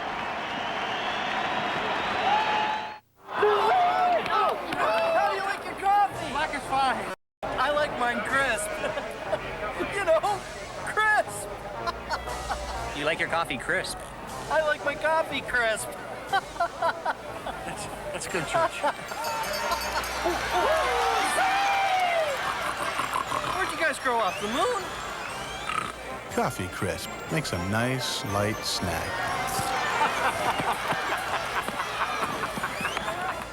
Children, we want them to enjoy life, to experience all the good things that our universe has to offer.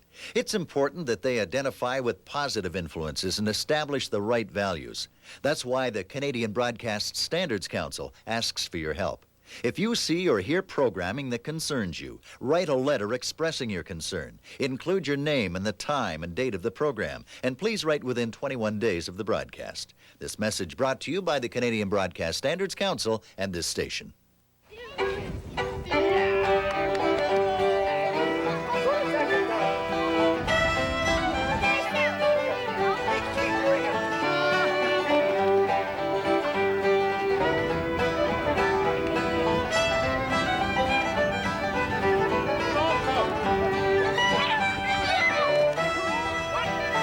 Kevin Waugh, Craig Wilson, and Warren Henderson. Good sports on CFQC TV News Center.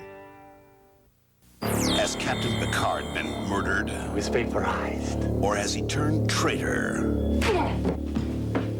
I say kill him. And when Riker uncovers the shocking truth... I want this ship prepared for battle. Will the crew be led into an enemy trap?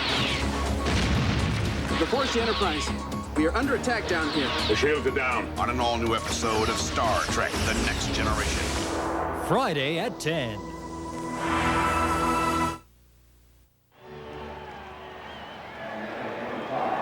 Is Comiskey filled for the last time this season? The bottom of the ninth will determine that. New pitcher on the mound, Scott Radinsky. As you mentioned, the Blue Jay switch hitters not as effective from the right side of the plate. Gene Lamont will bring in hard-throwing Scott Radinsky. The bullpen for the White Sox has been phenomenal during this series, almost perfect. Devon White takes ball one. White, for example, a .281 hitter left-handed, .254 right-handed. Alomar, to follow him, is even more radically different. Although White hits this one deep to left field, back and gone! Devon White knocks the percentages right out of the ballpark and gives the Blue Jays a 2-run lead. That is his first home run in 26 postseason games. Wow, and a huge run for Dwayne Ward and the Blue Jays. No question about his power from that side, and he got a fastball up in the strike zone. And just gives Dwayne Ward a little more margin for error in that bottom of the ninth. 4-2 Blue Jays. Knew it immediately. Here's Robbie Alomar. Ball one.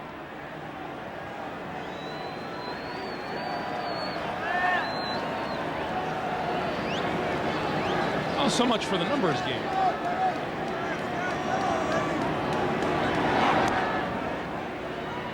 Ball two. Well, you play the percentages. Most left switch hitters are low ball hitters left-handed, high ball right-handed. White is that kind of hitter, and Radinsky gave him a high fastball.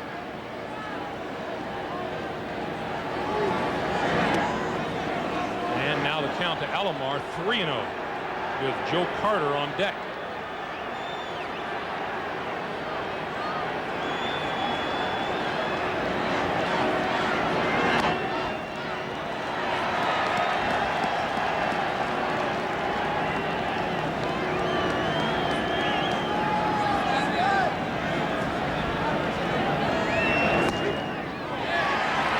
Full to Alomar at 3-2. Not quite as much enthusiasm here at Comiskey as there was 5 minutes ago. Devon White with his first postseason home run has given the Blue Jays a 2-run lead here in the ninth inning. He'd like to have one more swing.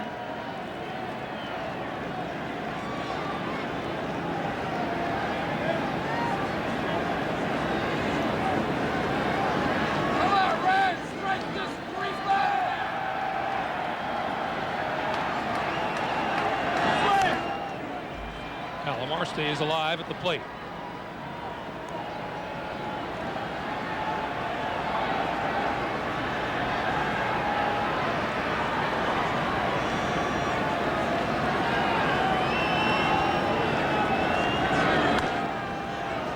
And another foul down the right field line. Mentioned the Blue Jays with an opportunity to defend or to win actually back-to-back for the first time since the Yankees of the late 70s.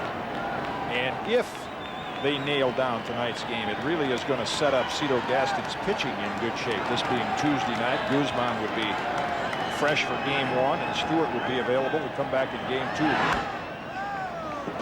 That went into the Chicago dugout.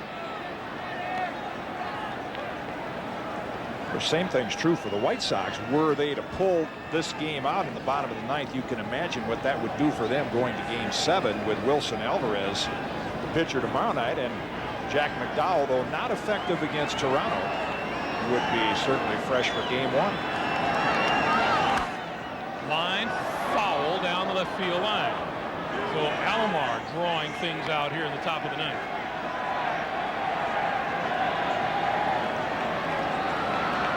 Looking ahead to the last of the 9th inning, the White Sox would send Warren Newsom, Lance Johnson, Ron Karkovice, the 6, 7, and 8 hitters.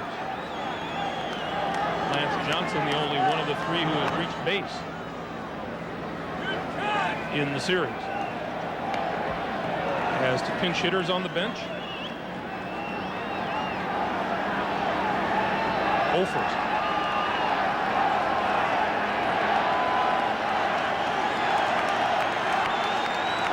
3-2 again. And another foul ball by Alomar.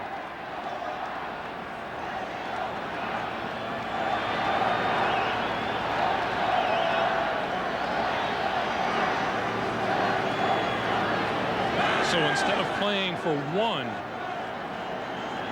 in the bottom of the 9th, the White Sox have to do more, and that makes a difference. And another foul ball by Alomar. That's why that home run was so huge for the Blue Jays and Dwayne Ward, because the White Sox, though they've not done it a lot during the season, are a team that will bunt and hit and run and try to advance the runner into scoring position. Now they have to sit back, hope for a couple hits or a long ball. In the air, center field, Lance Johnson with room. That's the second out of the inning. Once again, our thanks to Airship Shamu above Comiskey Park, piloted by Alan Judd and Steve Adams out of Orlando, Florida. Thanks for the beautiful shots of scenic Chicago, Illinois. That's a postcard. Has been every night here. Joe Carter.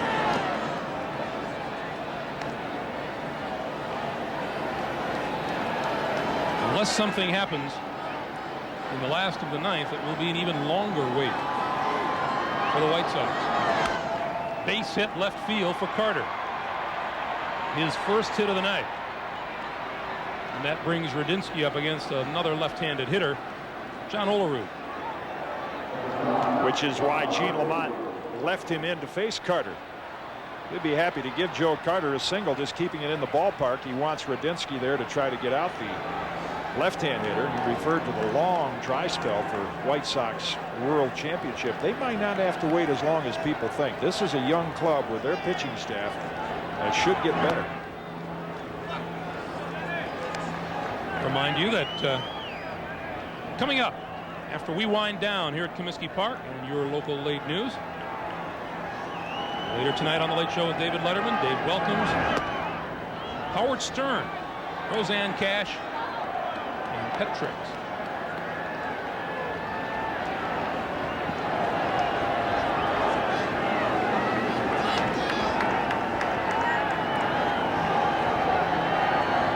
Pitch. Chopped between first and second. Cora to the pitcher covering, and he missed it. Toward the dugout, into the dugout, and he may score. Carter will come around, and yes, he will score. And it's a 5-2 game. Gene Lamont's going to argue it.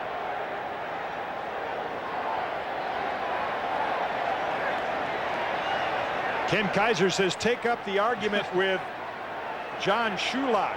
Well, now Carter's going to take the walk back to third.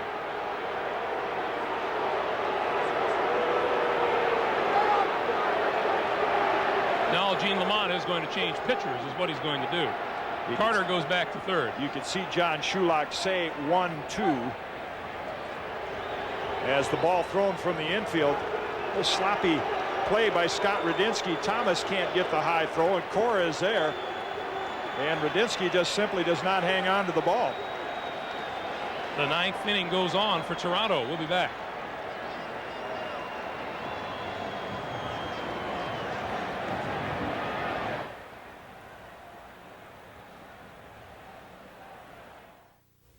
Saskatoon Council on Aging offers seniors physical, mental, and social well-being through programs and materials that promote dignity, health, and independence. Drop by the Resource Center at 240 22nd Street East or call 652-2255. Adult personal counseling doesn't have to take long to clear up confusion and cobwebs in life. You can increase your satisfaction with work, finance, friendships, family, and personal life. You can improve your energy and health, and you can overcome that unappreciated or moody feeling. If you're blocked, uncertain, and frustrated, then you deserve more. For safe action that makes you proud of yourself, call us. Cardwell, phone 242-1010. This station believes in being accountable to you, the viewer, in our drama, information, and entertainment programming.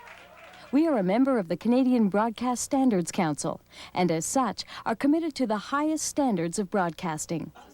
If you have a comment to make about our programming, write to us.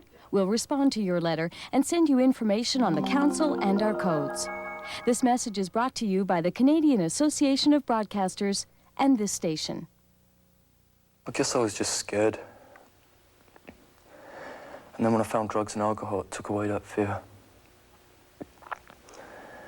And I had a purpose in life, and that was to use. But then it all changed, and I was living to use. It's scary, because the thing I was using was killing me. It's not much of a purpose, is it?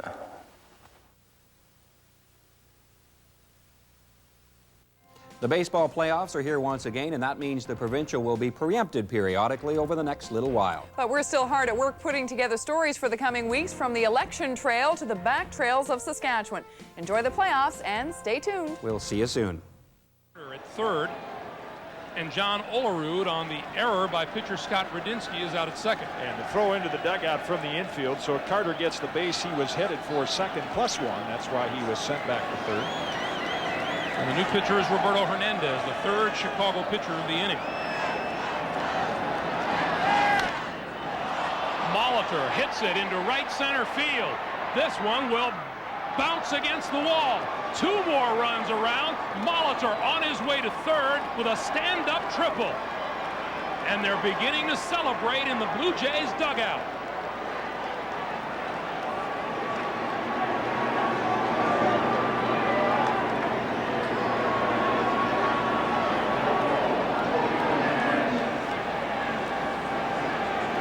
Too good a lineup to make mistakes against and get by with it. And Molitor delivers what would appear to be the final blow.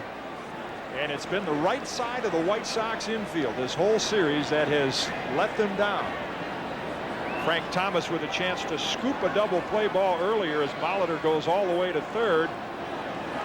Then the Radinsky error with 2 down. That would have given the White Sox a legitimate shot in the bottom of the ninth. 3 Chicago errors tonight have all contributed to Toronto scoring. The White Sox committed 2 errors in the fourth and 1 here in the ninth, and it's all sweetness and smiles in the Toronto dugout with a 6-2 lead. Fernandez fouls it off and is now down in the count 0-2.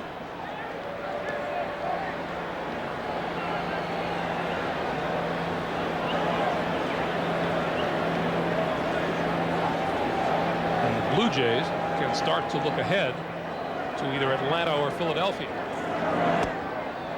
Inside, kind of surprised that Gene Lamont got actually booed when he came off the field, and he's come under some heat all year. But going back to this ball club, Roberto Hernandez establishes himself as an outstanding closer. They have a great young pitching staff. No reason why this team, with a move here or there, and we talked about the DH role, I think Ron Schuler will correct that next year. We may well see Frank Thomas back in the DH spot. Joey Cora has had a career year at second.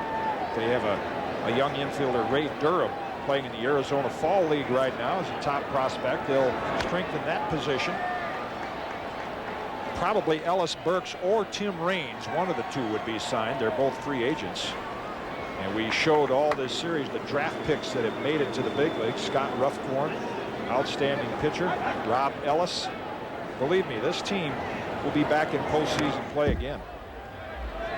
Still 2-2 to Tony Fernandez.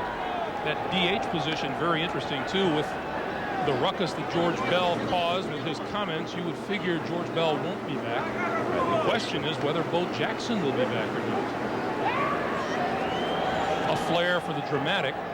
Still, he hit .230.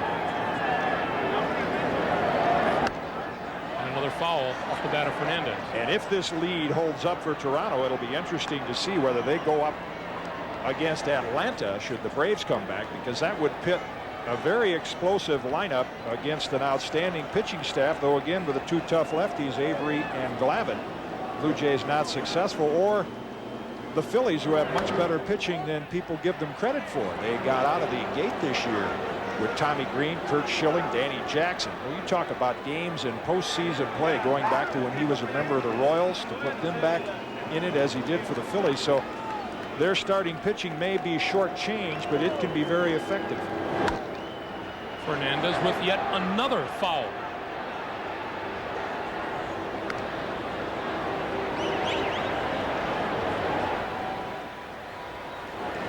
Dave Stewart saying, hey, I'm a winner. Not yet.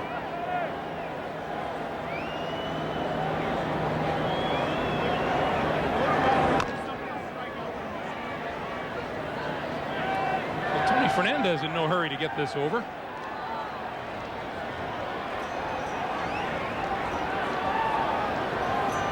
Kirk McCaskill was the pitcher when he got Ricky Henderson to tap out pitcher to first. Scott Radinsky came on and gave up the home run to Devon White. Robbie Alomar flied out. Joe Carter singled. Olerud reached on the Radinsky error. And another foul. That shot of Ricky Henderson smiling in the dugout. It'll be interesting to see.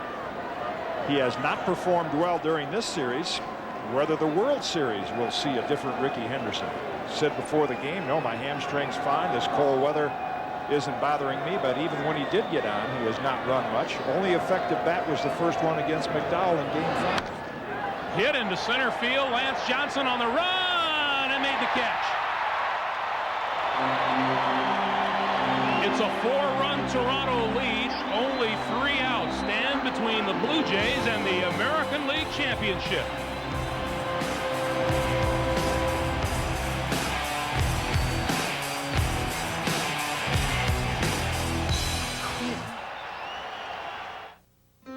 This is the Liberal plan for Canada's economic recovery. It outlines how the Liberals will create new jobs while reducing the deficit. It lays out a well-thought-out plan for investment in small business, in youth employment, in daycare. It has been carefully costed and endorsed by some of Canada's top independent economists. It took almost 3 years to develop, so before you vote, take the time to read it. Discover the SO Tiger. Spirit of service.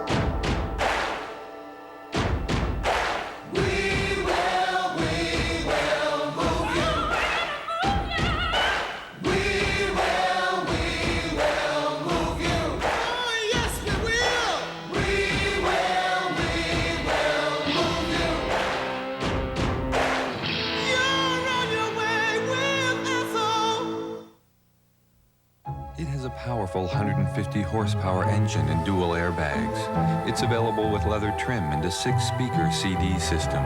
Yet it's an entirely different kind of luxury sedan. It's an affordable one, the Nissan Altima. So much land. So few roads.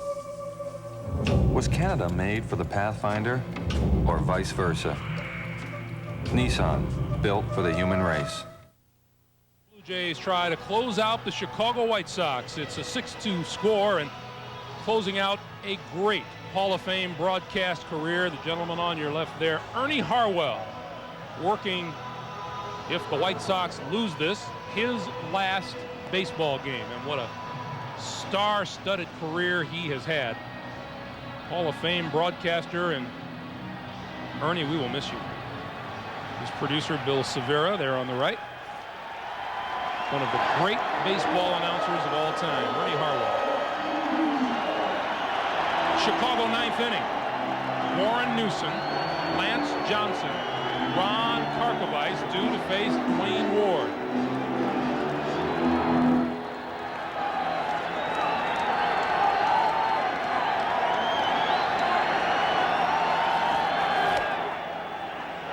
Call strike one.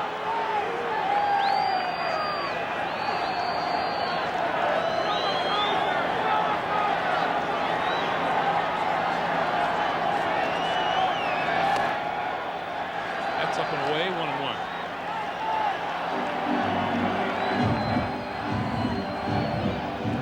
A seventh straight postseason loss for Chicago here at home would be a record. There's a drive to deep left field. Henderson back to the wall, and it's gone.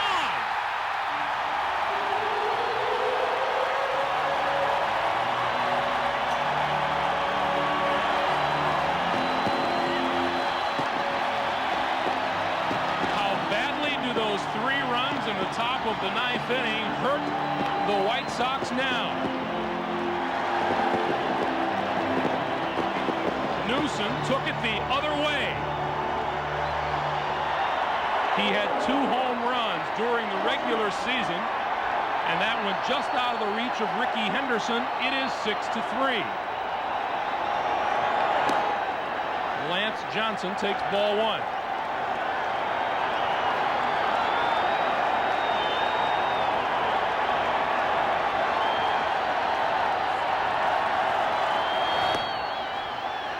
Ball two. Dave Stewart back in the dugout. Ron Karkovice would be next. White Sox still need a couple of base runners. 2-1.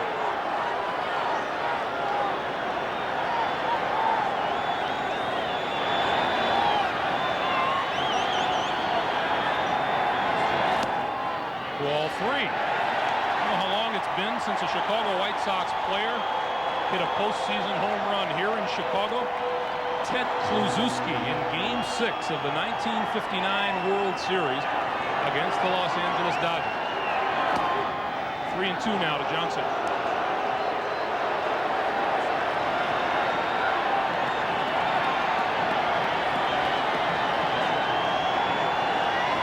Full count pitch. Ball four. There's one of the base runners Chicago needs.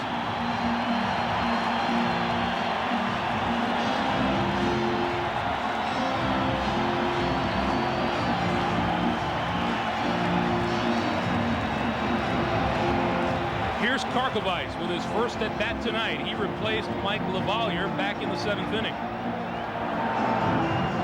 0 for 14. And you see the strikeouts for Karko. He hit 20 home runs on the season.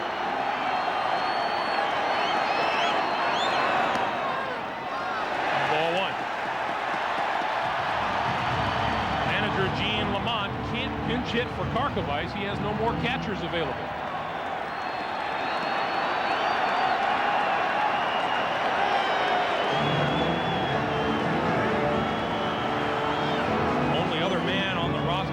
Ever caught for the Chicago White Sox is second baseman Joey Cora.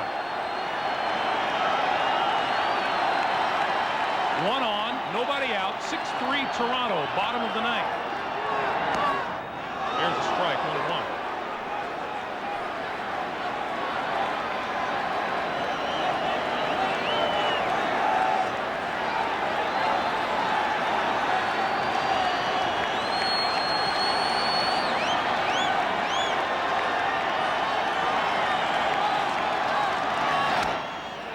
Ball down the first base line, 1-2. Jim Codd has headed downstairs to what those gentlemen hope will be a happy clubhouse.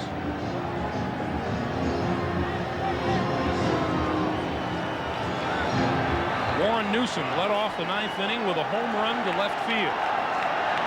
Lance Johnson walked. Ozzie Guillen is on deck. A ball and 2 strikes, the count to Karkovice. And that one got a piece of Pat Borders. What a rough series Pat Borders has had behind the plate. Take another look. Got him on the right shoulder.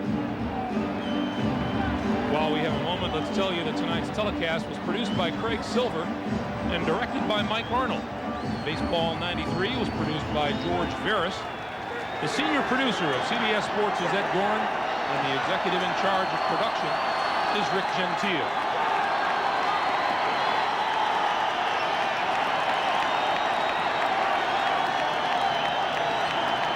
One-two to Karkovice. Strike 3 call. No, it wasn't strike 3 called. Ken Kaiser pointing, showing it to be an outside pitch. Watch Kaiser's right hand.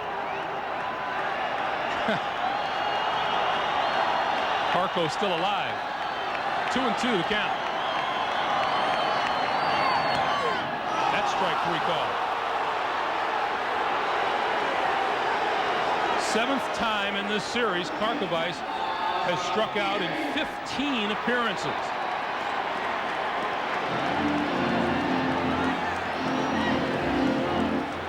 And you cannot take a called 3rd strike when you're down to your last outs in the ALCS.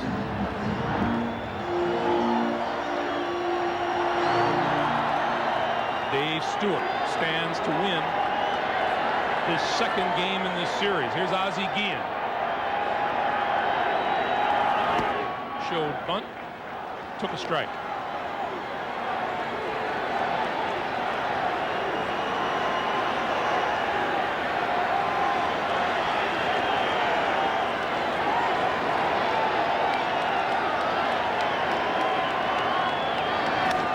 Swinging away, hits it into right field. Carter has plenty of room, and that's the 2nd out.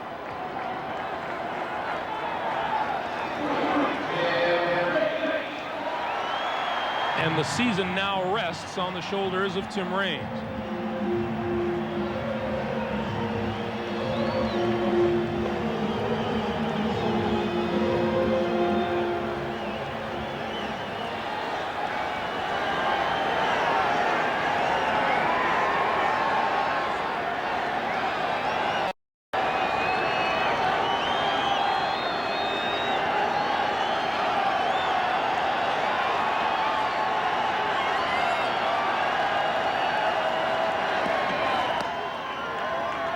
Gets the breaking ball over for a strike.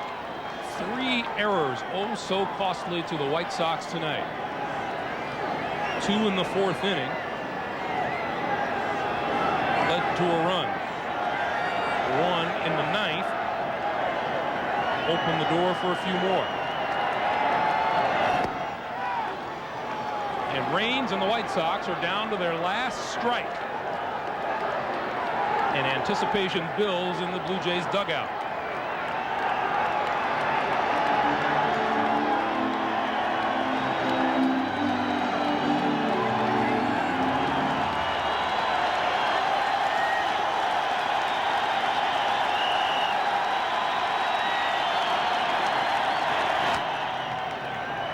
Foul ball. The cheering you heard, White Sox fans.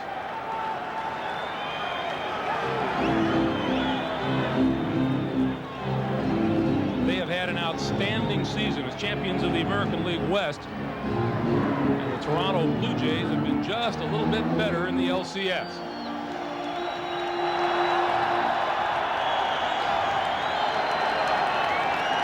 Pitch. Hit in the air to right field. Carter has room. And the Blue Jays are going back to the World Series.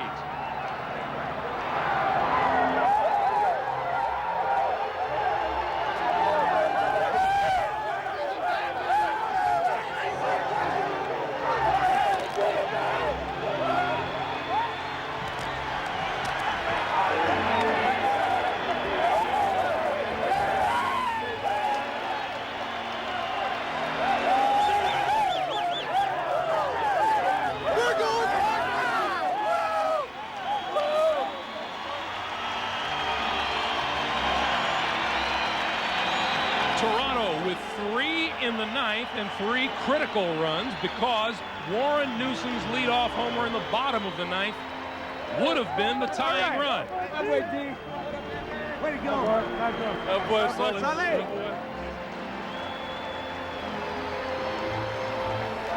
Unbelievable. Oh, man. Oh, man.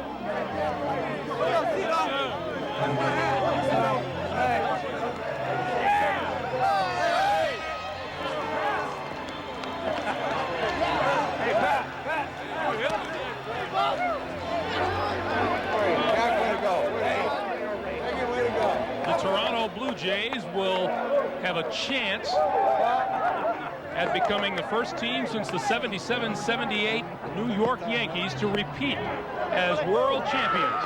They'll take on the winner of the Atlanta-Philadelphia series. They take the American League Championship Series in 6 games. 6-3 the final tonight. Jim Cott back in the Toronto clubhouse. What if, from your PC, you could command any computer in your organization, no matter who made it? You could recruit the system down the hall, ask the mainframe to fetch applications elsewhere, then tell the printer to print. And if the one company that lets you do this would service not just their computers, but your entire network, could you imagine working with anyone else?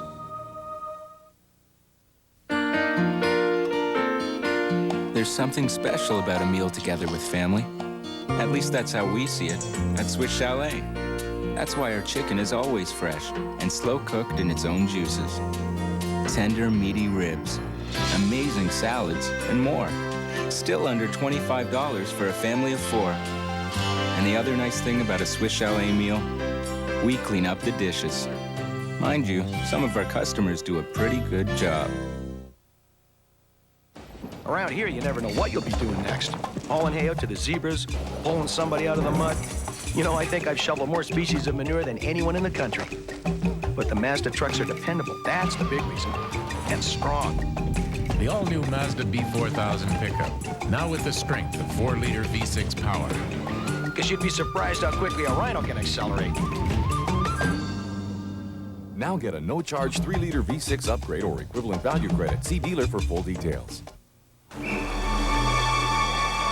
As a nutritionist, I like to encourage everyone to eat right. And that can include eating beef for a lot of good reasons. Hey, come on. I know beef's good for you. A serving of beef provides 1/4 of your daily requirement of 5 essential nutrients. I eat beef because I love the taste. And a balanced diet helps you achieve peak performance. And to me, that means the great taste of beef 4-5 times a week. Beef's got it good.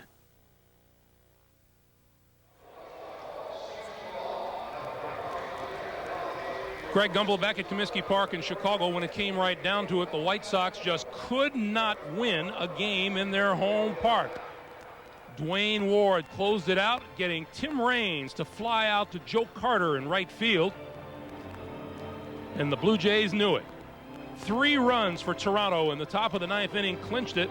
6-3, our final score, and let's go down to the Toronto clubhouse where Jim Cott is standing by. Kitty? Thanks, Greg. Before it gets a little raucous, let me get Bobby Brown, president of the American League, to make a very special presentation to Paul Beeston. Dr. Brown? Paul, congratulations to you and Cito. It was a great year for you.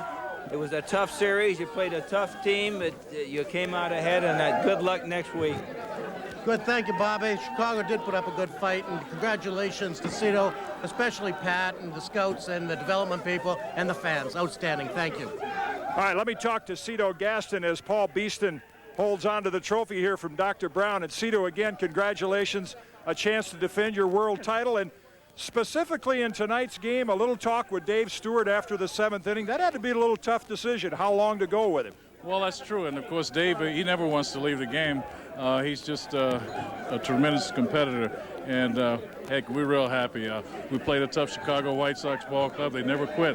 As you've seen that last inning, they kept battling us. But I thought it would be a pretty even matchup, and it turned out to be a good 6-ball game. I think what was impressive about you winning this year is no team has ever turned over that many players. You're like 10. You had to reintroduce everybody in spring training this year. Well, that's true, and of course we lost a lot of players that played a big part in us winning last year, everyday players. Of course, picking up Paul Molitor along with Dave Stewart. And also, we picked up Dick Schofield. And, you know, Tony Fernandez came back over. So we've been real lucky this year. We played some good baseball. Our bullpen hasn't been what we'd like to be, but they held on and gave us a chance. Cito, again, congratulations to you and the Blue Jays. We'll see you in the World Series against either the Braves or the Phillies. Back upstairs to my partner, Greg Gumbel. All right, Jim, congratulations to Cito Gaston and the Toronto Blue Jays. And just a short while ago, the Chicago White Sox trooped back to their clubhouse, and Jim Gray talked with manager Gene Lamont. With Gene. A triumphant celebration. The Olympic Winter Games on CTV. If I was a senior citizen and was listening to Preston Manning, I would be very frightened for my security for the future. We are going to have problems in our retirement, particularly if he takes the Medicare and if he attacks the OAS. It's sort of romantic to be poor when you're young, but it's a pretty sad, desperate situation to be poor when you're old.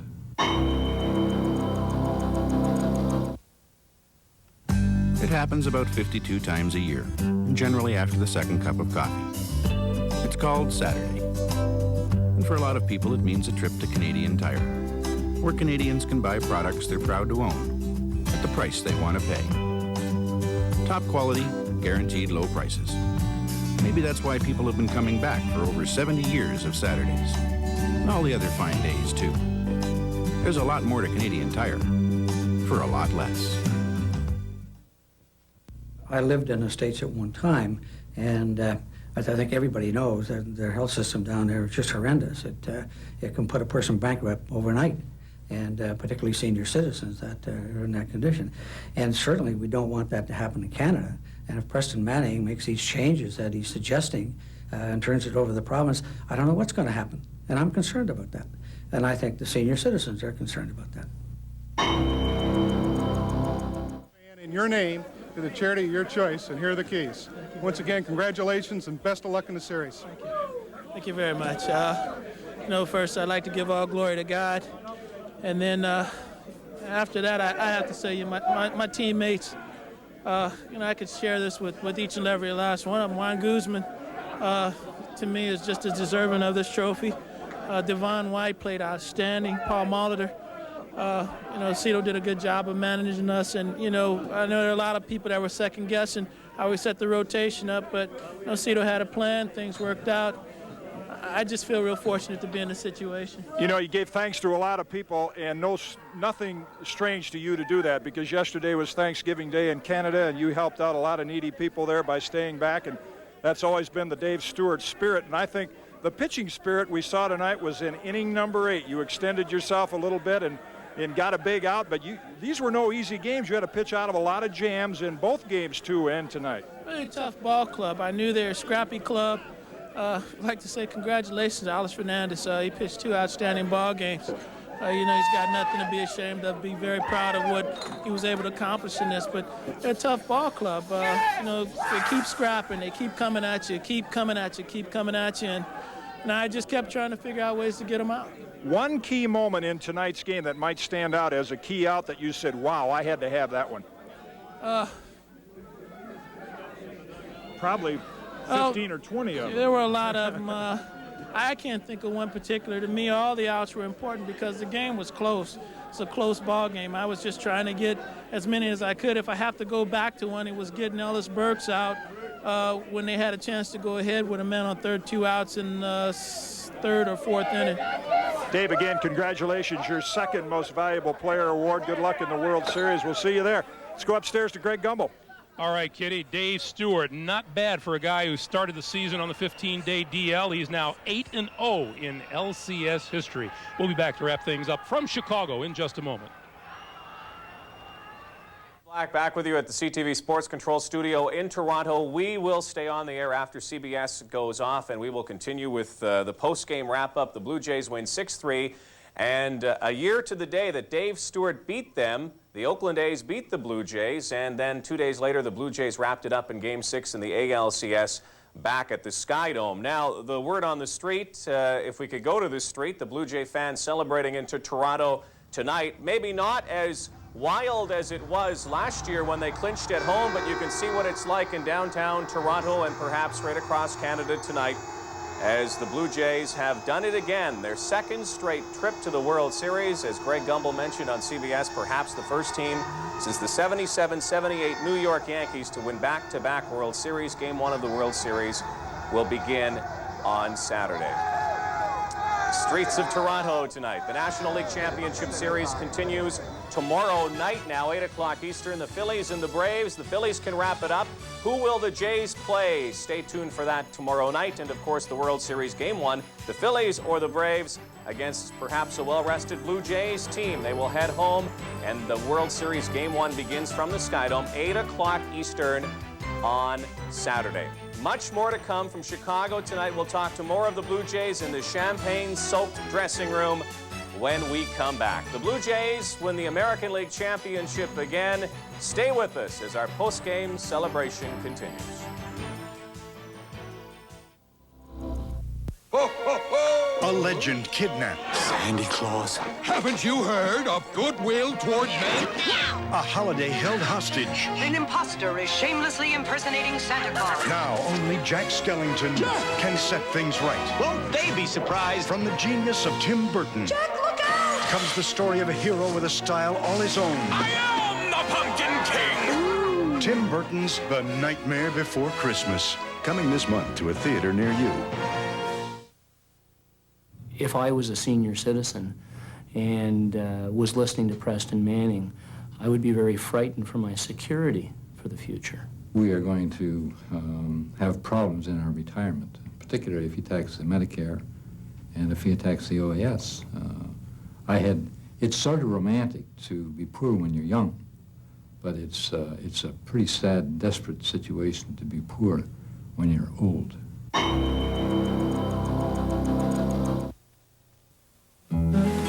So what do you think? I think you just made my Christmas shopping a whole lot easier. How come it's never this easy for me? Which rug do you like better?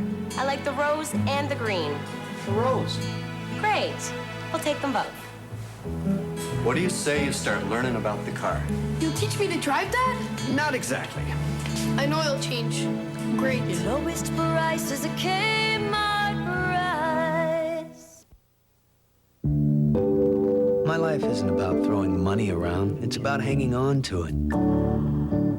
It's not about owning a $40,000 car. It's about owning a good car. It's not how much something costs that matters to me. It's how well it works. Look, don't tell me what I want. Show me you've got what I need.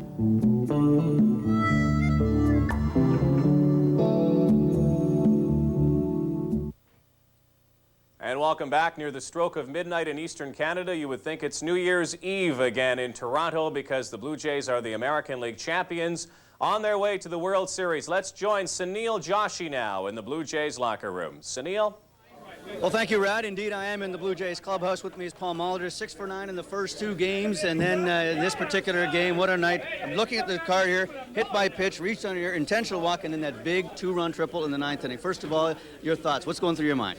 Well, I'll tell you, I'm just trying to let this all sink in, you know. I mean, we have a team that definitely prided itself on having the opportunity to go back and defend its championship that it so well deserved last year. The guys put in a lot of work and a lot of effort, and of course having Dave Stewart going tonight in the 6th game, we tried to seize the moment, and sure enough he came through again in typical Dave Stewart postseason fashion, and Wardle came in and got 5 big outs for us to end the game, and no question, to be a part of it and have this type of feeling, knowing I'm going back to my 2nd World Series after a long drought, something that feels very satisfying, something I'm very thankful about. Some of us were joking in the press box, there's an easy way and then there's the Blue Jay way. It seems that's the way it goes. Well, this club does have a tendency to, I don't know if it's really relaxed when we get leads, but we have a tendency to let clubs get back in it, whether it be the regular season or, of course, in the series here when the White Sox even at 2 games apiece. But thankfully, we responded. We won that big 5th game before we came here to Chicago and knew we had a chance with Dave out there tonight, took advantage of that, and don't have to think about Wilson Alvarez anymore. And just to pick up on that point, 16 times the Yankees tied you, they couldn't pass you. Tonight the White Sox tied you, they couldn't pass you. Well, I think a critical moment in the regular season was when we lost those 6 games in September, and the Yankees just couldn't get over the hump and move past us. Psychologically, that gave us a big boost. And of course, here in the series, when they got back and even, we were a little disappointed. We didn't have a chance to win it in Toronto once again, just like the regular season. But shoot, maybe maybe the 3rd time we'll be at home. Was there a turning point in this game as far as you're concerned? Well, I think when they failed to turn that double play, once again, it kind of reminded me of Fernandez's other game when a couple defensive mistakes cost him a couple runs. We took advantage of their errors, and then, of course, in the 9th inning, we also took advantage of an error. So a couple unearned runs turned out to be a big factor in both the games Fernandez pitched. Final question, Paul. We talked about this in Toronto at the workout. You were saying that if it's not the top 3 guys or the middle 3 guys, someone always comes up and does this. Pat Borders did it today to set the table. Again, very in concurrence with the regular season. We spread it out in the postseason. There was a different guy every day, and I don't know who you could say was the one guy, but no question, Pat coming through with the big 3 RBIs tonight and Dave having 2 big games. We spread it out all season long, and that's what we did in this series. Do you have a preference who you play? I really don't care. It's been a heck of a series in the National League. Have never been to Atlanta or Philadelphia, so we'll see what happens. Well, congratulations. Enjoy it. Okay, let's go back to Rod Black. All right, Sunil, back to you in just a few moments. Let's go to the other side of the field, to the Chicago White Sox clubhouse. Manager Gene Lamont had to put up with a lot in this series from some of his hitters and some of the people who mouthed off a bit, like Bo Jackson and George Bell. Needless to say, his team put up a good fight. Let's go to Gene Lamont with CBS's Jim Gray. Defensive problems throughout the series, was that the difference? Well, I don't know if just that. We just didn't hit real good with men on base, and, they were better than we were this series. Pitching change in the 9th inning. Well, just trying to keep the game close. It didn't work out the other day when I brought Scott in to get White and Alomar. He got him. I just thought that was the best way to, I wanted to switch them around right-handed. Tonight it didn't work. You're going to live all winter with the thought of all the men stranded on base? Well, you're going to think about it, but, we didn't want the season to end like this, but, we won our division. We don't have anything to hang our heads about. Tough, both on and off the field during this series. What'd you say to the guys? Well, I just went around and thanked everybody. Like I said, we don't have any reason to hang our heads, and hopefully we'll be back again next year. I really don't know. I'm not even thinking about that right now. Like I said, tough loss tonight, but, I'm proud of everybody. Congratulations on a great season. All right, thank you. Most gracious of you to come in. Gene Lamont, Chicago White Sox manager. We're going to go back to Chicago now and join Sunil Joshi back in the Jays locker room, this time with Robbie Alomar. Sunil, take it away. Yes, indeed, and I just finished my own champagne shower here. Oh, no, I didn't finish up. Thank you. Juan Guzman here. Thank you, taking care of a shower for me first. Of course, you took care of Robbie Alomar. Robbie, let's talk about last year, first of all, compared to this, your thoughts. Well, I think so. This year is it's a different feeling. This year, nobody picked us to win, and we did it in our own.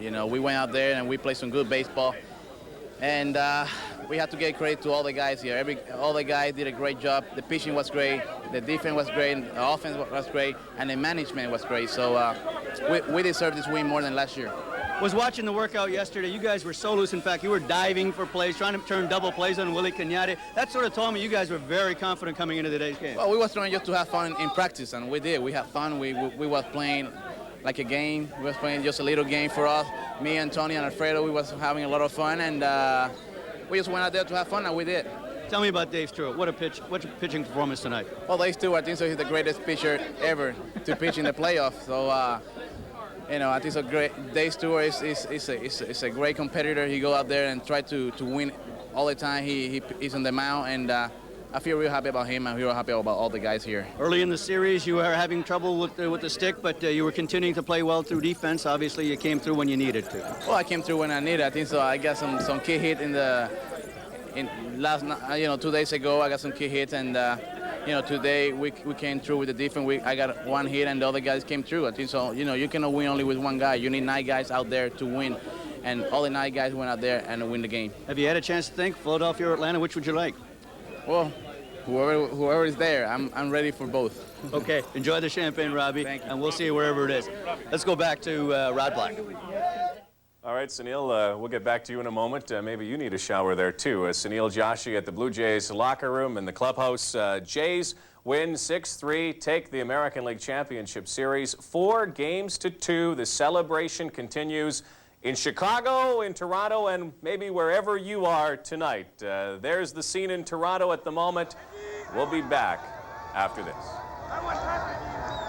A night out on the town. I'll be home early, okay? Promise? A heavy traffic jam. I hate being late! And one wrong turn. What the hell was that? We saw a boy get murdered tonight, and if they catch us, they're gonna kill us too. I get a wife and a little girl, and I will get back to them tonight. Let's show these punks what we got. You better believe it. Emilio Estevez, Cuba Gooding Jr., Dennis Leary. Judgment Night. You coming? Starts Friday, October 15th at theaters everywhere. Welcome back to tonight's post-game show. The Blue Jays celebrating another American League championship. They're going to the World Series. Back to Sunil Joshi in Comiskey Park in Chicago. Okay, back in the clubhouse, and with me now is catcher Pat Borders. A tremendous night for yourself with the bat. Any reason for it? Explain. No, just that the pitchers got a little something out over the plate for me tonight. They've been keeping us all balanced and not giving us too much to work with the whole series. But fortunately for us tonight, they left a couple of them out over the plate for me. Bases loaded, a 2-run single in that second inning. Were you looking for something when you got it there? I always just want to make sure I didn't pull off the ball and hit a weak ground ball, but to stay behind it and hit a hard ground ball the opposite way, and fortunately left it out of the plate for me to do so. What was the game plan going against Alex Fernandez? Well, you got to look fastball for him because he got such a good fastball. Try to look fastball till you get 2 strikes and see what you can do from there. Talk about Dave Stewart a little bit. He was terrific through 7 innings. It was. The man's got to be commended on his concentration and shutting someone down like that for two games that close together. That's very hard to do for any pitcher. When you look out there at him, it's hard to break his concentration. For someone to concentrate that long for 2 games in a row, he's been to be commended. Did your heart sort of leap into your throat, though, when Robin Ventura hit that one? Yeah, it was a tight one. It did hook a lot. I don't know how it started out a long ways fair and barely hooked foul. I guess he got a lot of it top spin and caused it to hook that far, but it started out a long ways fair. But Dueno came in and got the job done as well in the 8th and the 9th. 2 key strikeouts in the 8th there. Yeah, you got to feel good when you get the ball to Wardo with a lead like that.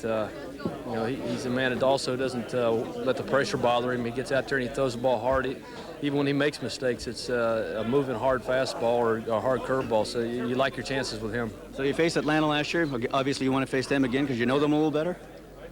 I haven't really thought about that. We'll let them decide who wants to play us in the World Series from here. Okay, Pat, congratulations, and thank you very much. Okay, let's go back to Rod Black. All right, Sunil, Pat Borders, last year's World Series MVP, had a hitting streak going of 16 games, 1 short of the all-time record. But Pat and the Blue Jays are on their way to the World Series again. We'll be back with much more. Of course, the World Series begins Saturday night against the Phillies or the Braves. That will be decided tomorrow night or perhaps on another day. The champagne flows in the Blue Jay dressing room. We come back in a moment. Hey, buy 4 Bridgestone tires and get them balanced for free. I wish I could get my budget balanced for free. Yeah, right. Waterproof and warm. Well, these boots will keep Robert from getting wet. What will keep him from losing them? Ooh, new GE headlights. See, I've finally seen the light. Your lowest price is a Kmart price. Pull out your credit cards. The politicians have added a few things to your shopping list, like MP pensions, handouts to special interests in big business, and interest payments on the national debt. The list goes on and on. It all adds up to a debt of almost $500 billion that you and your children will have to pay for. Reform's 0 and 3 plan to eliminate the federal deficit will stop the spending spree once and for all. Reform. Now you have a choice. Life on planet Earth is a wonderful mystery, but it is threatened by people who are just beginning to learn nature's rules. Caring for the environment is a full-time job for every Canadian. What are we waiting for? To learn more about connecting economy and ecology, write to The Green Party, Box 3901, Ottawa, K1Y 4M5. One day after celebrating Thanksgiving Day in Canada with some of the homeless in Toronto, Dave Stewart, who yesterday served turkey dinners to some of those people, is celebrating another American League Championship Series, this time with the Toronto Blue Jays and not the Oakland A's. The Jays went out and got Stewart in the offseason, brought him over to the Blue Jays, and he has done the job, particularly in the postseason. 8-0 career postseason. To the street we go in Toronto. The celebration continues. It's still party time there. Some of the people in the streets, the police were out in full force earlier to make sure things don't get out of hand. We have no reports from the street if anything has gotten out of hand, but it seems like it's a pretty happy and jovial celebration. Not quite the celebration I'd imagine it is down in the clubhouse in Chicago. Sunil, bring us up to date. All right. Thank you, Rod. Once again, I'm here with Joe Carter. First of all, Joe, tell me about this comparing this championship to a year ago. Well, I'll tell you what, last year it was more business. It was more of getting the pressure off our backs. We really didn't have time to sit back and enjoy it. It was a situation where we had all of Canada on our shoulders. We went out and proved that we were world champions. We did a great job last year. This time, guys are finding it a little bit more fun and exciting because now we can sit back and have time to enjoy this whole thing. I mean, this ball club has went through adversity the whole year, went through injuries, a makeshift bullpen, a great hitting lineup. But when the chips were down, this team came through like the veteran ball players we are. You talked about it yesterday during the workout that you expected a close game, and by golly, through 8 innings, it was 3-2, just what you predicted. It was definitely close. I mean, Fernandez went out there and pitched a great ball game. He got up a big jam there, second, third, with nobody out, with myself and Olerud coming up and Molitor. We thought that may be the difference in the ball game. But lo and behold, in the 9th inning, Devo comes through the big hit, and then Molitor comes through another big hit, and they kind of blew the game open. And after that, it was time to celebrate. Okay, now, how come you're so dry? Dry? Are you kidding me? I am soaked. This is the most I've been soaked. This is a great champagne because this stuff burns. But I'm drenched. I'll probably weigh about 300 pounds now, and 200 of it is probably champagne. Final question: Philadelphia or Atlanta? Which would you prefer? It doesn't matter. We know whoever's going to win is going to come to Toronto. That's all we're concerned about. Okay. Congratulations and enjoy. All right. Let's go back to Rod Black. All right, Sunil, that's it from there. Great job in the clubhouse.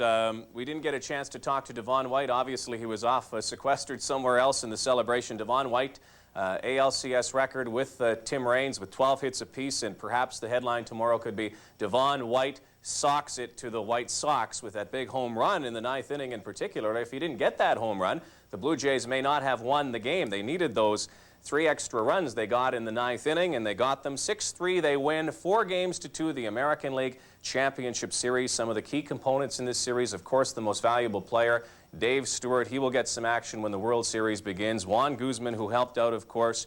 Paul Molitor did the job as usual, what he did during the regular season when he came over from Milwaukee. John Olerud, the whole team down the lineup. The Blue Jays, again, look pretty poised as they move into another World Series. Will it be Atlanta? Will it be Philadelphia? We'll find out. The Phillies and the Braves play tomorrow night, Game 6.